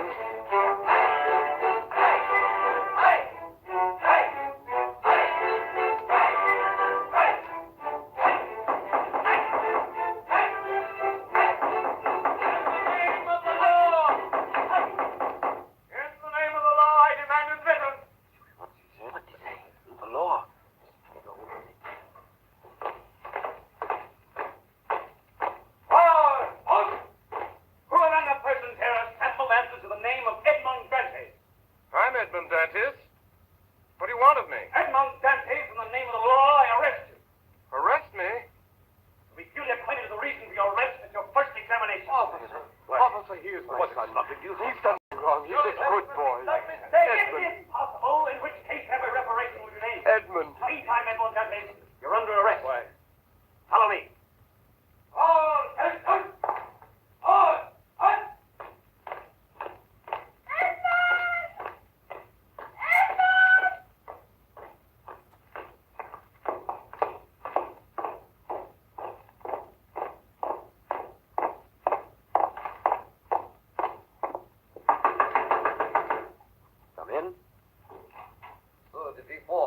Here is the prisoner. Bring him in. Wait outside. Yes, sir. What is your name? Are you the king's prosecutor, sir? Yes. Your name?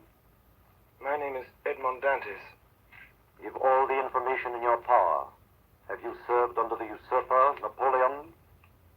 No, sir. It is reported that your political opinions are extreme. My political opinions? Alas, I never had any opinions. I'm hardly 19, sir. What do you make of this, then? It is a letter, Monsieur Dantes. Well, read it. Monsieur, the king's prosecutor is hereby informed by a friend of the throne and religion that one Edmond Dantes, mate of the ship Pharaoh, arrived this morning from Smyrna after having touched at Naples and the island of Elba. He's been entrusted by the usurper with a letter for the Bonapartist committee in Paris. Proof of this crime will be found on arresting him, for the letter will be found on his person or at his father's, or in his cabin on board the Pharaoh. I'm sorry, sir, I don't understand it. You know the writing? No, sir. Whoever did it writes well. Have you any enemies? Not that I know of, sir. Now answer me frankly. Not as a prisoner to a judge, but as one man to another. Is there any truth in this accusation? Well, not at all, sir. I swear by my honor as a sailor. Then I told him my story. I told him how Captain Leclerc on his deathbed had entrusted a packet to me and told me with his dying breath to deliver it to the island of Elba. What did you do then? What should I have done, monsieur? What every man would have done in my place. I sailed for the island of Elba. I delivered the packet and was given in return a letter to be delivered to a man here in Marseille. I did it because it was what my captain had told me to do. I landed here yesterday. That is all, sir. I see. Well, that sounds like the truth. Now, give up this letter you have brought from Elba. Give us your word that you will appear if you're called, and go back to your friends. I'm free then, sir? Yes. But first, give me this letter. Here you are, sir. Very well. By the way, to whom were you to deliver this letter? To Francois Noirtier of this city. Francois Noirtier? Yes, sir. Why, do you know this man? A faithful servant of the king does not know conspirators. Have you shown this letter to anyone? To no one, sir, on my honor. Nobody knows that you are the bearer of a letter from the Isle of Elba addressed to Francois Noirtier? Nobody, sir, except the person who gave it to me. Why, sir? What's the matter? What's the matter, sir? Give me your word of honor that you are ignorant of the contents of this letter. My word of honor, sir, but what's the matter? You're ill, sir. Shall I call for help? No, stay where you are. It is for me to give orders here, not you. I'm sorry. I am no longer able, as I had hoped, to restore you to liberty. Before doing so, there are formalities to be gone through. I'll try to make them as short as possible. The principal charge against you, as you know, is this letter with it. You see? I destroy it. Oh, Monsieur de Villefort. Your goodness itself. Now then. Do you trust me? Order me, sir. I'll obey. Listen, this is not an order, but advice that I give you. Yes, monsieur. I shall keep you until this evening here in the Palais de Justice. Yes, sir. Should anyone else question you, don't breathe a word of this letter. I promise. You see, the letter is destroyed. You and I alone know of its existence. So if they question you about it, deny all knowledge of it. I will, sir. It was the only letter you had. It was. Swear it. I swear. Did you ring, monsieur? A guard entered. Villefort whispered something in his ear, to which he replied by a motion of his head. Follow this man, Monsieur Dantès. He has his orders.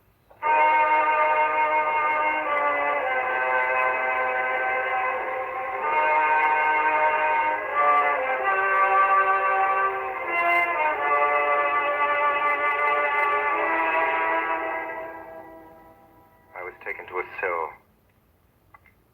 Presently it grew dark. Hours later, I heard steps coming along the corridor. By the torches they carried, I saw the glittering sabers and carbines of 4 gendarmes. Edmond Dantes? Have you come to fetch me? Yes. By the orders of the king's prosecutor? I believe so. Come with us.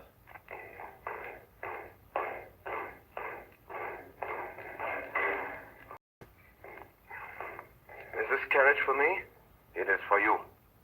Get in.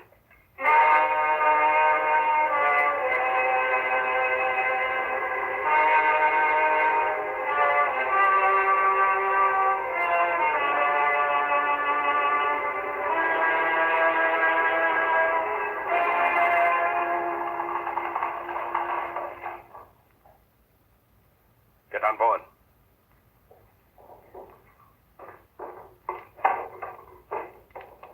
Heave off there!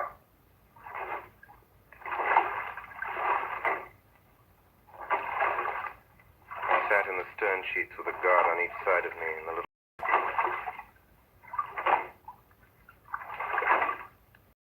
There! King's business! Lower the chain!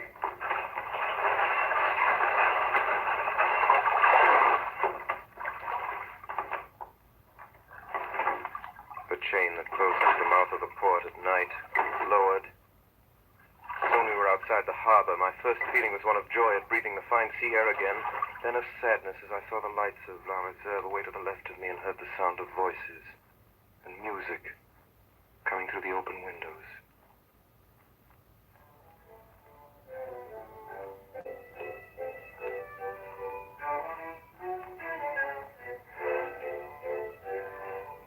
Now we had passed the Tête de Mort. We were in front of the lighthouse. We were about to double the battery. Where are you taking me? You'll soon know. But I want to know... We are forbidden to give you any information.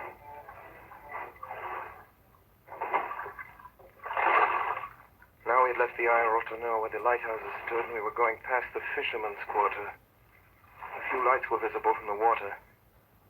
If I cried out, perhaps Mercedes might hear me. I remained silent, my eyes fixed on the lights. The boat went on, and presently a rising ground hid the lights. Then I saw that we were out to sea. Comrades!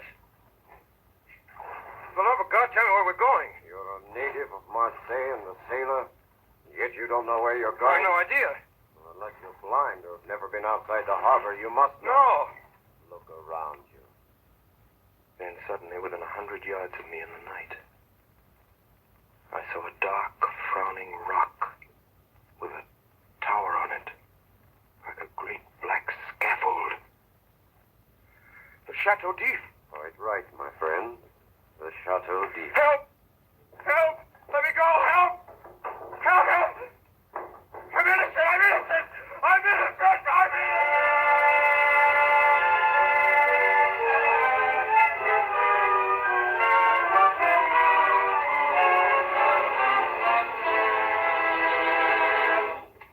Dantes! Dantes! Haven't you slept? I don't know. Are you hungry? I don't know. Do you want anything? I want to see the governor. Governor. I'm innocent. I'm innocent. I'm innocent!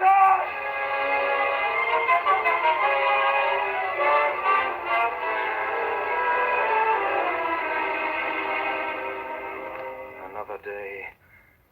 Another eternity. I threw out my food onto the floor. I walked round and round the narrow cell like a wild beast in its cage. I tore up the straw of my mattress. Dantes! Well, are you reasonable today? I want to see the governor.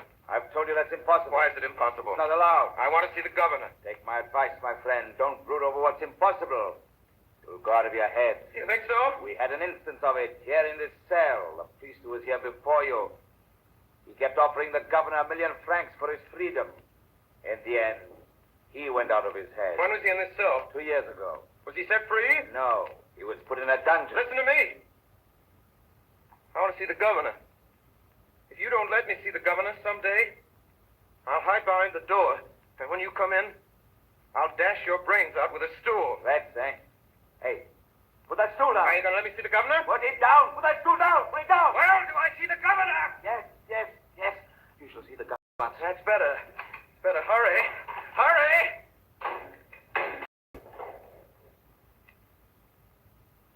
Presently, the jailer returned with 4 soldiers.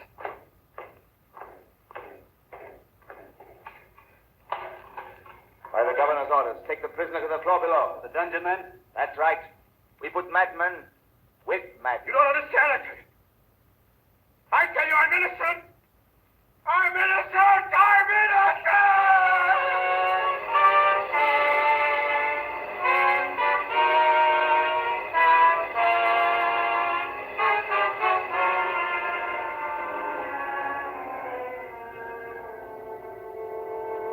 Months went by underground, foul, humid, and dark. Every day, twice a day, morning and evening, the jailer came to my cell and put down the vile food and went away without speaking to me. My hair and nails had grown long, and my skin was white as a leper's.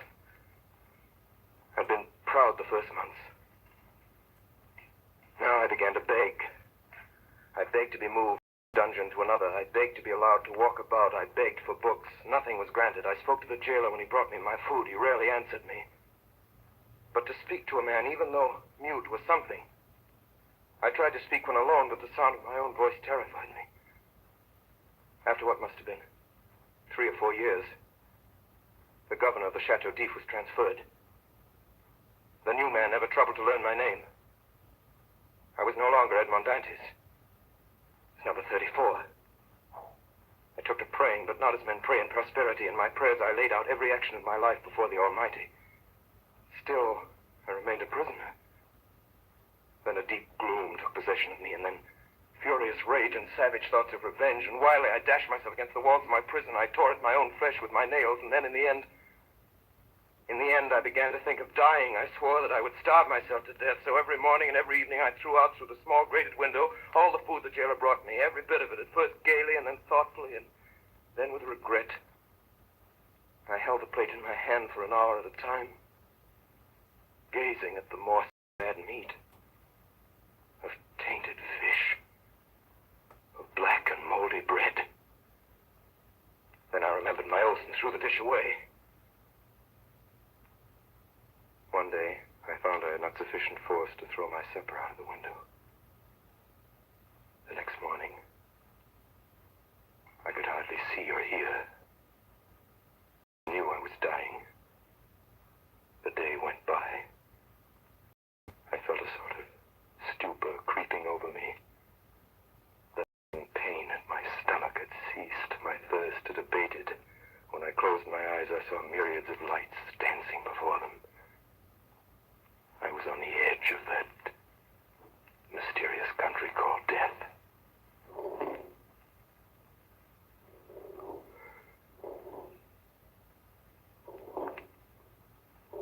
Suddenly, a little after dark, I heard a hollow sound in the wall against against which I was lying.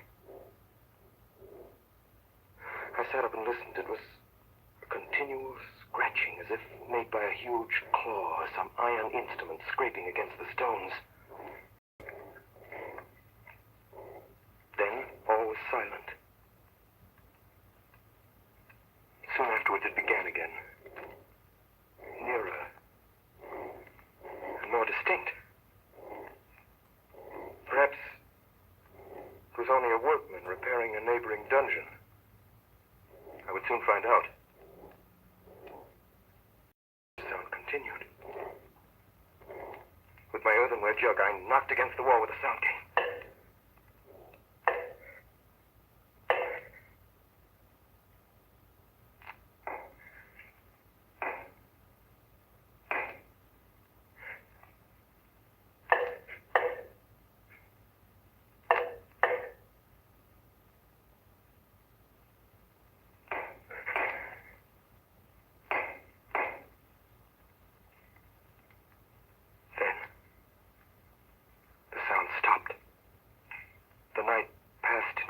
Silence. I never closed my eyes. 3 days passed. 3 long days. And never a sound. At last, on the 4th evening, whoever it was quite close to me now. I wanted desperately to help him. But I had nothing, no knife or sharp instrument. I smashed my earthenware jug. That night, I moved my bed out from the wall and started to scrape the plaster with a piece from my broken jug. Soon the fragments of plaster began to fall away.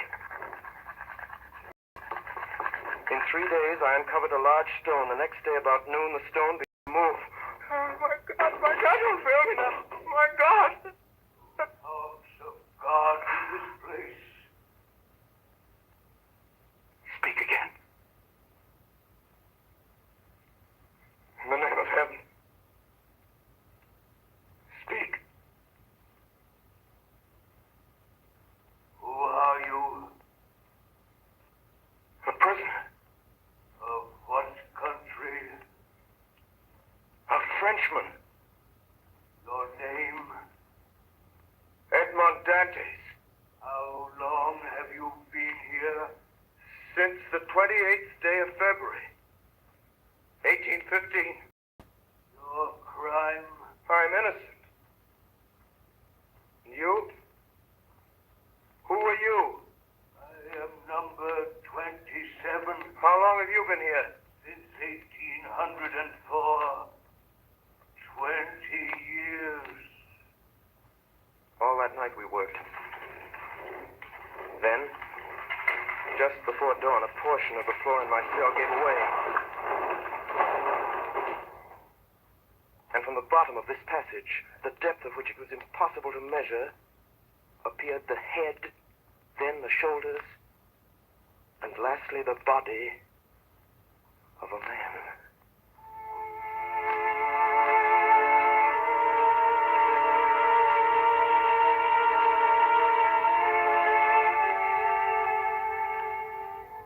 To this man, I owe all that I possess. All that I know, all that I have become. In the prison, he was known as the Mad Priest. I never learned his name.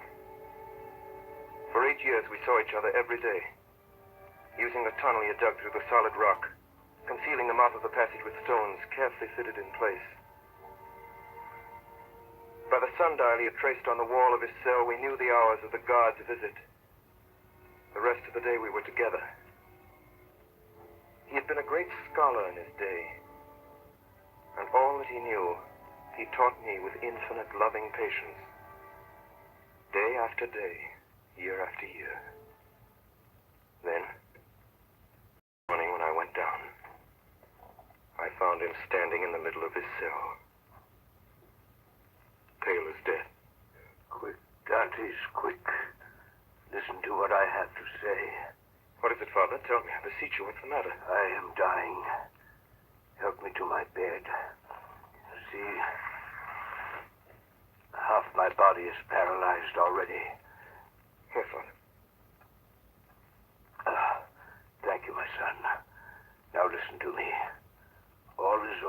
me.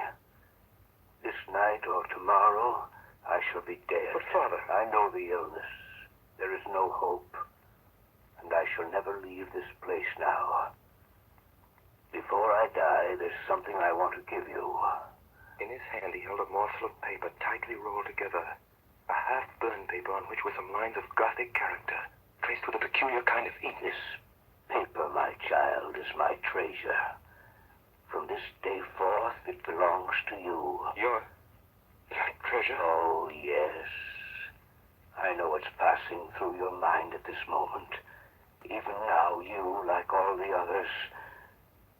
But be assured, my child, I am not mad. This treasure exists. Read what it says. This treasure, which may amount to declared April 14. See? I see nothing but broken lines and unconnected words. Yes. To you who read them for the first time. But to me, who have grown pale over them by many nights' study, who have reconstructed every phrase, completed every thought. Have you ever heard of the great Spada treasure? I've heard sailors talk of it, yes. For 2 years, I worked for the House of Spada. That paper you have is what is left of the will of Cardinal Spada, murdered by Roderick Borgia. Now, take this and put the two pieces together and read. The 25th day of April, 1498, being invited to dine by His Holiness Alexander VI, and fearing for my life, I declare to my nephew Guido Spada, my sole heir, that I have buried in a place he knows, in the caves of the island of Monte Cristo, all I possessed of ingots, gold, money, jewels, and diamonds, which treasure may amount to nearly 2 million of Roman crowns, which you will find in the farthest angle of the island cave. And this treasure I bequeath and leave entire to him as my sole heir, Rodrigo Spada. 10 million crowns. Yes, 100 million francs of our money. Think of the good a man could do in the world with 100 million francs. Yes. And now, I am dying. With my dying breath, I leave this treasure to you. Pray God you'll be more fortunate than I. But I have no right to it, sir. You are my son, Dantes. You are the child that God sent to console me in my captivity.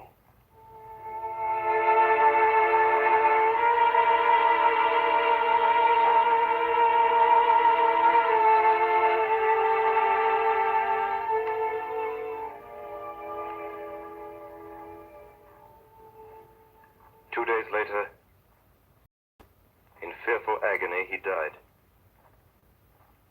I closed his eyes and laid him out to rest as well as I could. That night, the governor of the prison came down to look at the body. Well, a madman's gone to look after his treasure. With all his millions, he hasn't enough to pay for a shroud, eh?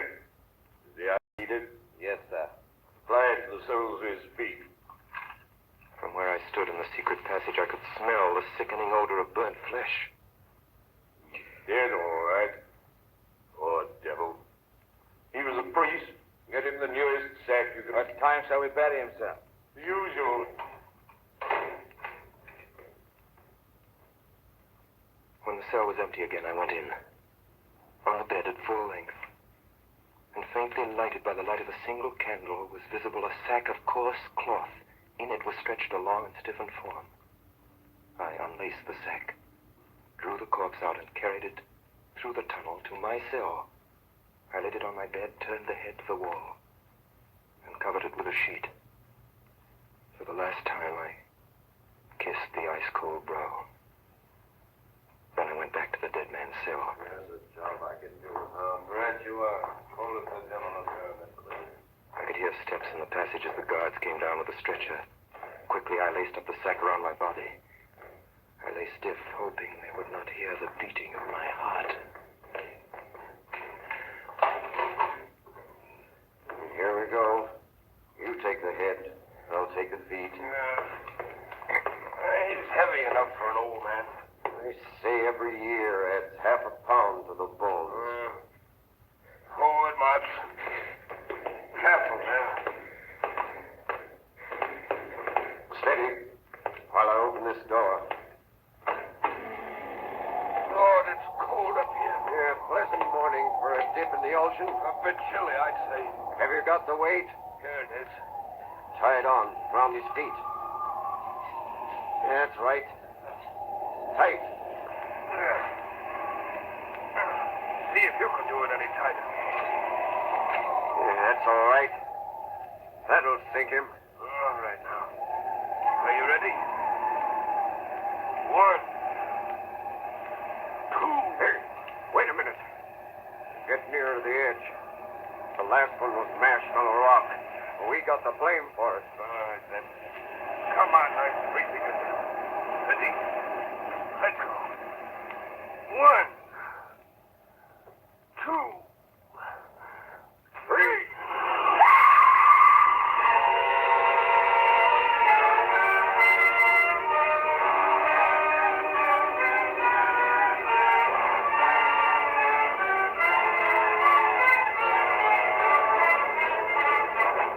You are listening to the CBS presentation of Orson Welles and the Mercury Theater on the Air in Alexander Dumas' Count of Monte Cristo. The performance will continue in just a moment.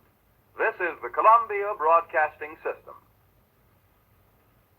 We continue now with the Count of Monte Cristo, starring Orson Welles with the Mercury Theater on the Air. In September 1834, there arrived in Marseille a man of about 38 or 40, of a pallor that was almost livid. He gave the impression of a man who had been enclosed for a long time in a tomb. Soon after landing, he inquired for a man by the name of Dantes. And hearing that he'd been dead for the past 14 years, he asked for a tailor called Caderousse.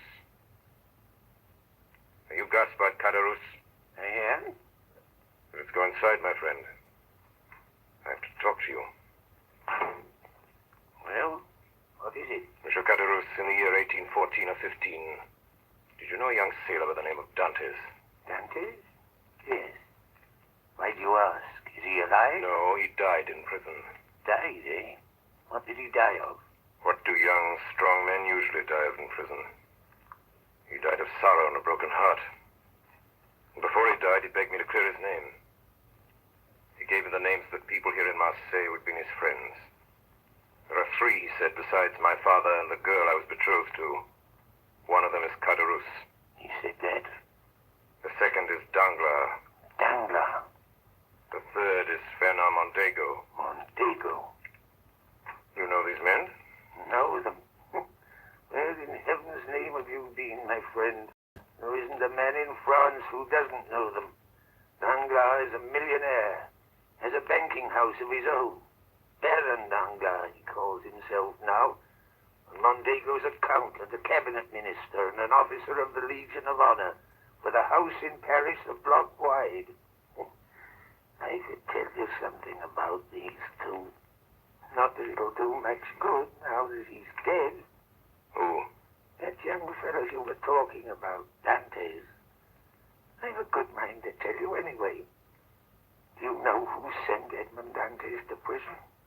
Well, I do. It was 2 men who were jealous of him. One for love and one for ambition. And do you know who they were? I'll tell you. Mondego and Danglars. I thought they were his friends. That's what he thought. What did they do? They denounced him to the police as a traitor.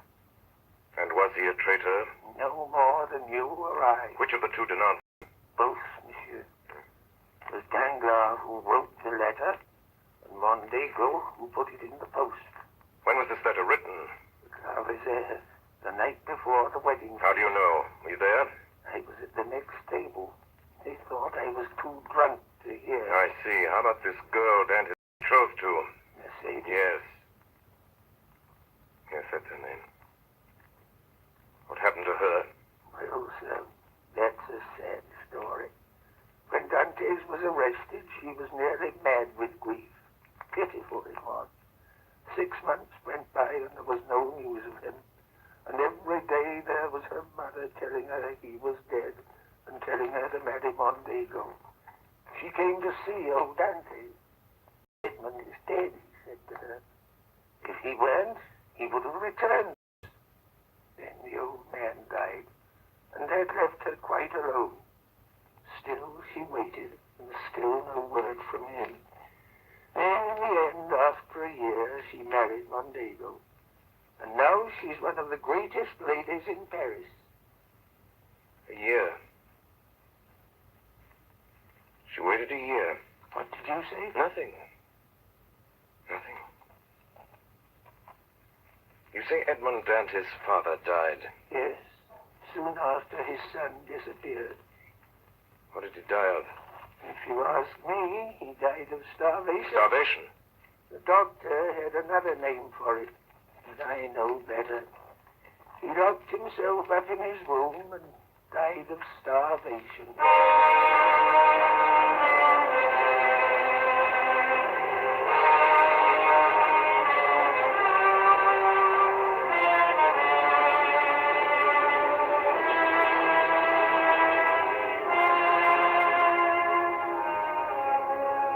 Later that day, a stranger appeared at the Palais de Justice and asked to see the prison records for the year 1815.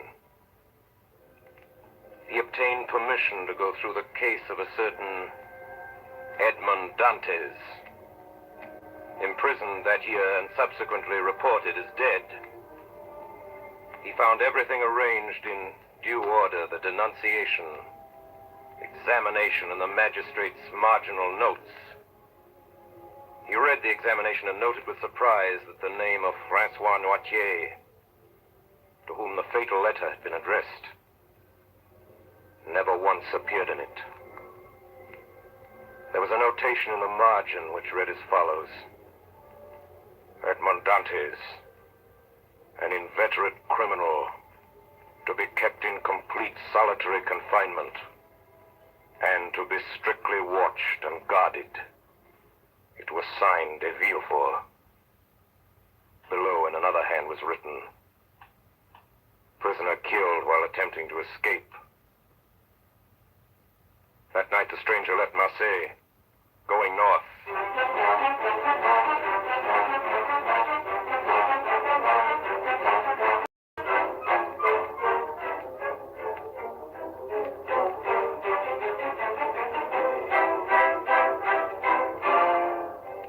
Villefort, Mondego, Danglars, Villefort, Mondego, Danglars. Find out everything there is to know about them. Every move they've made. Every word they've said. Every line they've written. Yes, sir. Find out about their homes, their wives, their children, their friends. Yes, sir. Find out where they got their power, how they made their money, whom they robbed, whom they cheated, whom they murdered.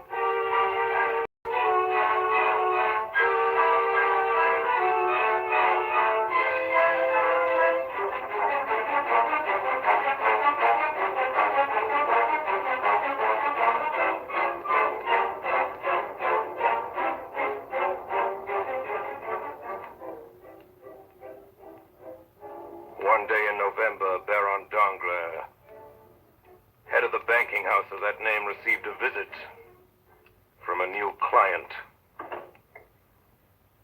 Monsieur le Baron Danglars. I have the honor of addressing the Count of Monte Cristo. You have, sir. Have you been in Paris long, sir? Since this morning. I have a letter here, sir, from the firm of Thompson and French in Rome.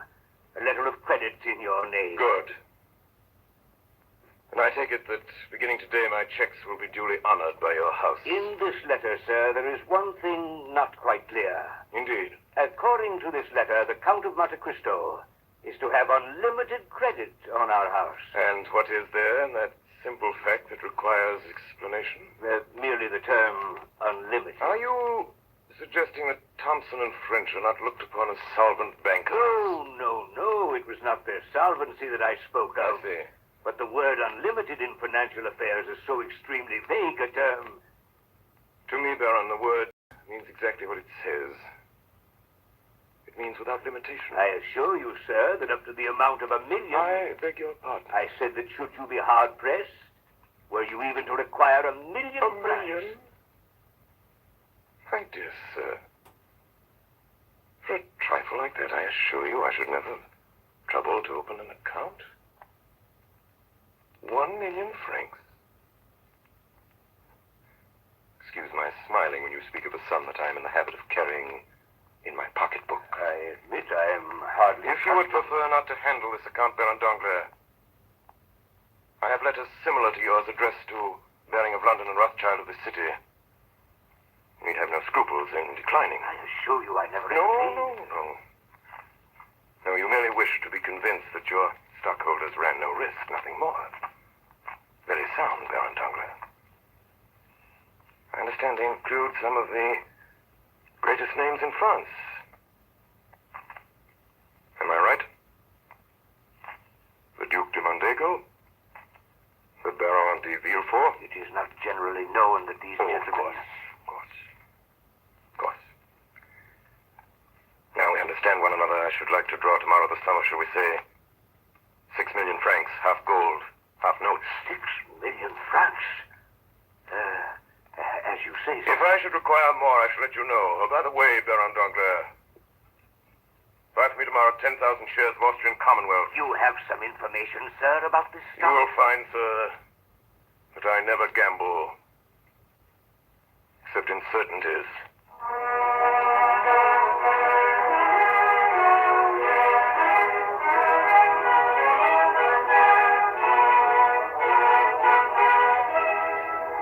Rarely has Paris been more intrigued than it was that winter by the mysterious Count de Monte Cristo. Of his title, nothing was known, save that he derived it from a small, uninhabited island off the coast of Corsica. The source of his fortune was equally obscure, yet his wealth seemed inexhaustible. The paintings in his house on the Champs-Élysées were valued at 3 million francs, and it was known that for his carriage wheels alone he had paid 1 million, yet far from diminishing. By the middle of December, successful speculation had increased his deposit at Danglars' bank from 4 to nearly 6 million francs. At the end of December, a ball was given by the Count and Countess de Mondego.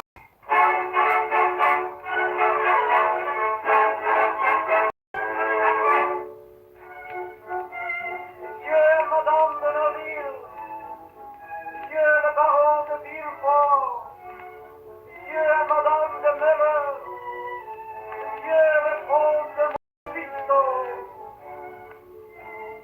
Mercedes, may I present the most talked of man in Paris, the Count of Monte Cristo, Countess de Mondego. I am deeply honored. What is it, Mercedes? What is it? Are you ill? It's nothing, Fernand. Perhaps the healer's room. It was kind of you to come, sir. Will you give me your arm, Mr. Monte Cristo? I am honored, madame.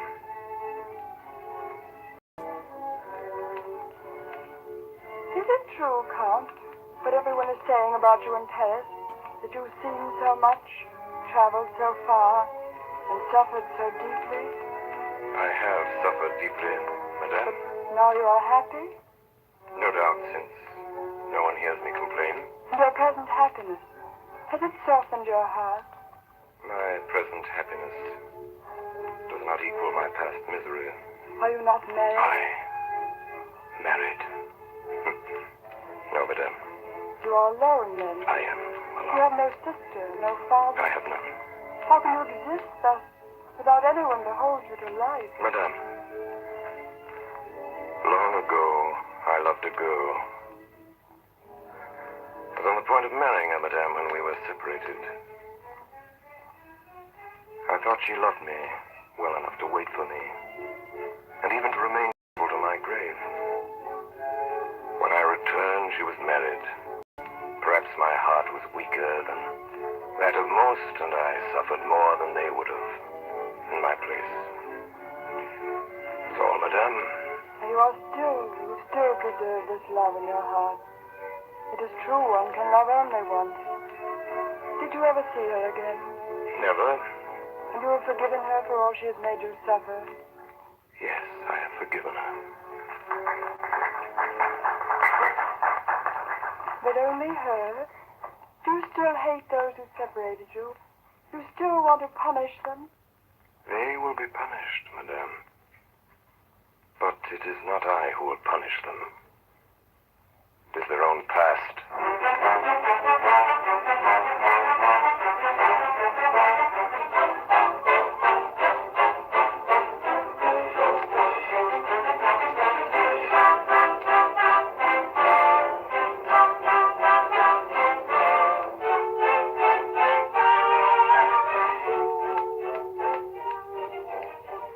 Danglars, Villefort, Mondego. What have you found out about these men? Danglars. Danglars, native of Marseille. Banker, 3 times bankrupt. Convicted of using charity funds. Yes. Recently suspected of plunging heavily with borrowed funds. Villefort, native of Marseille. Formerly King's agent in that city, where he acted as Bonaparte's spy under the name of Francois Noirtier. Known to accept bribes. And present Prosecutor General at King's Court. Said to speculate heavily with Danglars' bank. Mondego, native of Marseille. Dismissed from naval for theft. Tried for murder, 1816. Deserted French army, 1824. 1828, betrayed Ali Pasha to Turks for 2 million piastres. Believed involved heavy losses Danglars' bank.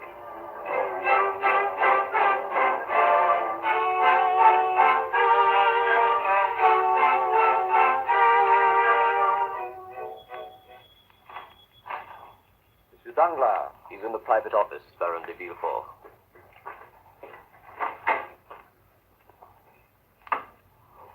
Good morning, Villefort. Hello, Mondego. You're late, Villefort. What is it, Danglars? You sent for me in court. I hope it's something good this time. We need it. Just arrived, a private message to the Count of Monte Cristo from Thompson and French, Rome. They've never been wrong yet. Does he know you intercept his messages, Danglars? Who cares? What does it say? Read it. Secret treaty signed tonight. Anglo-Italian due sharp rise. Buy all available shares, Thompson and French. Well, we are going to buy. Danglars, I'm worried. Everything you've touched has gone wrong lately. Those Belgian bonds, we lost $500,000 on them. Whose fault was that? On whose information? Can I have a Danglars if the government changes its mind? Gentlemen. Our situation is desperate. We've come to plunge. Things have been going badly lately. We have no choice. If it weren't for Monte Cristo's deposits, we'd been bankrupt 3 weeks ago. If that money should be called today or tomorrow or the next day, this bank is ruined. Danglars, I don't see what that has to do with us. Oh, you don't you? If I go, you go. Make no mistake about that. Gentlemen. What do you propose to do about it, Danglars? It's our only chance to get out. I propose to buy every share of Anglo-Italian that comes into this market. With what? You forget, gentlemen. The Count of Monte Cristo has 6 million francs deposited in this bank. And what about this message? Does Monte Cristo get to see it? This message, gentlemen, was lost in transmission.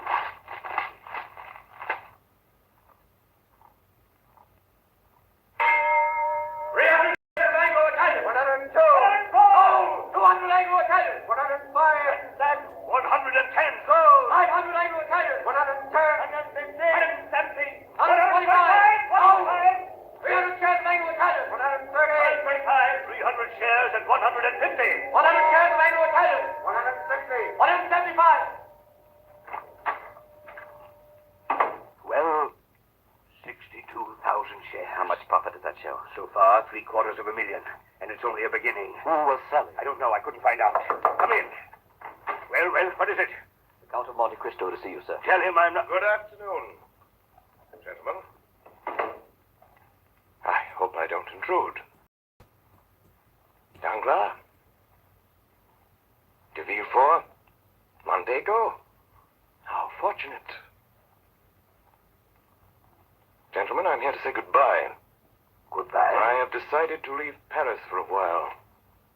Perhaps forever. Before I go, there are certain things I have left to do. Monsieur Danglars, I am in need of money for my journey. My credit on your books as of tonight is 6 million francs. less about $1 million to cover certain stocks I sold short today. Here is a check for 5 million francs made out to cash. My carriage is outside. I'll take half in notes, half in gold. But surely... I beg your pardon. Surely, sir, such a very large sum. If you could conveniently wait for this money for 24 or for the most, I 48 told you. Baron Danglars, I'm leaving Paris tonight. Oh, by the way, Baron, you may be interested to learn. Less than an hour ago, Anglo-Italian went into liquidation. At this moment, that stock is worth less than the paper on which it's printed. But the message from Thompson and French... That message was sent on my instructions 3 days ago. You see, gentlemen, I own Thompson and French. It is not true that the treaty... As far as I know, Mondego, there never was any question of a treaty. But it means that you 3 gentlemen are ruined. It means that you, Danglars, have robbed the poor and the helpless for the last time. I'll prosecute you for this. I'll issue a warrant for your arrest. I don't think you will, Baron de Villefort. In the first place, that message was addressed to me. In the second place, since noon today, there has been in the hands of the Minister of Justice a complete record of the career of Francois Noirtier de Villefort, spy, thief, forger, informer, perjurer. Who am I? Still you do not know? Very well, Fernand Mondego. And tomorrow all Paris will know you for what you are. Deserter. Traitor. Murderer. Who are you? What have we done to you? You condemned me to a slow, horrible death. You killed my father. You deprived me of love, of freedom, of happiness. Who are you? I am the specter of a wretch you buried in the dungeons of the Chateau d'If. You guess it now, do you not? Or rather, you remember it. For notwithstanding all my sorrows and my tortures, I show you now a face which has the happiness of revenge, and which is young again. A face you must often have seen in your dreams since your marriage, Mondego, with Mercedes, my betrothed. Yes, Mondego. I am Edmond Dantes.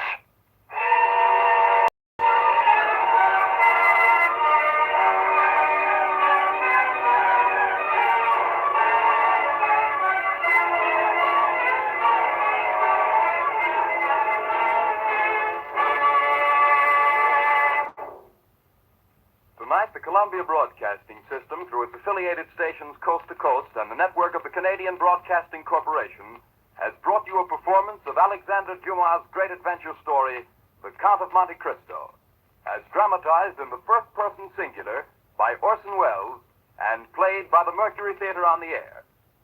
In the cast this evening, Ray Collins as the Abbé Faria, George Coulouris as Monsieur Morel, Edgar Barrier as de Villefort, Eustace Wyatt as Caderousse, Paul Stewart as Old Dantes, Sidney Smith as Fernand Mondego, Richard Wilson as the officer, William Allen as the merchant, Anna Stafford as Mercedes, and Orson Welles as Edmond Dantes, the Count of Monte Cristo. The orchestra was directed by Alex Zembler, and Davidson Taylor supervised the production for CBS. Dan Moore speaking.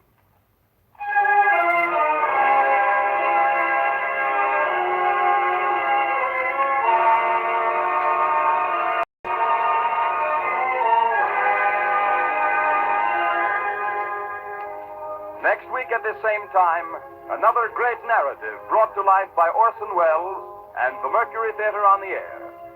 The Man Who Was Thursday by G.K. Chesterton. This is the Columbia Broadcasting System.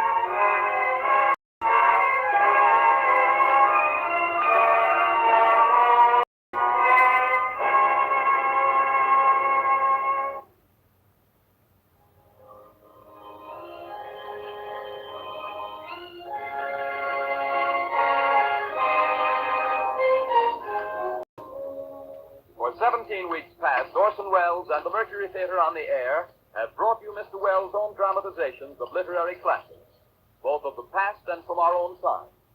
On all broadcasts but one, the presentation has been a single narrative.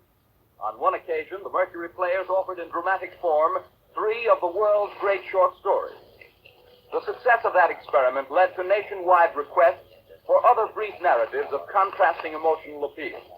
And so tonight, in their 18th broadcast, Orson Welles and the Mercury Theater on the Air bring to life 2 famous short stories, each dealing with a different fundamental human emotion.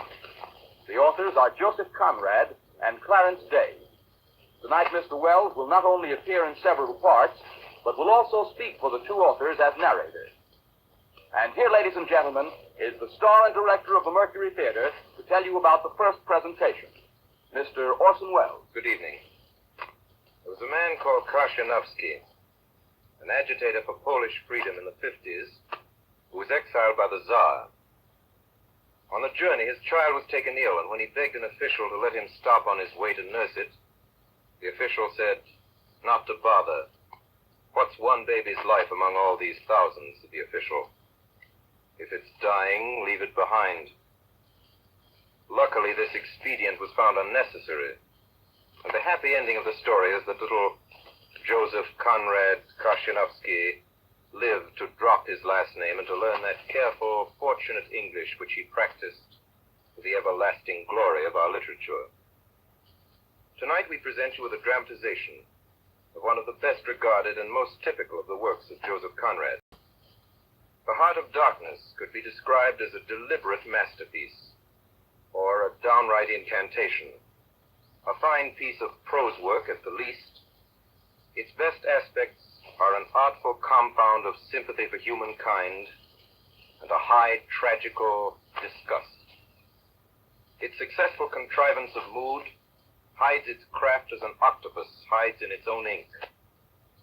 And almost we are persuaded that there is something, after all, something essential, waiting for all of us in the dark alleys of the world, aboriginally loathsome, immeasurable, and certainly nameless.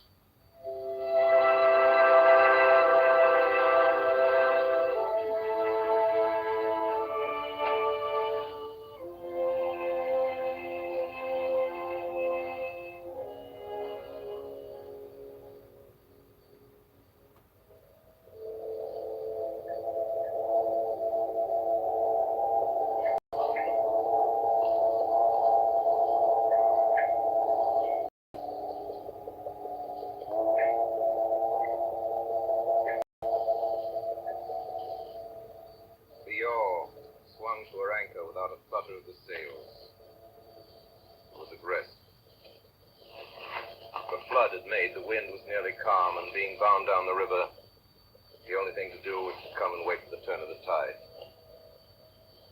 The sea reach of the Thames stretched before us like the beginning of an interminable waterway. In the offing sea and sky were well without a joint. The air was dark above Gravesend. Farther back still it seemed condensed into a mournful dew, brooding motionless over the biggest and greatest town on earth. Then in the darkness, Marlowe spoke. This also has been one of the dark places on the earth. His remark didn't seem at all surprising. Marlowe was a sailor. He was just like him.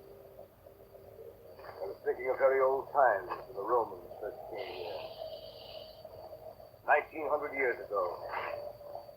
A decent young citizen in a toga. Perhaps too much dice, you know, coming out here to mend his fortune. Land of the swamps, march through the woods, and some inland folk feel the savagery, the utter savagery that flows around him.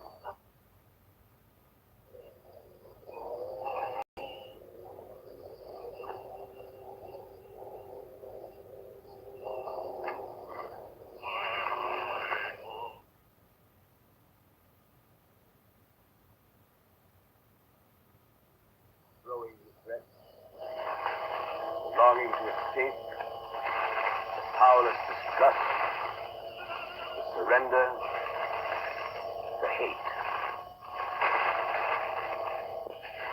I don't know if I ever told you, I was in such a place once.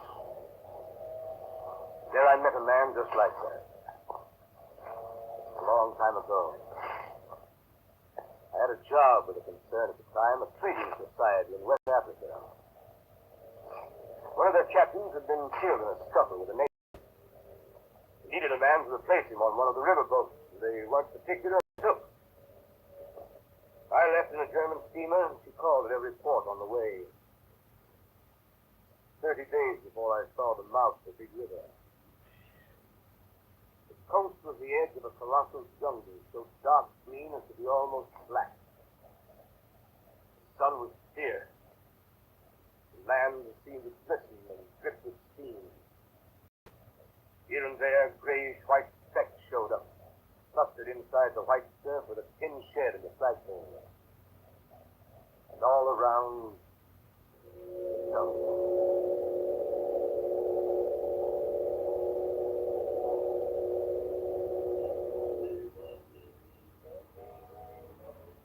You know, it's funny, Mr. Barlow, where some people will live for a few francs a month.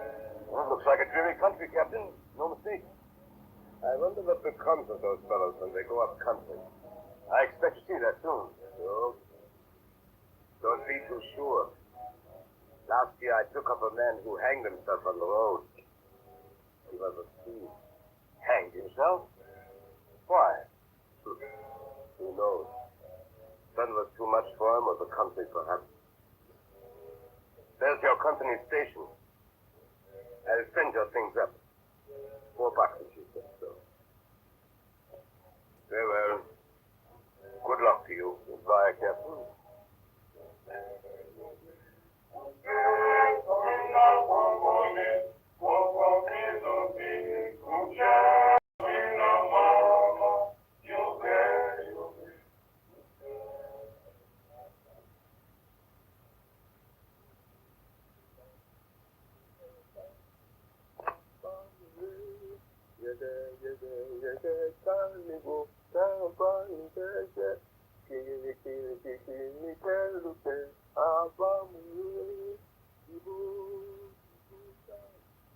As I climbed up the steep hills of the company station, I met a white man in such an unexpected elegance of get-up. In the first moment, I took him for a sort of vision. I saw a high-starched collar, white cuff, a light alpaca jacket, snowy trousers, a clear necktie, and varnished boots. No hat. Hair parted, brushed and oiled under a green-lined parasol. You're Mr. Mallow? Yes. I'm the company's accountant. Sit into my office.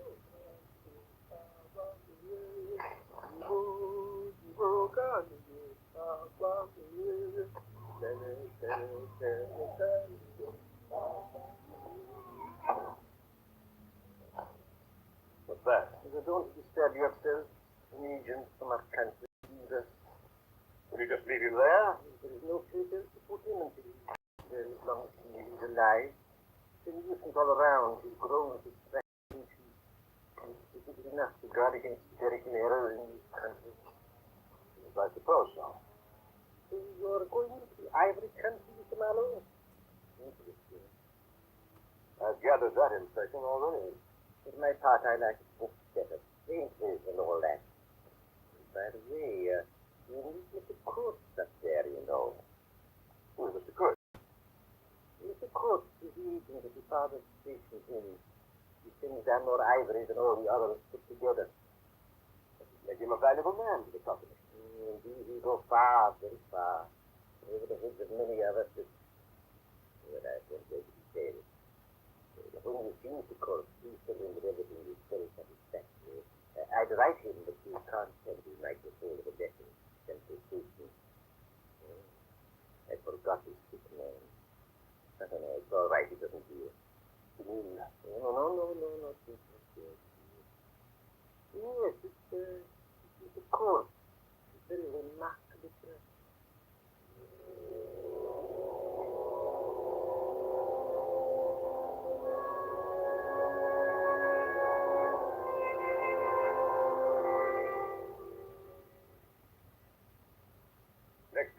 started for the central station, 200 miles inland.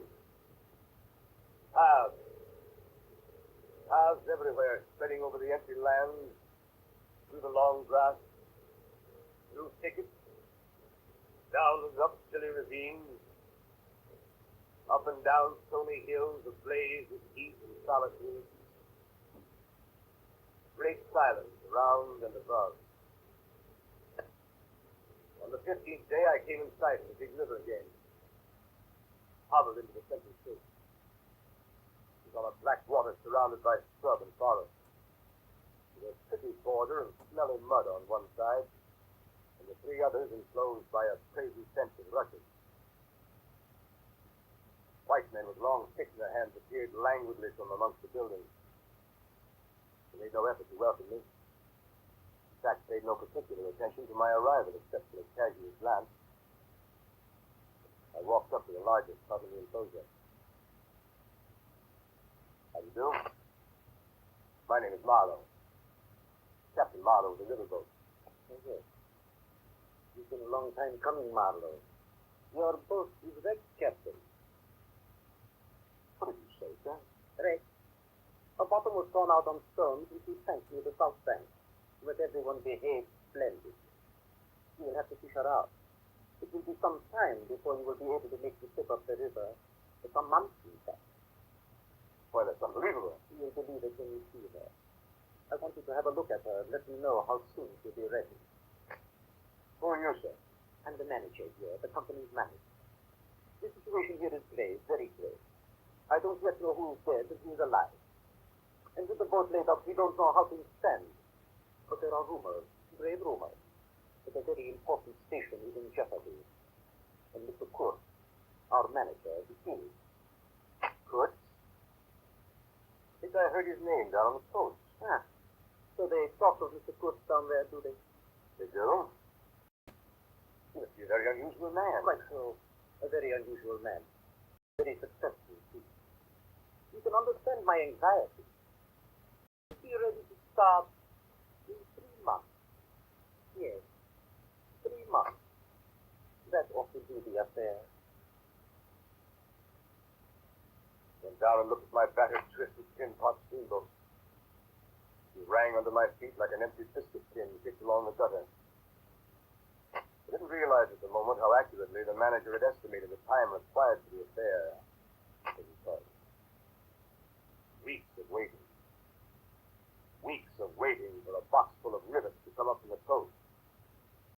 Within those weeks, I saw the station full of white men with long sticks in their hands, strolling aimlessly about like a lot of faithless pilgrims bewitched inside a rotten fence. The word ivory rang in the air, with whispers and with sighs. You'd think they were praying to the great god Ivory. Never seen anything so unreal in my life. One evening, I happened to be in the hut of the assistant manager.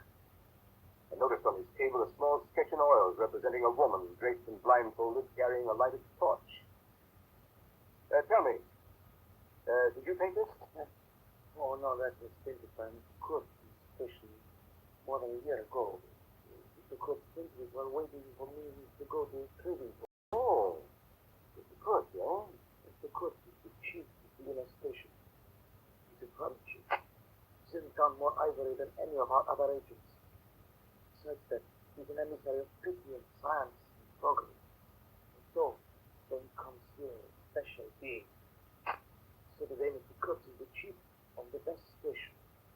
Next year, he will be assistant manager. 2 years more and... but I guess they do know what he will do in 2 years' time. You're one of the new gang, Captain. Oh, I know what I'm talking about. With my own eyes, but... You read the company's confidential correspondence. What do you mean? If Mr. Kurtz is general manager, you won't have the opportunity. Well, the rivets arrived just in time to make good the manager's prediction. In 3 months, almost to a day, I set out to the interior to relieve Mr. Kurtz of the inner station. There was no joy in the brilliance of the sunshine. Steamed deeper into the jungle, the roll of drums behind the cordon of trees kept a distant, constant tremor.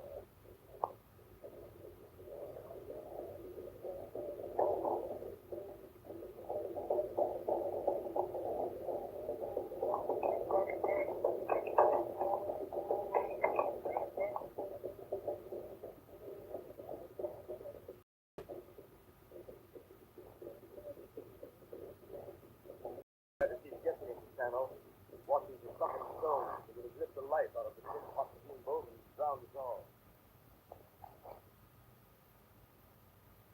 Still the drums beat on behind us, ahead of us, on all sides of us. The steamer toiled along slowly on the edge of a black and incomprehensible frenzy. The prehistoric man, cursing us, praying to us, welcoming us.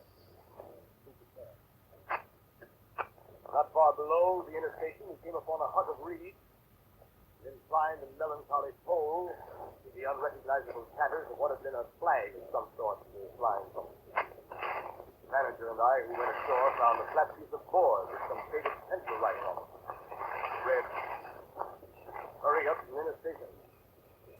Coast Horses." There was a signature. Stop foot.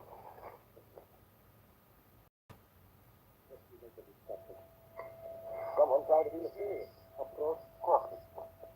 Approach cautious. We're only 8 miles from First now, aren't we? 8 miles of dangerous river.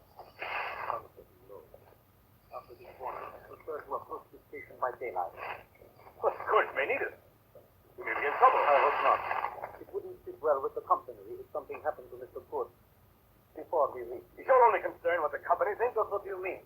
How about Kurt? If you want Kurt to come back, Why, Captain Marlowe, what an extraordinary notion. Of course, we want Mr. Kurt to come back. Such a remarkable man.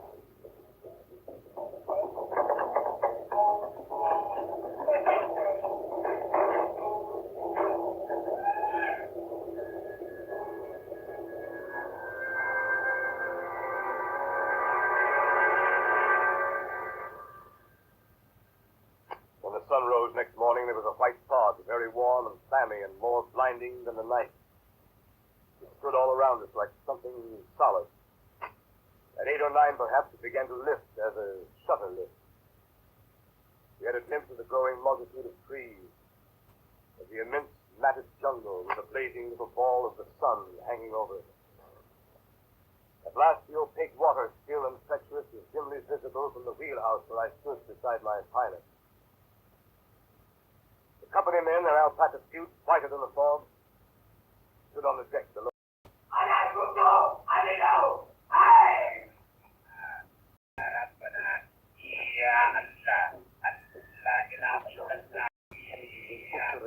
Undercover everybody. Encardeon. All around the whole country. Yes? Can't you get us on the way? It's the natives of the rock. Try. Try the river, Captain. They'll force us if we stay on shore. High below. Even the... Steam ahead. What's look at his pilot? What? Half steam below.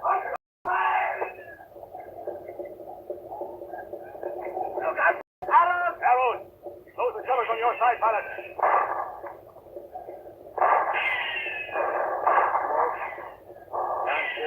it straight, pilot. Stay below. Stop firing. Oh, wait. Here's something that will do more than your confounded gun.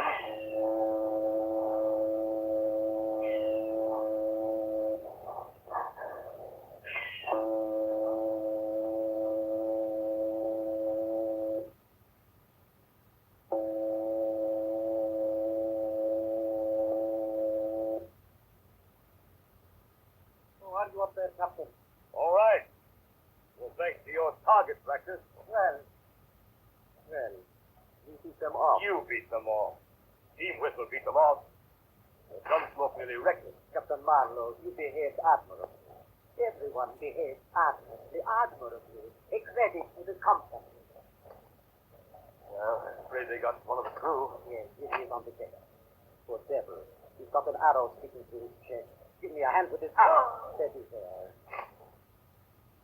He's got a steel tooth. Strange. There's no steel in the Belgian Congo. I wonder if by any chance Mr. Kurtz.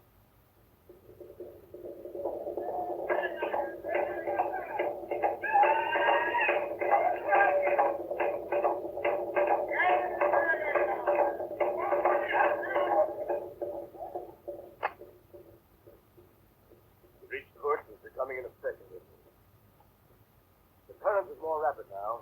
The steamer steamed to their last gas. The third wheel flopped languidly. I caught myself listening always for the next beat of the engine.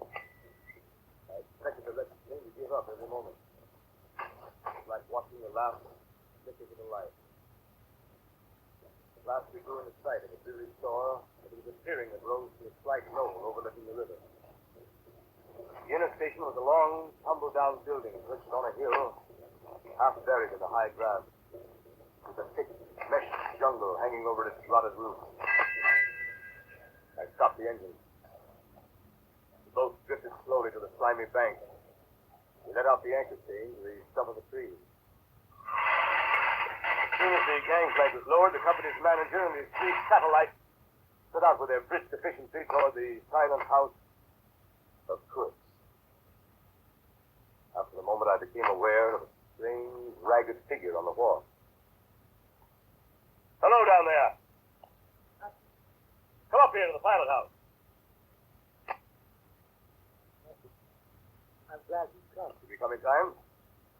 How is Mr. Kurtz? Good.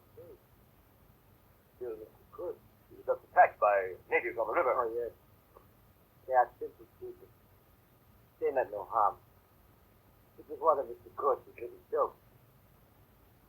Now, allow me to introduce myself. Because Russian. Son of an archpriest. Government assembled.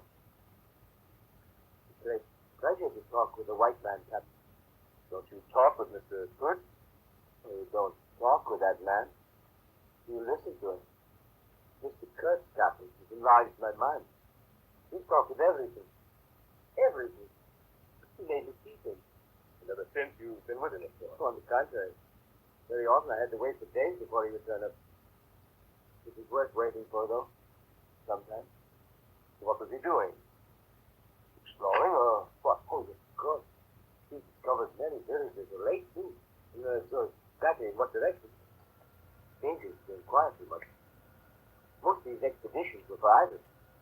He had no goods to trade with at that time, did he? There's a lot of good cartridges left even yet. You mean he raided the country? Not alone.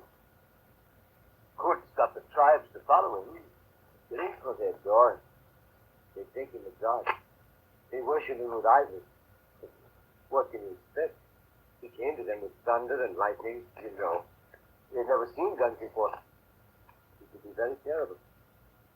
You can't judge Mr. Kurtz as you would ordinary man. Now, just to give you an idea, I don't mind telling you he wanted to shoot me, too, one day. But I don't judge him. Shoot you? What for? Well, I had a small lot of ivory, and he wanted it. Wouldn't hear reason, but he'd shoot me unless I gave him the ivory straight up.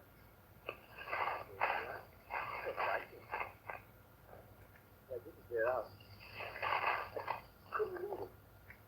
I offered to go back with him, and he would say yes, and then he would disappear on another ivory hunt to get himself among these people. To get himself. You know, why? Man's mad. We don't say such things here. I followed the frightened glance of the Russian to the house on the shore. I saw that the round knob that stood on stakes by Kurtz's door were not ornamental, but were symbolic. Food for thought, and also for virtue. It would have been even more impressive if those heads on the stakes, if their faces had not been turned to the house.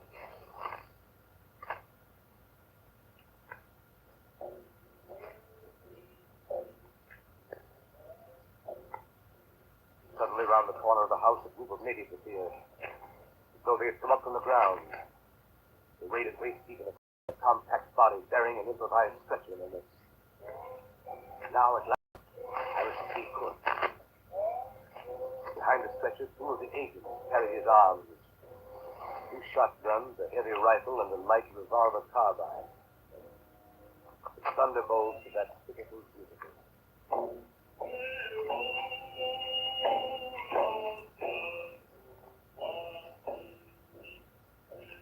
And now I knew what I watched was not merely the departure of Mr. Kurtz in the inner station, but the last jungle rites of one who had become its supreme being. The dark warmth of the wilderness breathed out an immense horde of naked men. A black serpent writhed and stamped around the small white center of frightened Europeans. In the rear of this strange procession came a moving chain of black bodies, carrying on their shoulders a gleaming white ivory. The stretcher was carried up the gangplank. From the pilot's deck, I looked down on the long, gaunt figure of Kurtz. The hollow cage of his ribs. The bald skeleton head like an ivory ball. Sit down there. Open the door. Careful with him. A moment later, the manager came up to the pilot's ribs. Oh, Captain Marlowe. Yes? I think we should steam up as soon as the ivory is loaded. No telling about these natives. Mr. Kurtz. Mr. Kurtz. He's a very sick man. We've done all we could for him, though, haven't we? But there's no disguising the fact that Mr. Kurtz has been more harm than good to the company. There is a remarkable quantity of ivory, but his methods have been unsound. You call it unsound methods? Without doubt, don't you? No methods at all. But he got the ivory. I consider Mr. Kurtz a remarkable man. He was. A most remarkable man.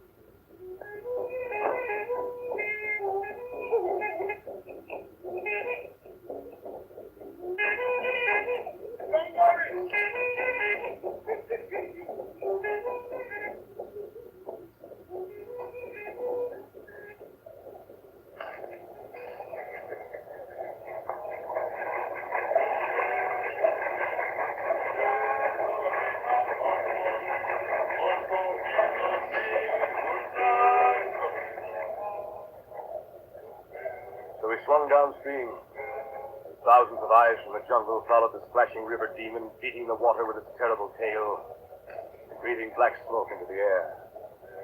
Through the dense forest, the brown current ran swiftly out of the heart of darkness, bearing us down towards the sea with twice the speed of our progress upstream. And Kurtz's life was running swiftly too, ebbing out of his heart into the sea of inexorable time. Evenings, when the boat was anchored and I was free from the wheel, I went down to Kurtz's cabin. On the third night, I found him weakening fast.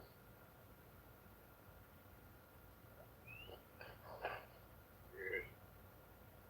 How are you tonight, Mr. Kurtz?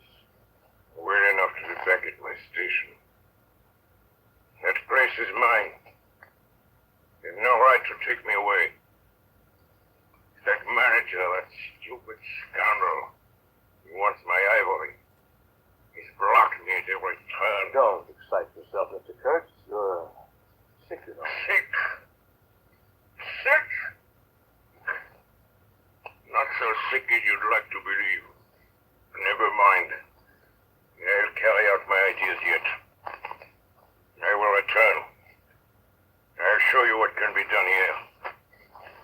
You with your little peddling notions. You're interfering with me. I will return. I have more to do than this stinking jungle. You're not going to die, Mr. Of course I'm not going to die. I have too much to accomplish. Close the shutter, will you?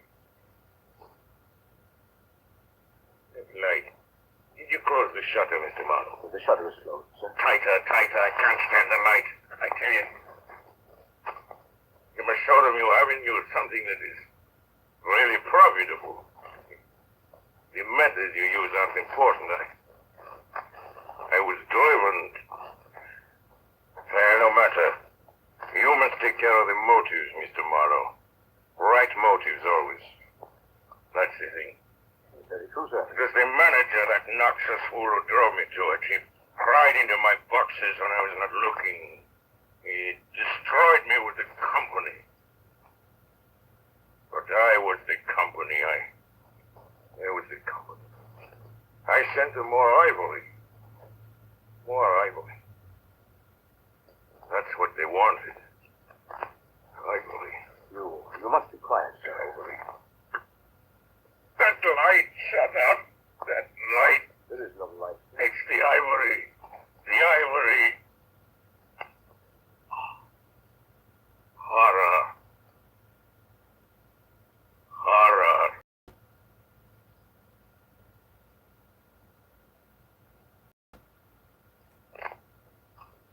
The next day, soon after dawn, they lowered his into a muddy hole in the bank of the Murky River. He started downstream again.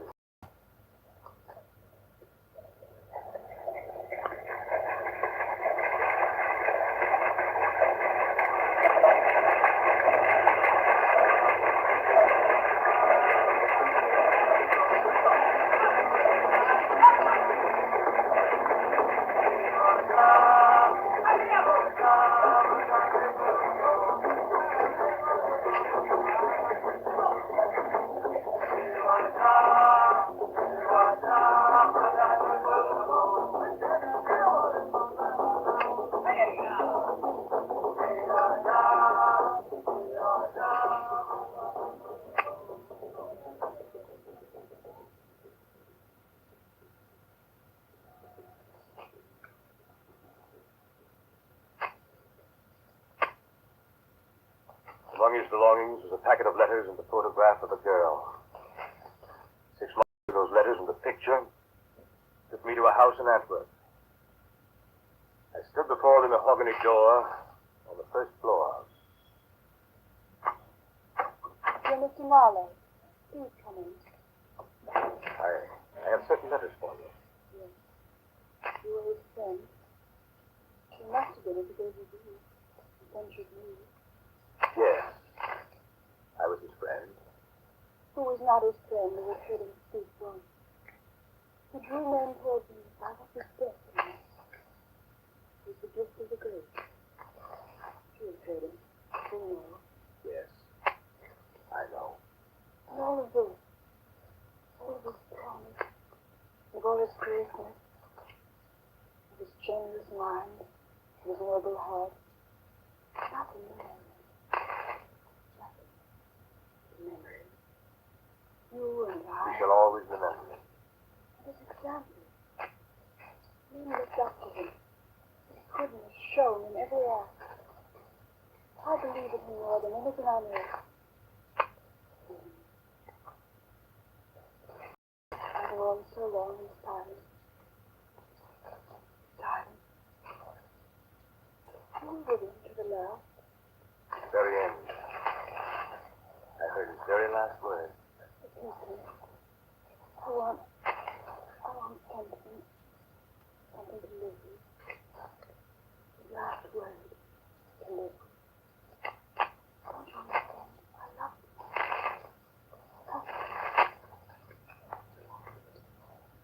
The last word he pronounced is your name.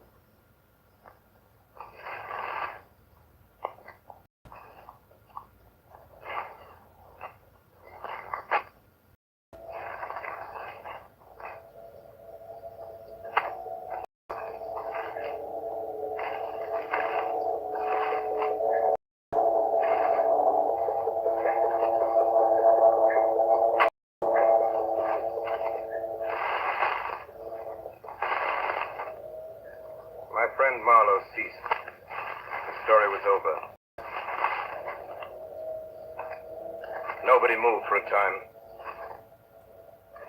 Well, we've lost the first of the end. I raised my head. The offing was barred by a black bank of clouds. The tranquil waterway leading to the uttermost ends of the earth flowed somber under an overcast sky and seemed into the heart of an immense darkness.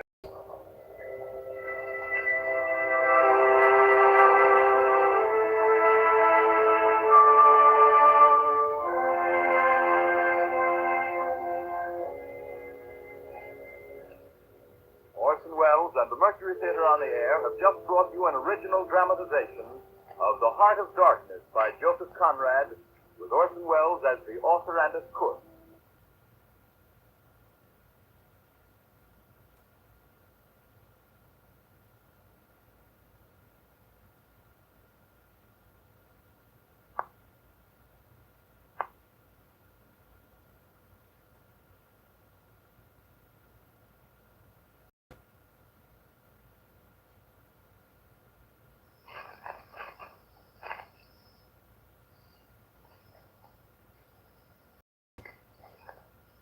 The Columbia Broadcasting System and its affiliated stations are presenting Orson Welles and the Mercury Theater on the Air in two famous stories dramatized for radio.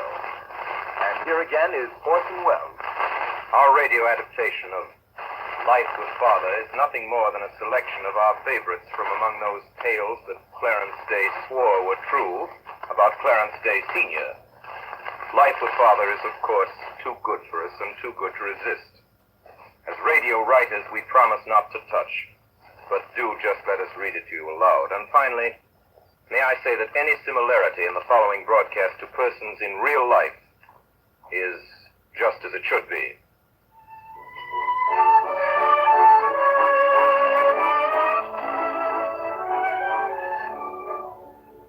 Up to the late 1890s, we lived in one of the long rows of comfortable-looking brownstone houses on Madison Avenue. Father went downtown each morning on the 6th Avenue elevated, but Mother felt that horse cars were better. She didn't like the soot and cinders from the steam engine that pulled the 4-passenger cars, and the toot of the whistle made her nervous. No telegraph poles were allowed on 5th Avenue, but they stood in long rows on other thoroughfares. We had wires in our house, but they were good, honest, old-fashioned wires, and to make them work, we had to pull them. There was none of this dangerous stuff called electricity in them. Electricity was too risky a thing to put in a home. All we knew about it was that there were electric batteries in the Eden Museum which would and did give anyone who paid 25 cents a shock. Telephones had been invented, but like most people, Father hadn't installed one. Messengers were quite enough of a nuisance, suddenly appearing at the door and expecting an answer, but they came only a few times a year, and a telephone might ring every week. Little by little, however, telephones came into use, and after about 10 or 15 years, in spite of still having misgivings, Father got one. It was put on a wall on the 2nd floor where everybody could hear its loud bell from the first. I can assure you it made trouble. I'm coming. I'll go. I'll answer the good thing. Hello? Speak up, can't you hang it? What is it? Who are you? I can't hear a word you're saying. I can't hear a blasted word, I tell you. Mayor, give me that telephone. You know you don't know how to use it. I will not give you this telephone. You let me alone. I'm trying to find out who the devil this person is. Hello? I say hello there. You hear me? Who are you? Hello? What's that? Oh, it's you, Mrs. Nichols. Yes, Mrs. Day, dear. How are you? Oh, you wish to speak to Mrs. Day. Oh, very well, then. Wait a moment. Vinny, it's for you. It's Mrs. Nichols. Why don't you answer the telephone yourself, my dear? One day, a friend of mine, a girl who had moved to live in a settlement house downtown, telephoned to invite me to lunch with some visiting Russians. Father answered the telephone. Hello, yes? This is Mrs. Day. Speak up, hang it. Don't mumble at me. Who are you? What? Come to lunch. I've had lunch. Next Friday? Why? I don't want to lunch with you next Friday. No. Where? Where do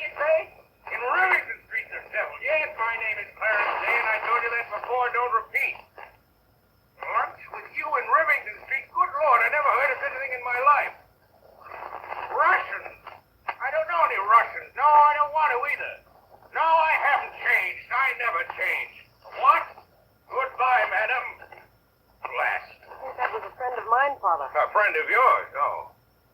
It sounded to me like some impudent peddler's wife this time, arguing with me about lunching with her somewhere down in the slums. I can't stand it, that's all I have to say. I'll have the confounded thing taken out.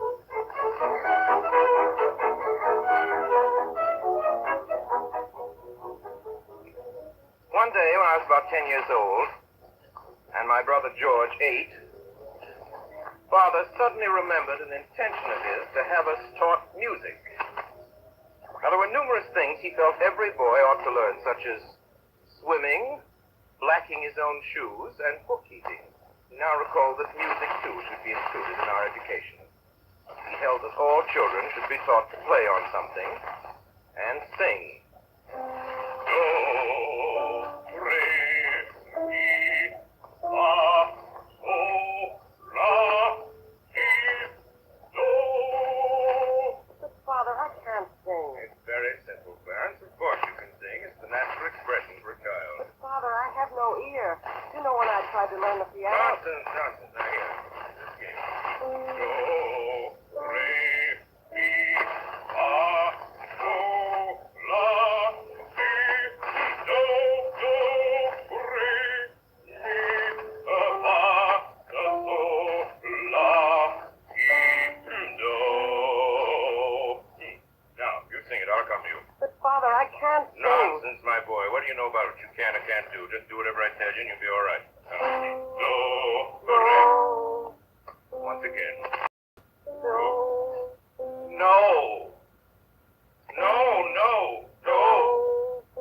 I'm sorry, Father. I don't understand exactly. Don't understand what? It's perfectly simple. You just sing now. Do, re. Follow me. Do, re, mi. But, Father, you see your voice matches the piano. I don't know how to make mine. All right, then. Try to learn one note at a time. If you can't sing the whole scale, just sing do. Do. Once again. Do. But, Father, it doesn't mean anything. Do. It's a note. Don't you understand? A note in music. Again now. Do. Do. Do. Claire, what are you doing? What am I doing, Vinny? Can't you hear what I'm doing? I'm trying to teach your oldest son to sing. Claire, can't you hear how it sounds? Please go away, my dear, and leave me alone with my son. If his voice is painful to you, go where you can't hear it. Claire. Dash it, I will not be interfered with.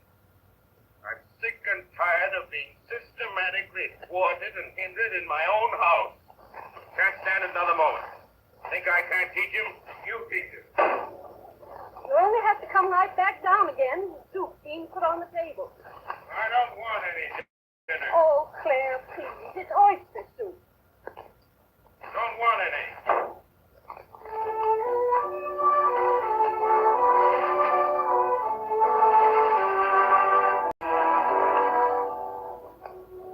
So we sat down, frightened at table.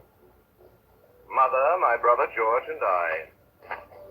The soup was a lifesaver. It was more like a stew, really. Milk and oyster juice and big oysters.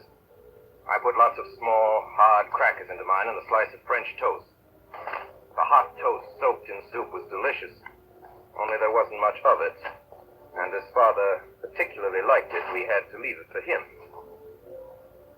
Father came down in the middle of it, still offended, but he ate his full share. Father was often offended when he tried to teach us boys things, but not as badly as when he tried to teach Mother.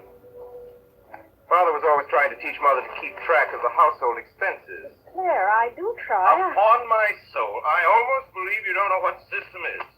You don't want to know either. Now, here in my notebook, I see that I gave you $6 in cash on the 25th of last month to buy a new coffee pot. Yes, but you broke the old one. You threw it right on the floor. I'm not talking about that, Vinny. I'm simply endeavoring to find out from you if I can. It is so silly to break a nice coffee pot, Claire, and that was the last of those French ones.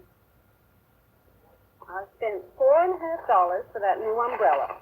I told you I wanted it. You said I didn't need a new one, but I did very much. And that must have been the week I paid Mrs. Tobin for an extra 2 days washing, so that makes $6.50. And that's another 6.50 you owe me. I don't owe you anything, Vinny. You have managed to turn a coffee pot for me and for an umbrella for you. If this sort of thing keeps on, I might just well not keep account books at all. Father sighed and got out his pencil and wrote new umbrella for B in his notebook. Sort of thing left him very discouraged.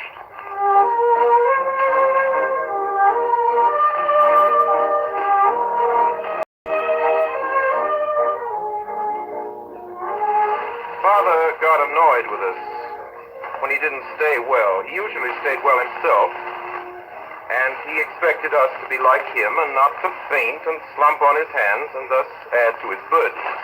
All this talk about germs, a lot of newfangled nonsense. When I was a boy, there were no germs that I knew of, and if they do exist, what of it? I'm as healthy as they are. If any blasted germs want to have a try at me, bring 'em on!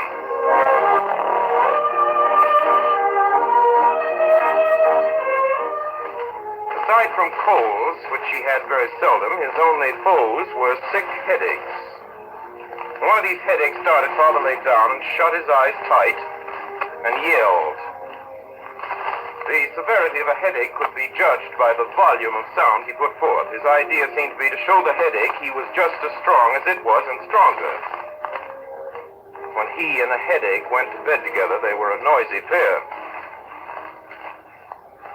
From Father's point of view, Mother didn't know how to handle an ailment. Even when she had a cold, he became fretful. He pished and poohed to himself and muttered that it was silly. He usually came up from office about 5 or 6, and then he'd look around the house to find Mother. It made his home feel queer and empty to him when she wasn't there. Go up to her room. The smell of witch hazel was in the air, mixed with spirits of camphor. On the bed, huddled under an afghan, Mother lay still in the dark.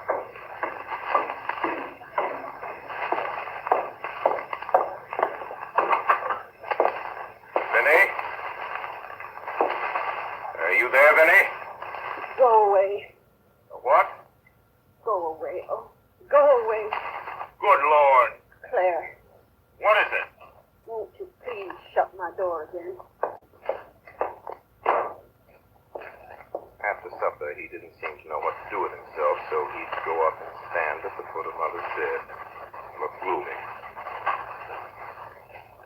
What is it, Claire? Nothing. Well, for mercy's sake, don't stand there looking like that, Claire. What do you mean, looking like that? Oh, go away. When people are sick, they like to see you smile or something. I never will get well if you stand there and stare at me that way. Please shut my door quietly this time and leave me alone.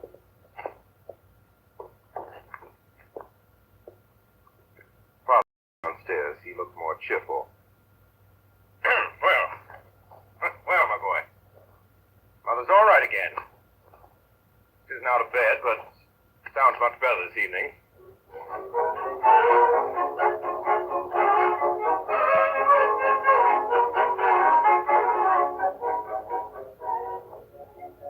One evening, Father found Mother worrying because Aunt Emma was sick with influenza. Oh, pooh, there's nothing the matter with Emma. You can trust people to get any ailment whatever that's fashionable. They hear a lot of other people having it, and the first thing you know, they get scared and think they have it themselves. Then they go to bed and send to the doctor.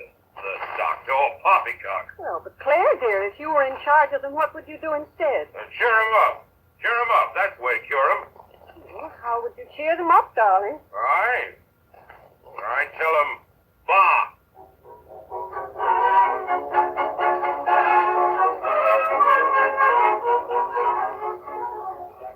One late afternoon, when Father came home from downtown, he found his home very much upset. Our cook had walked out and left us. I was a child of 4, my brother George 2, and there was a new baby besides. Mother was ill. She hadn't been able to leave us to go to an agency. She was no hand at cooking herself. The outlook for dinner was poor. What do you intend doing, Vinny? What's become of us? Well, why don't you go dine at your club for once? Ridiculous. I never dine at the club. I won't do it. Any time I can't have my dinner in my own home, this house is for sale. I'm ready to sell the place this very minute. If I can't live here in comfort, we can all go and sit under a palm tree and live on breadfruit and pickles. I'll try to get to an agency in the morning, Claire. This is what I can do. In the morning? Good heavens. Father put on his hat and gloves and started out for the agency. There was nobody in the place except a woman sitting at his desk. Good day. Where are they? I beg your pardon, sir. Where do you keep them? I'm asking, where do you keep them? Well, the girls are in there, but the clients are not allowed in that room. If you tell me the kind of position you wish me to fill for you, I'll have one of them come out. We don't allow that. But, sir, you simply mustn't go in. Father had thrown open the door and gone in. There sat a crowd of girls, young and old, sickly and brawny, of all shapes and sizes. Father pointed his cane at the little woman in the corner who sat there with honest gray eyes, shrewd-looking and quiet. I'll take that one. Sir, I don't even know what position you... Cook! Cook! But Margaret doesn't wish to be a cook. She wants... You can cook, can't you? She did cook for one family once, sir. Oh, of course she can cook. I knew at once she could cook. We're going to take her anyhow, whether she cooks or not. What day would you wish her to come, and would you please give me your name? Name? Why should I give you my name? Come on, Margaret. You come right home with me now. Ma'am? Margaret followed Father back, and he set her right down to the kitchen to cook dinner. I don't know why people make such a fuss about engaging Houston. Seems simple enough to me. And it was, too. Margaret stayed with us 26 years.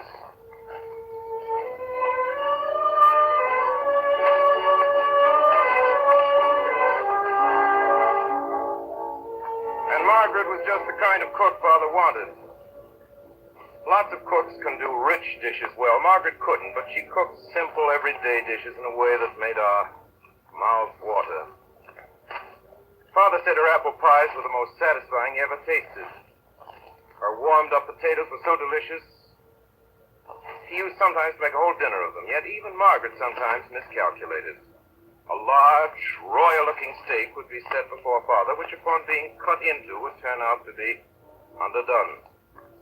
Father's face would darken with disappointment. He would raise his foot under the table and stamp slowly and heavily 3 times on the rug. At this solemn signal, we could hear Margaret leaving the kitchen far below.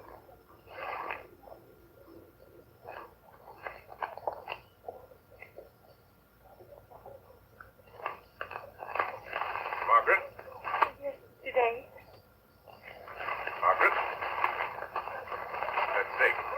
Oh, the Lord bless us and save us. She would then seize the platter and make off it to better it the best way she could. Father would gloomily wait, eat a few vegetables, and pour out a fresh glass of claret. But sometimes the dish came up that was so perfect that Father's face would crinkle with pleasure, and with a wink at us, he would summon Margaret.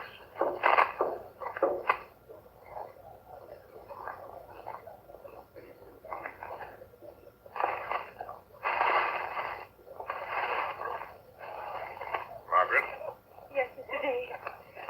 Margaret? That fricassee chicken is good.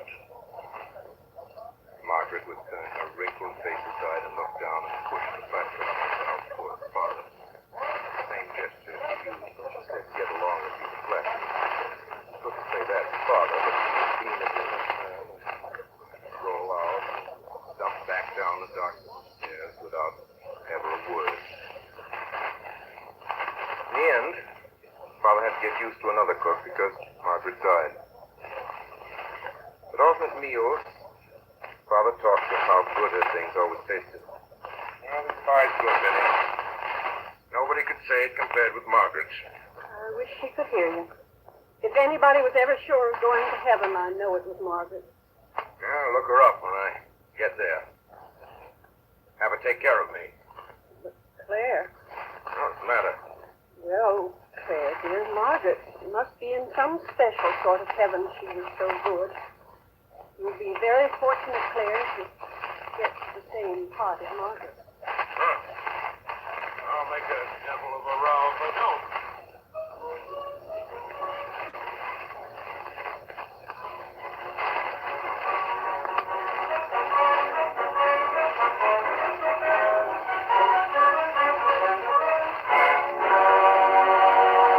Tonight, the Columbia Broadcasting System has presented the 18th Weekly Hour featuring Orson Welles and the Mercury Theater on the Air.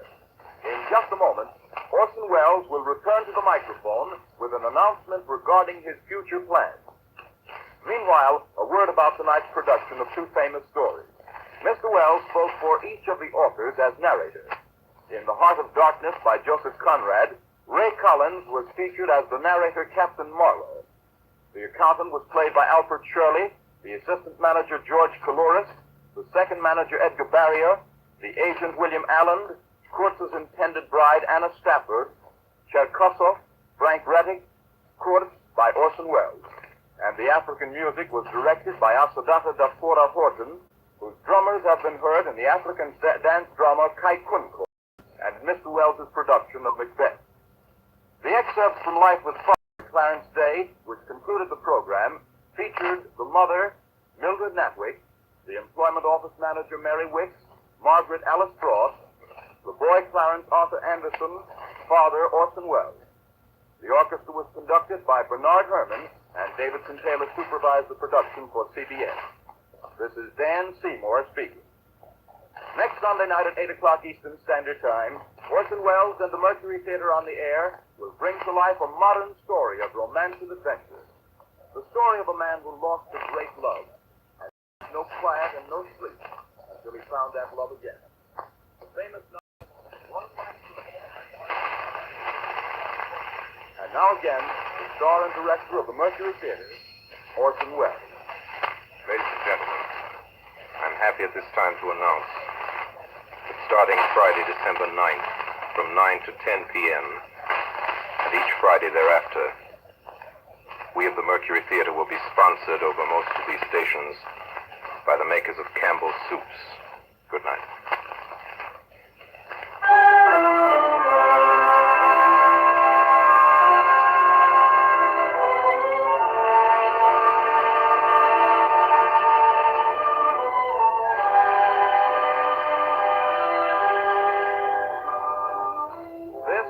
Columbia Broadcasting System.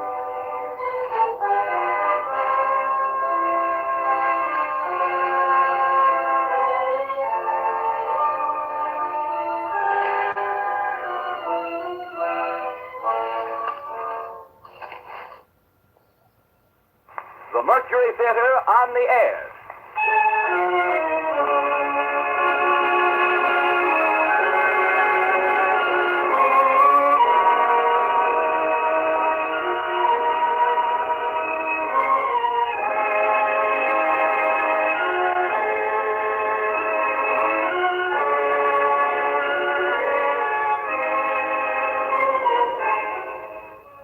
No theatrical organization has done more in recent years to stimulate interest in the American stage than the Mercury Theater, whose outstanding productions of last winter under the direction of Orson Welles were the sensation of the theatrical season. Julius Caesar in Modern Dress, The Shoemaker's Holiday, Mark Blitzstein's The Cradle Will Rock, Bernard Shaw's Heartbreak House proved to the public the vitality and genius of this new organization. This summer, the Columbia Network introduced Orson Welles and his company for the first time to radio. And tonight we present the Mercury Theater on the air in the 5th broadcast of its unique new series, dramatizing famous narratives by great authors. CBS again welcomes Mr. Welles and his associates to Columbia stations and to the stations of the Canadian Broadcasting Corporation. And here is Orson Welles to tell you about these stories himself. Mr. Welles. Good evening. Tonight, as you were duly warned last week, we are trying out something altogether new. We're telling 3 stories instead of 1. 3 short stories instead of a single long one. Stories about love and ghosts and horse races. 3 stories in the first person singular about young people for grown-ups. I'm a Fool by Sherwood Anderson is the first of the 3.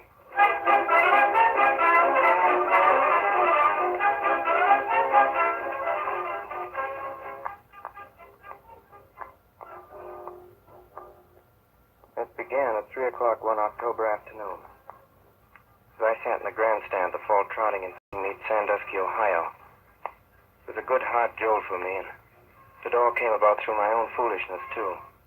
Summer before, I'd left my hometown with a fellow called Bert French with 2 horses that was campaigning through the race meets that year.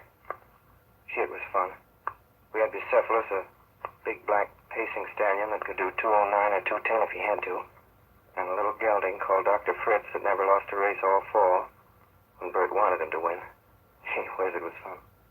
You got to a county seat town, maybe say on a Saturday or Sunday, and the fair began the next Tuesday, and you took your horses to the track and fed them and got your good clothes out of a box and put them on, and the town was full of farmers gaping because they could see you were horse race people, and you went into a saloon, the two of you, Bert and I, and all the dudes came and stood around asking questions, and all you did was to lie, and lie all you could about what horses you had, and I said I owned them, and then some fella'd ask us to have a drink of whiskey with him, and him on.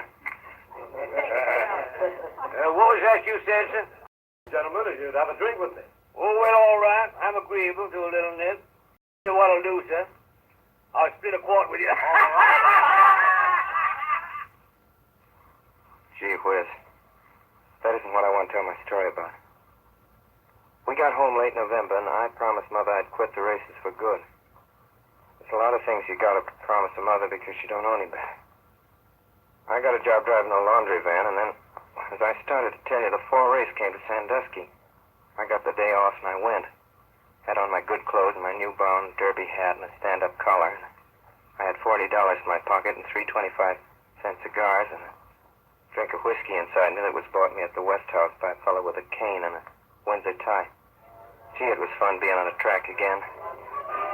George, the limit! George, get that down! Get that down! Right, right. What are you doing? 5-2, Mulligan, 5-2, I looked around for Bert French, and there he was, standing around with his horses. Hello, Bert. Why, hello, Joe. How you been, Bert? Never better. Hey, you got any money, Joe? Sure. How'd you like to watch it grow? Mighty fine, Bert. All right, come over here, then. I'll tell you something. Listen, Joe.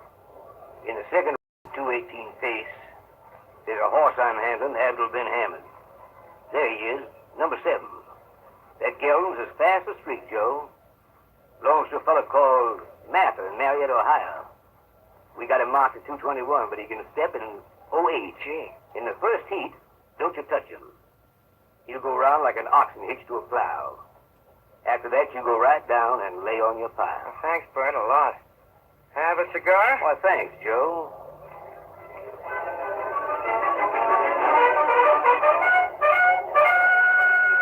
Well, sir, I went and bought myself the best seat I could get right in the grandstand. I didn't go in for any of those boxes. That's putting on too many years. Well, right in front of me in the grandstand that day, right in front, there was a fellow with a couple of girls. And they was about my age. The young fellow was a nice guy, all right. He had his sister with him and another girl, and the sister looked around over his shoulder, accidentally at first, not intending to start anything. She wasn't that kind. And her eyes and mine happened to meet. You know how it is. Gee, she was a peach. She had on a soft dress, kind of blue stuff, and I blushed when she looked right at me, and so did she. She was the nicest girl I ever seen in my life. She wasn't stuck on herself. She could talk, proper grammar without being like a school teacher or something like that. What I mean is, she was okay.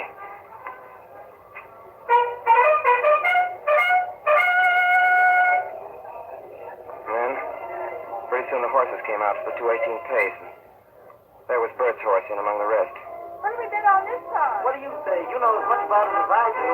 There's a brown one there with a long tail. Hank, ma'am, that mare couldn't beat a streetcar. Well, they looked up kind of surprised, but they didn't seem mad. And anyway, I'd done it now, and I might as well go on. There's a horse in this race, number 7, that's as fast as streak. Abdul Ben Hamid. Is that a horse's name? That's right. Abdul Ben Hamid. But look, don't you go letting on this first heat, because don't bet on him, because he'll pace it like a lame cow. You see if he don't.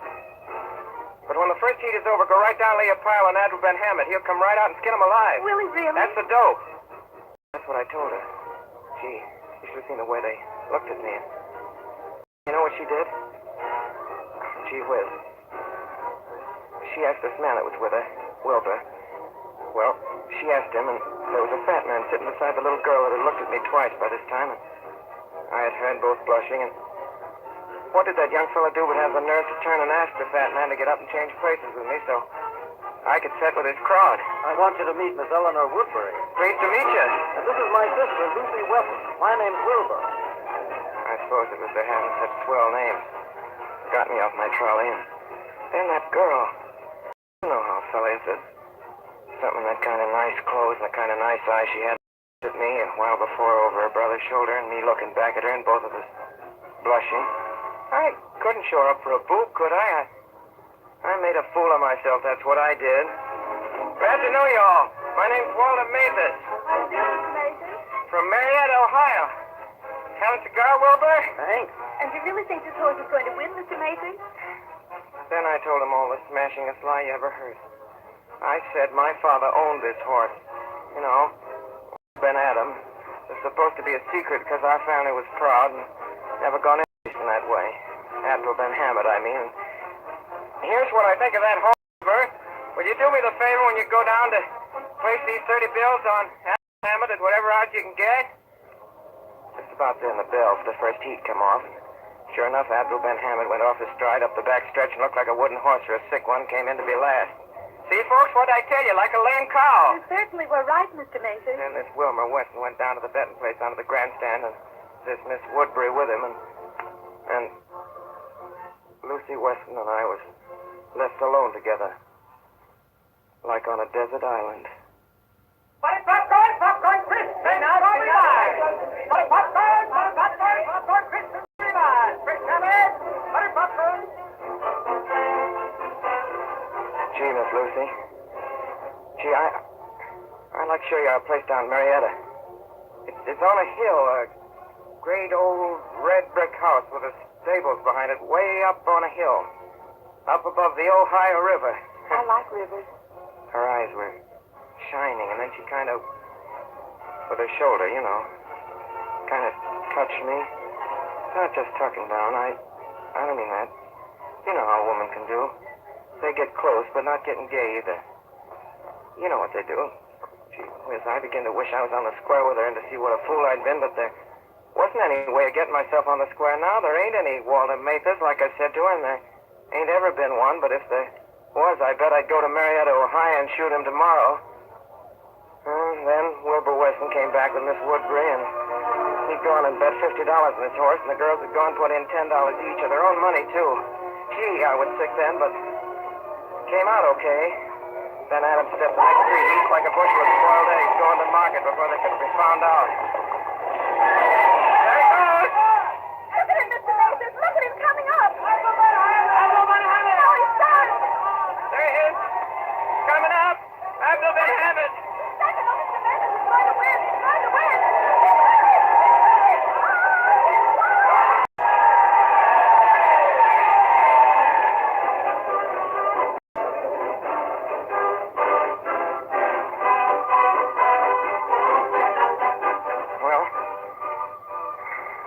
Got 9-2 for our money. After the race, we had a hack downtown, and Wilbur stood us a swell supper at the West House and a bottle of champagne besides, and there was I with that girl, big boot that I am.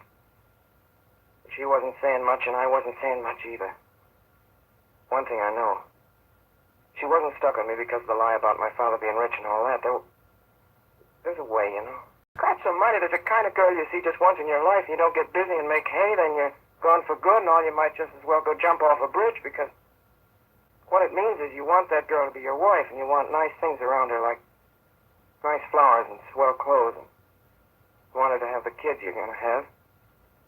You want good music played and not ragtime. Gee whiz.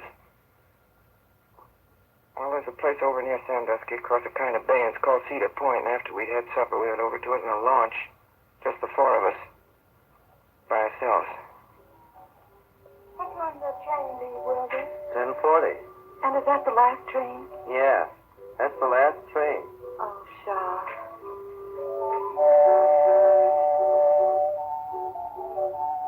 Well, over at Cedar Point, we didn't see where there was a gang of common cattle at all.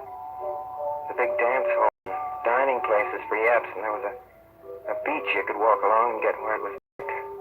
We went there. She didn't talk hardly at all. And neither did I. I was thinking how glad I was my all right. Always made us kids learn to eat with a fork at table and not spill soup and not be noisy and rough like a gang you see around a racetrack, you know, that way. Hey, look!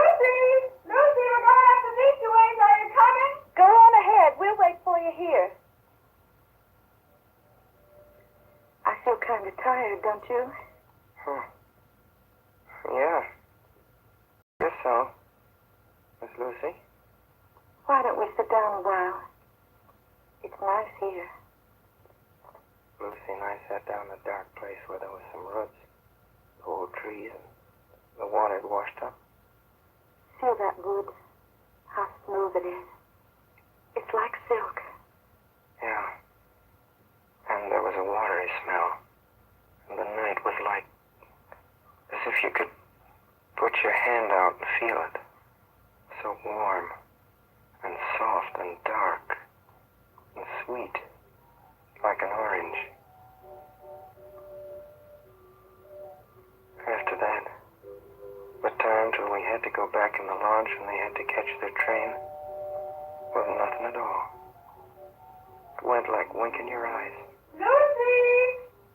Lucy, it's nearly 10. Lucy! I've got to go. We've got to go to the train now. Will you kiss me goodbye? She was most crying then. But she never knew nothing I knew. She couldn't be so busted up as I was. Gee whiz. Sometimes I hope I have cancer and die. Guess you know what I mean. We went in a launch across the bay to the train like that. It was dark, too. What are you thinking about? Only she knew. You know what I was thinking? What? I was thinking you and I could get out of this boat right this minute and walk on the water. Sounded foolish, all right. But I knew what she meant.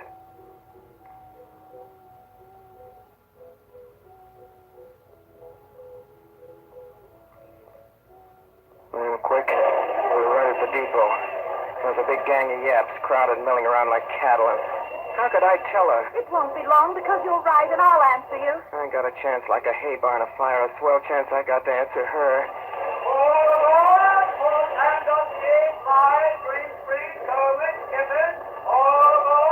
Yeah, and maybe she'd write me down at Marietta that way, and the letter'd come back.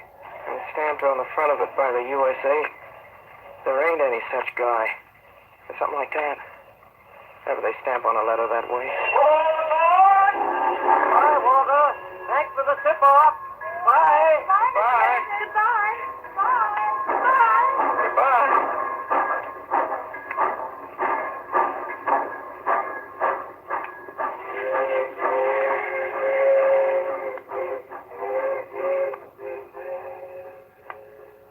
When that train went, I busted out and cried like a kid.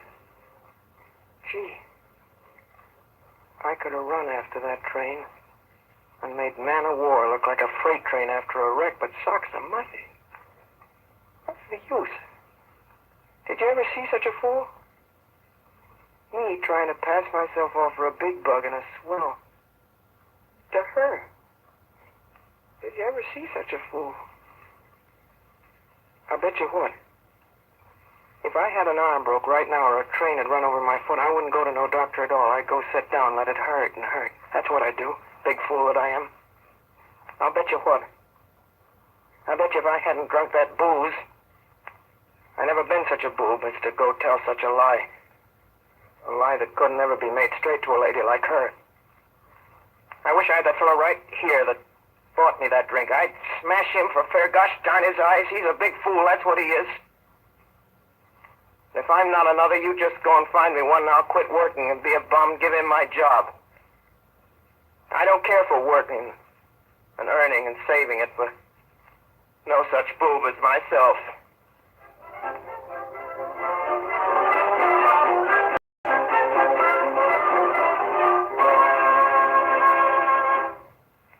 The second story of tonight's program by Orson Welles and the Mercury Theater is The Open Window by Saki.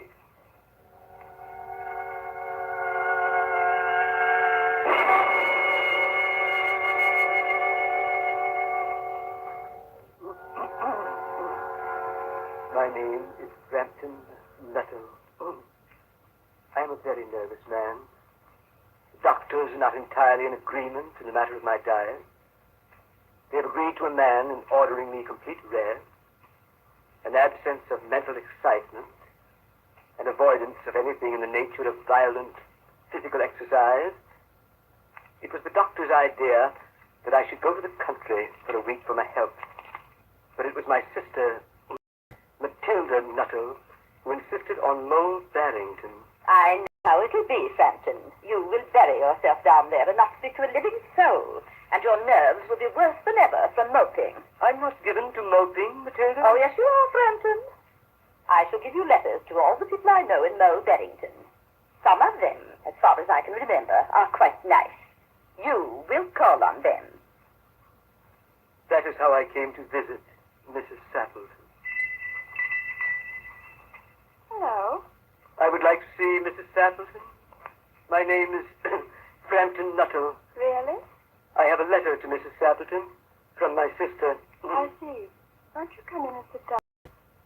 I was led into the drawing room by a young lady of about 15, with unnaturally long legs, a great many freckles on her face, and gray eyes.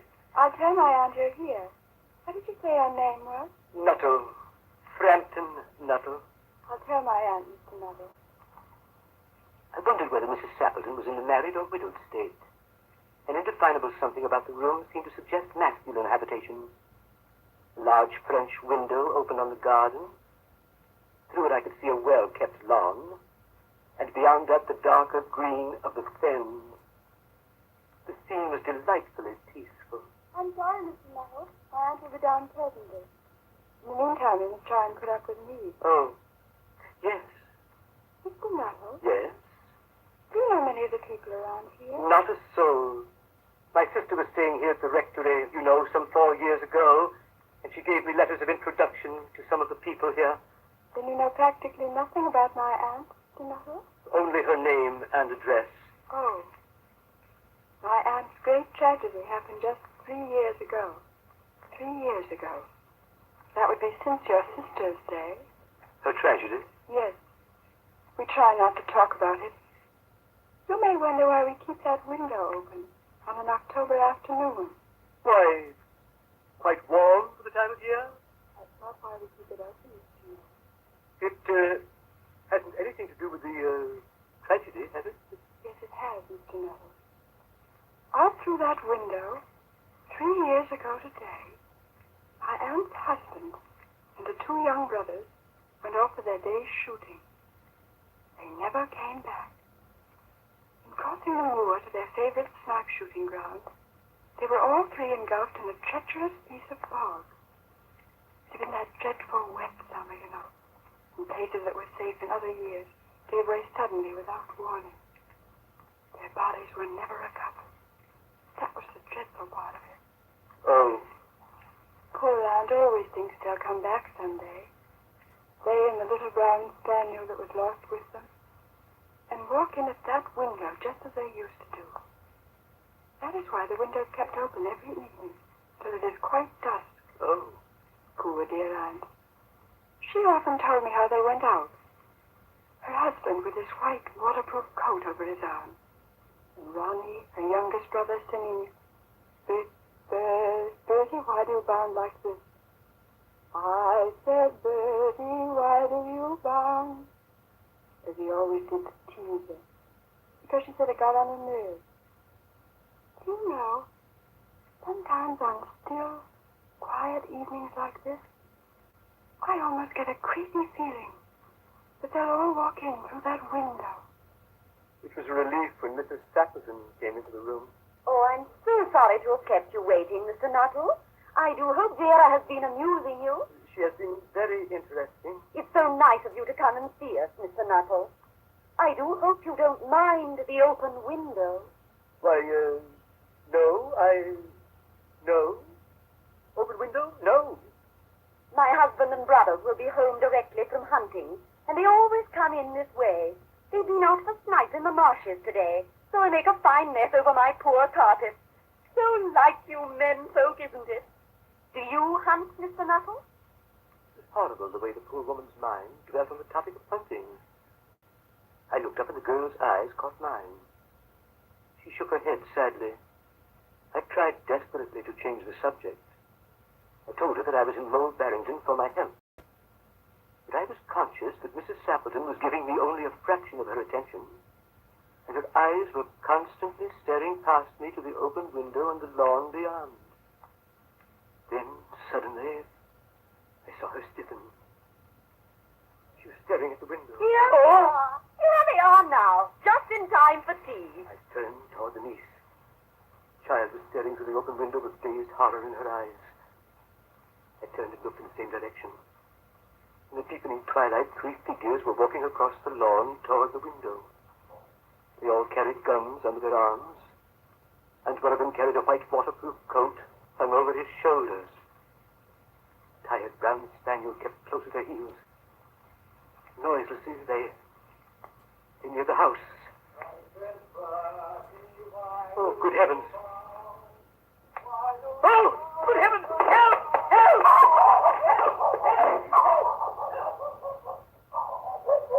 Lucy, who on earth was that bolted off the drive as we came in? That was Mr. Nuttall. I can't imagine what came over him. I expect it was a spaniel that did it.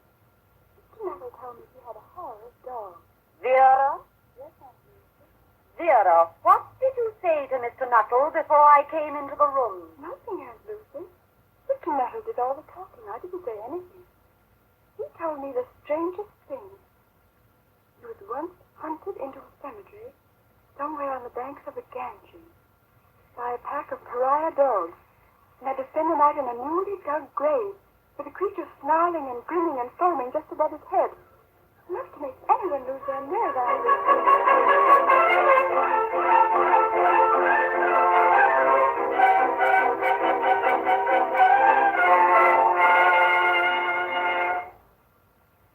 You are listening to the Columbia Network's presentation of Orson Welles and the Mercury Theater in 3 famous short stories. You have just heard the first 2 of these, I'm a Fool and The Open Window. We will present the 3rd story in a moment. This is the Columbia Broadcasting System. The Columbia Network is presenting 3 famous short stories. And now the Mercury Theater and Orson Welles resume with My Little Boy by Carl Ewald.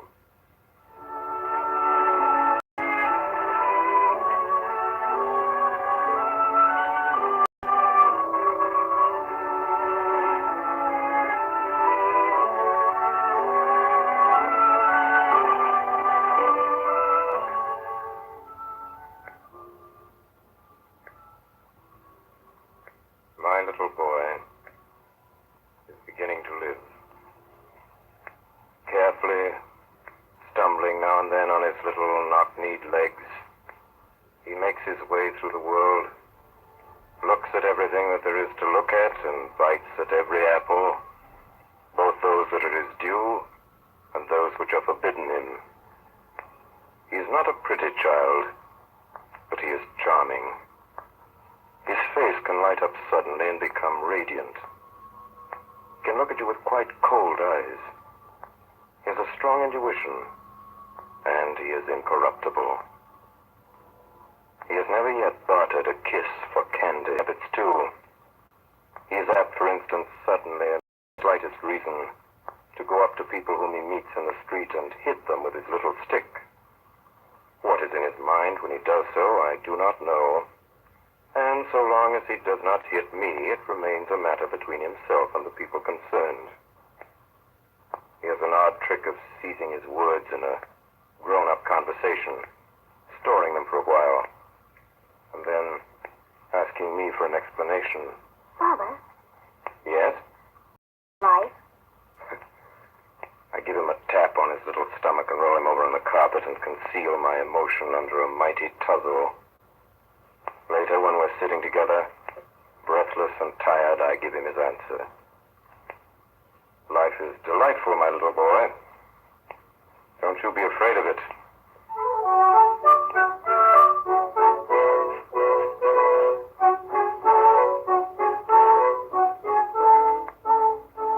My little boy is given a penny by Mary the cook, with instructions to go to the baker's and buy some biscuits. I stand at my window and see him cross the street, in his slow way and with bent head, head bent more deeply between his small shoulders. He stands long outside the baker's window, where there is a confused heap of lollipops and chocolates and sugar sticks.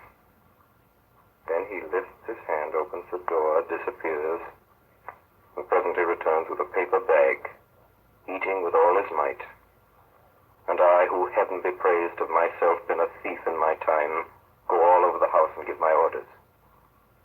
My little boy enters the kitchen. Put the biscuits on the table. He stands still for a moment and looks at Mary and at the table and at the floor. Then he goes into the living room where his mother is sitting. You're quite a big boy now that you can buy biscuits for Mary. His face is very long. He says nothing. He comes quietly to me, sits on the edge of a chair. Hello. Hello? You've been over the way at the baker's. What'd you buy at the baker's? Lollipops. Oh, well, I never. What fun. I had some lollipops this morning. Who gave you the money this time? Mary. Really? Well, Mary is certainly fond of you, isn't she? Remember the lovely ball she gave you for your birthday? Father. Mary told me to buy a penny's worth of biscuits. Oh, dear. It's very quiet in the room. My little boy cries bitterly, and I look anxiously before me and stroke his hair. Well, you fooled Mary badly. She needs those biscuits, of course, for cooking. She thinks they're on the kitchen table, and when she goes to look, she won't find any. Mother gave her a penny for biscuits. Mary gave you a penny for biscuits, and you go and spend it on lollipops. What are we going to do? If only we had a penny, then you could rush across the street and fetch the biscuits. Father, there's a penny on Mother's writing table. Oh, is there really? Oh, no, I'm afraid that's no use to us, my little boy.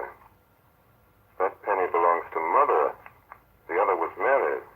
People are so terribly fond of their money and get so angry when you take it from them. I can understand that, for you can buy such an awful lot of things with money. You can get biscuits and lollipops and toys and clothes and half the things in the world. And it's not so easy to make money either. Now, Mary, she has to spend the whole day cleaning rooms and cooking dinner and washing up before she gets her wages. And out of that she has to buy clothes and shoes. And you know she has a little girl whom she has to pay for at Mrs. Olson's. She must certainly have saved very cleverly before she managed to buy you that ball for your birthday. Father, haven't you got a penny? Here's my purse. Look for yourself. Not a penny in it. Spent the last this morning. We walk up and down.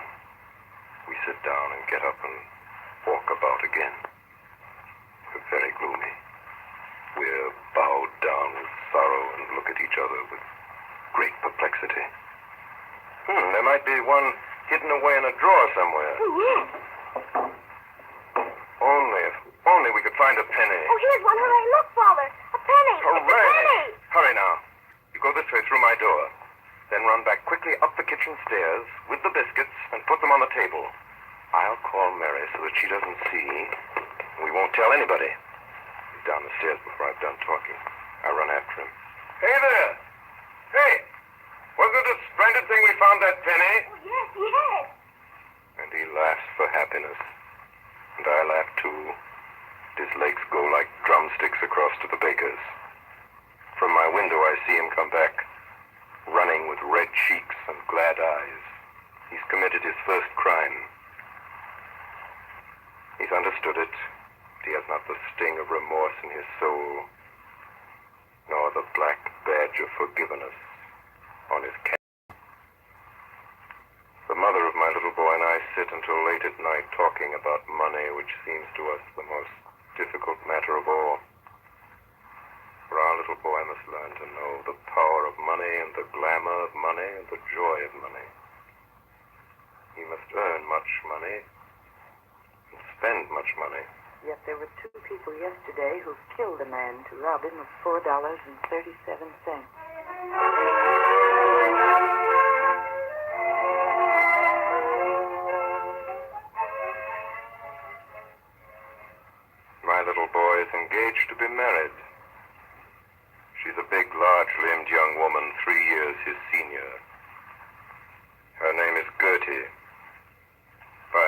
understanding, however, which is pardonable at his age and, moreover, quite explained by Gertie's appearance. He calls her Dirty. Little Dirty, and by this name she will be handed down to history. I want a girl for myself. Quite right, my boy. Either I know very little of mankind, or he has made a fortunate choice. No one is likely to take Dirty from him.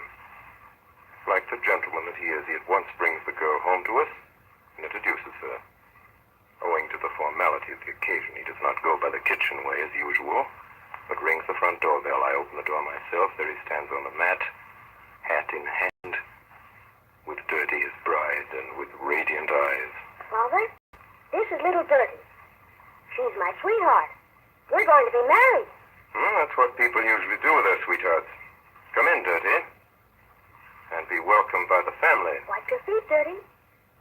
The mother of my little boy doesn't think much of the match. Why, she's a perfectly dreadful little thing. I have a good mind not to let her in the house. We can't do that. I'm not in ecstasies over her either, but it's not at all certain that it will last. Yes, but... Do you remember what little use it was when your mother forbade me the house? We used to meet in the most incredible places and kiss each other terribly. I can quite understand that you've forgotten, but you ought to bear it in mind now that your son's beginning. My dear. Besides, I must remind you that it is spring, and so Dirty is accepted. But when she calls, she is first to undergo a short quarantine, while the mother of my little boy washes her and combs her hair thoroughly. Dirty doesn't like this. The boy does. He looks on with extraordinary eagerness. No.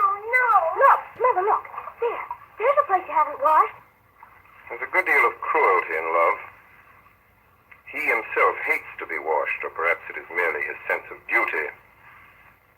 Last Friday, in cold blood, he allowed Dirty to wait outside on the step for half an hour until his mother came home. Another of his joys is to see Dirty eat. I can quite understand that. Here is something worth looking at. The mother of my little boy and I would be glad, too, to watch her if there were any chance of giving Dirty her fill. But there is none. At least not with my income. When I see all that food disappear without as much as a shade of satisfaction coming into her eyes, I tremble for the young couple's future. But he is cheerful and unconcerned. My little boy and I have had a very interesting walk in the park.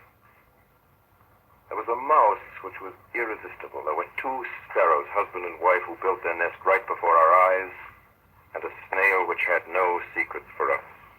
And there were flowers, yellow and white and green leaves, which told us the oddest adventures. Now we are sitting on a bench, digesting our impressions. What was that? Oh, that was the lion in the zoo.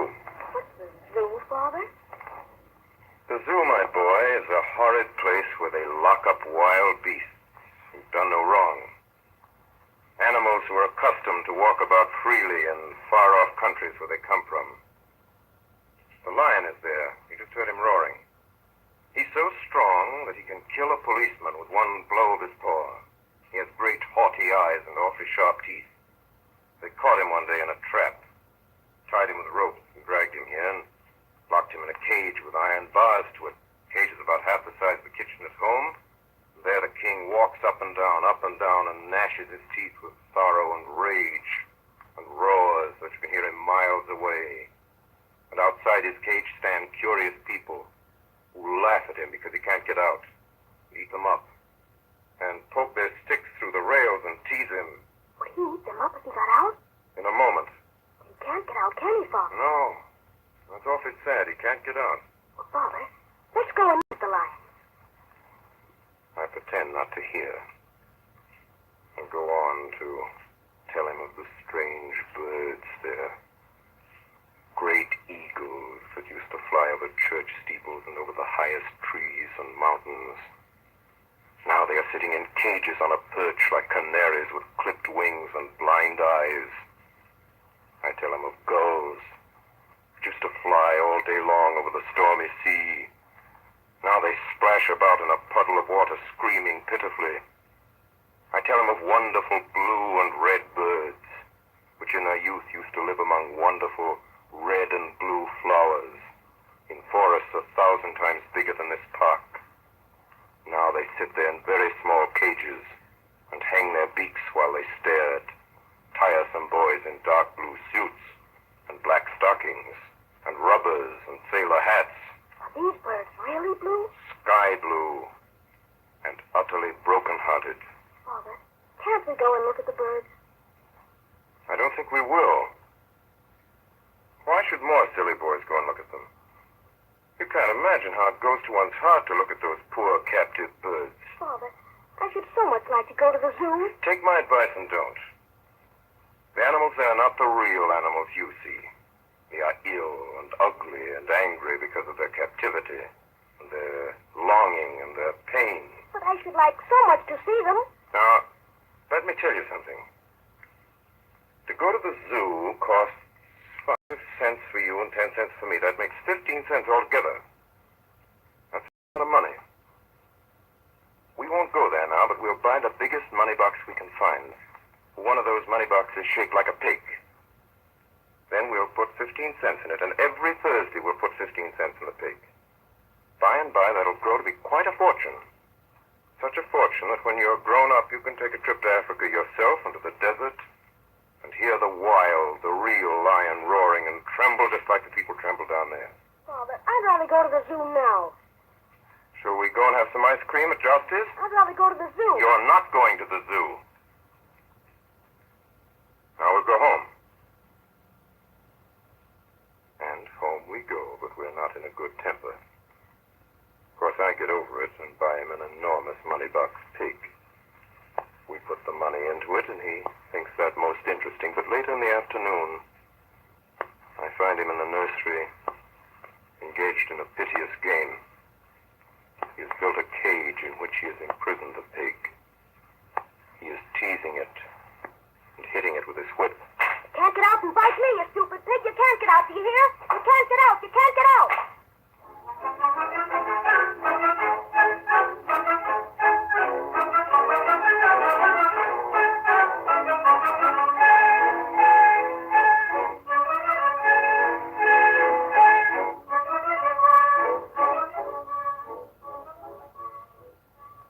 Dirty is paying us a visit, and my little boy is sitting at her feet. She has buried her fingers in her hair and is reading. Thou shalt not steal.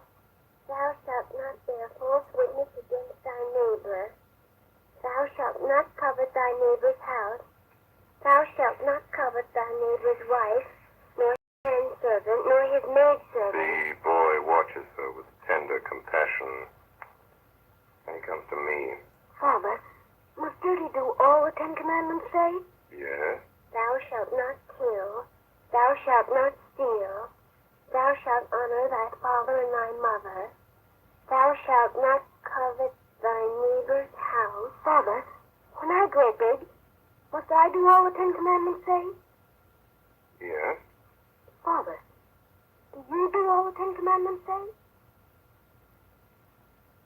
Yes? Well, Father, I don't believe that I can do all those things that the 10 Commandments say.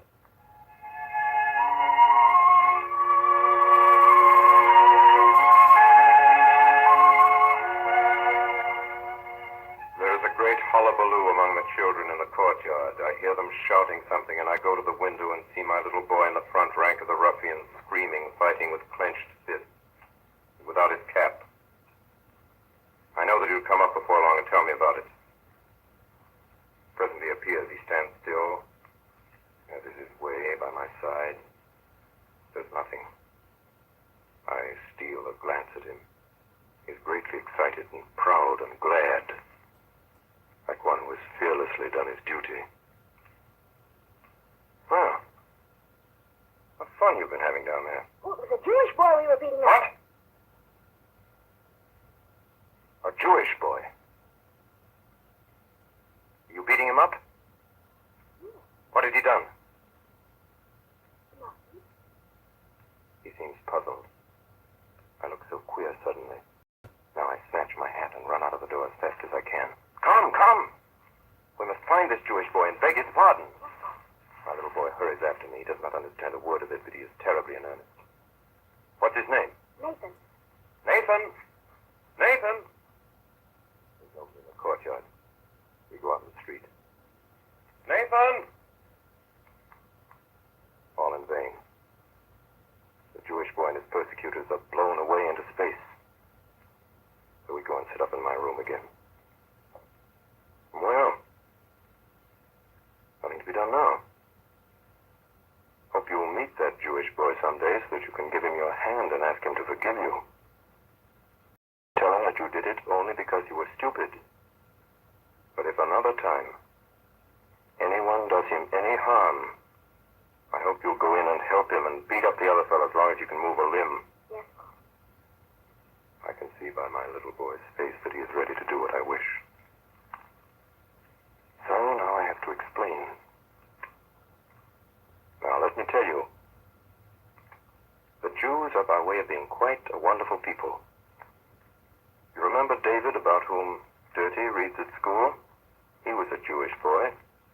And the child Jesus, whom everybody worships and loves, although he died 2,000 years ago. He was a Jew, too. My little boy stands with his arms on my knee. Now, the old Hebrews rise before us in all their splendor and power. They ride on their camels in coats of many colors and with long beards. Moses and Joseph and his brethren, and Samson and David and Saul. We hear wonderful stories. The walls of Jericho fall at the sound of the trumpet. What next? Go on, Father, go on. The whole day is devoted to Jews. We learn that many of the most famous men in the world are Jews. And when evening comes, and Mother sits down at the piano and sings the song which Father loves above all other songs, it appears that the words were written by one Jew and the melody composed by another. My little boy is hot and red when he falls asleep that night. He turns restlessly in his bed and talks in his sleep. He's a little feverish tonight. We're spending the summer in the country. A long way out where the real country is. Cows and horses, pigs and sheep, a beautiful dog, and hens and ducks form our circle of acquaintances. The sun burns us. We eat like farmhands, sleep like guinea pigs, and wake like larks. Presently, for better or worse, we get neighbors. They're regular city people. The pearl of the family is Erna. Erna is 5 years old. Her very small face is pale green, with watery blue eyes and yellow curls.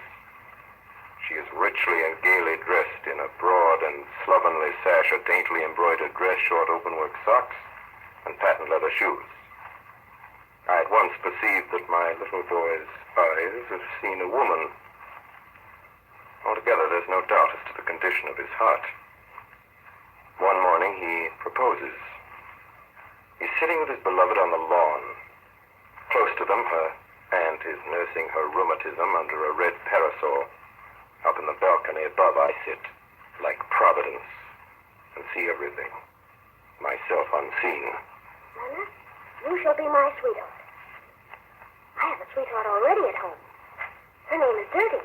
This communication naturally by no means lowers Erna's suitor in her eyes, but it immediately rouses all Auntie's moral instincts. If you have a sweetheart, you must be true to her. Erna's going to be my sweetheart. Listen, child, you're a very naughty boy. If you have given this, Dirty. That's an extraordinary name. But if you've given her your word, you must keep it till you die. Otherwise, you'll never be happy. My little boy understands not a word, answers not a word, but later, after lunch, he comes up to where his mother and I are, puts his hands in his pockets, looks straight before him. Father, can't you have two sweethearts? The question comes quite unexpectedly. At the moment, I don't know what to answer. Well? I pull my waistcoat down and my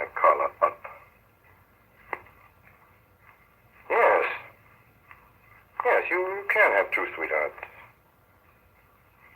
But it is wrong. It leads to more fuss and unpleasantness than you can possibly imagine.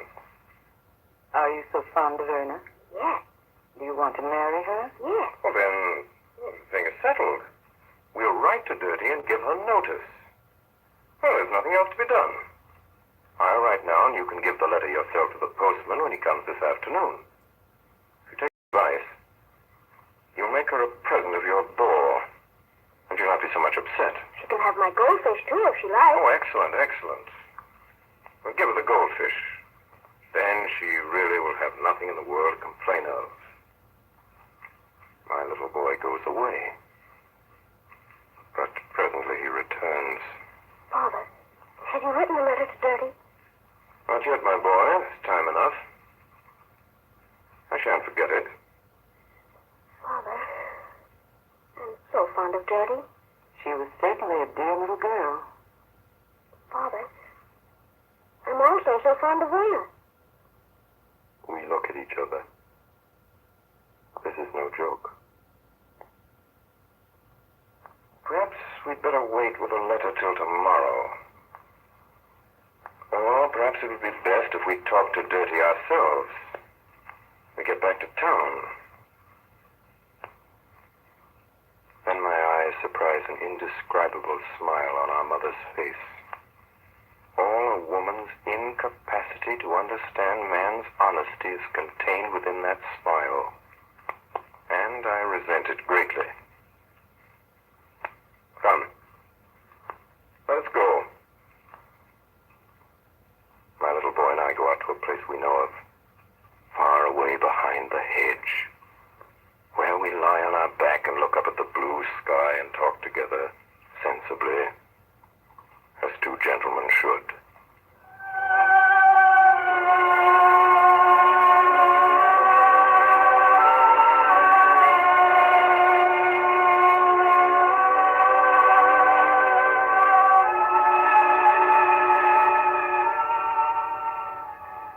My little boy is going to school. We can't keep him at home any longer, says his mother. He himself is glad to go, of course, because he doesn't know what school is. I know what it is, and I know also that there is no escape for him, but I am sick at heart. So we go on last morning walk along the road where something wonderful has always happened to us. We sit down by the edge of our usual ditch, and suddenly my heart triumphs over my understanding. I just want to tell you that school is a horrid place. You can have no conception of what you'll have to put up with there. They will tell you that 2 and 2 are 4. Mother's taught me that already. Yes, but that is wrong. 2 and 2 are never 4. Only very seldom. And that's not all. You will never have any more time to play in the courtyard with Ina. When he shouts to you to come out, you'll have to sit and read about a lot of horrible old kings who've been dead for hundreds and hundreds of years, if they ever existed at all, which, for my part, I simply don't believe. My little boy doesn't understand me, but he sees that I am sad. Puts his hand in mine. Mother says that you must go to school to become a clever boy. Mother says that Ina is ever so much too small and stupid to go to school. I bow my head and nod and say nothing. I take him to school. See how he gallops up the steps without so much as turning to look back at me. Here ends this story, my little boy. What more can there be to tell? He's no longer mine. I've handed him over to society. There was nothing else to be done. Really? Was there nothing else to be done? I wonder. Small boys have a bad time of it, you know. They had a worse time of it in the old days. That's poor comfort.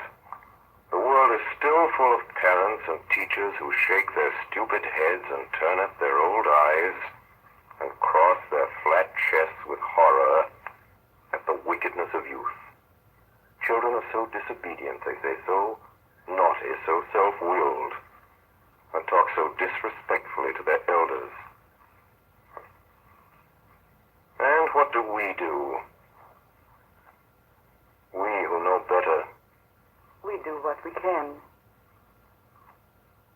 She says it in such a way, and looks at me with two such sensible eyes. They're so strong and so true that I suddenly think things quite well for our little boy. And I become quiet and cheerful like herself. Those teachers of his better look out, though. My little boy, for all I care, may take from them all the English and geography and history that he can, but they shan't throw dust in his eyes about the important things. I shall keep him awake, and we shall have great fun finding them out. And I shall help him with his English and geography and history.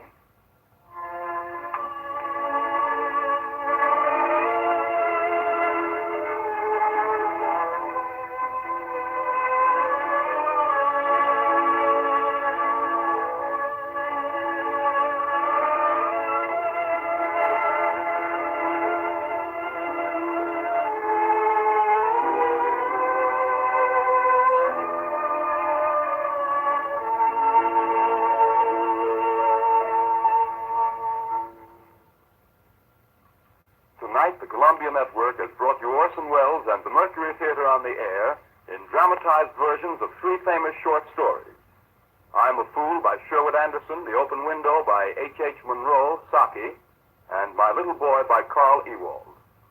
We now present the star and director of these broadcasts, Orson Welles. My little boy grew up to be a writer, like his father, Carl Ewald. And according to Mr. Alexander Wolcott, who made widely known that indescribably lovely testament of love, my little boy chiefly distinguished himself in Denmark as the translator of successful novels, including The Green Hat.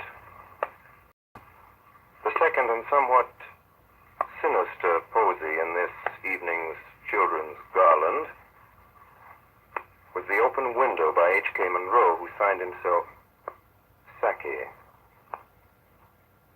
It has been said of Hector Munro that he was entirely incapable of boring a fellow creature. It is, God knows, eternally true of Saki. Indeed, his sister's early recollections of him in the nursery, where he and their brother Charlie rashly left to their own devices, is worthy of his most improbable heroes. To quote from her, Hector had seized the long-handled hearth brush, plunged it into the fire, and chased Charlie and me around the table, shouting, "I am God, I am going to destroy the world." H.K. Munro joined up at the beginning of the war and was killed by a sniper on the 14th of November, 1916, just before dawn. The author of our opening bill, that searching and poignant confession of a young lover who lied and lost, is this moment the editor of two newspapers in Marion, Virginia, one Democratic and the other Republican. This virtually perfect condition of life is the happy ending of a career that commenced surprisingly and suddenly one hot afternoon when Mr. Sherwood Anderson was the manager of a paint factory in Elyria, Ohio. He was sitting in his office, the story goes, dictating a letter, when he turned to his stenographer and said sharply, "I am walking in the bed of a river." He then put on his hat and walked out of the paint factory and also out of Elyria, Ohio, never to return. But Sherwood Anderson never forsook his native state. Not really. After all, nothing could be more faithful to it than I'm a Fool. Well, next week, Charlotte Bronte's Jane Eyre. Till then, thanks everybody, and good night.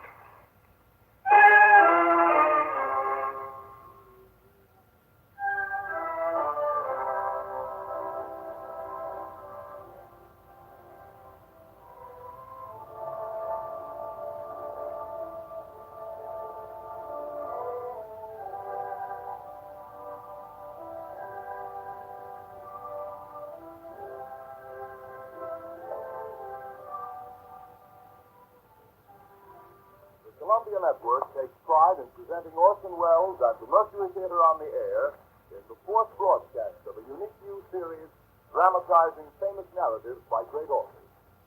This is the first time that a complete theatrical producing company has brought to radio, and the Columbia Network again welcomes Mr. Welles and his associates to its own stations and to the stations of the Canadian Broadcasting Corporation, coast to coast. Every week, Orson Welles invites our listeners to suggest their favorite titles. And tonight, the Mercury Theater on the Air presents 39 Steps by John Bucket, with Orson Welles as Richard Hannay and Marmaduke Joffrey. Here is Orson Welles. Good evening, ladies and gentlemen. I cannot divulge the full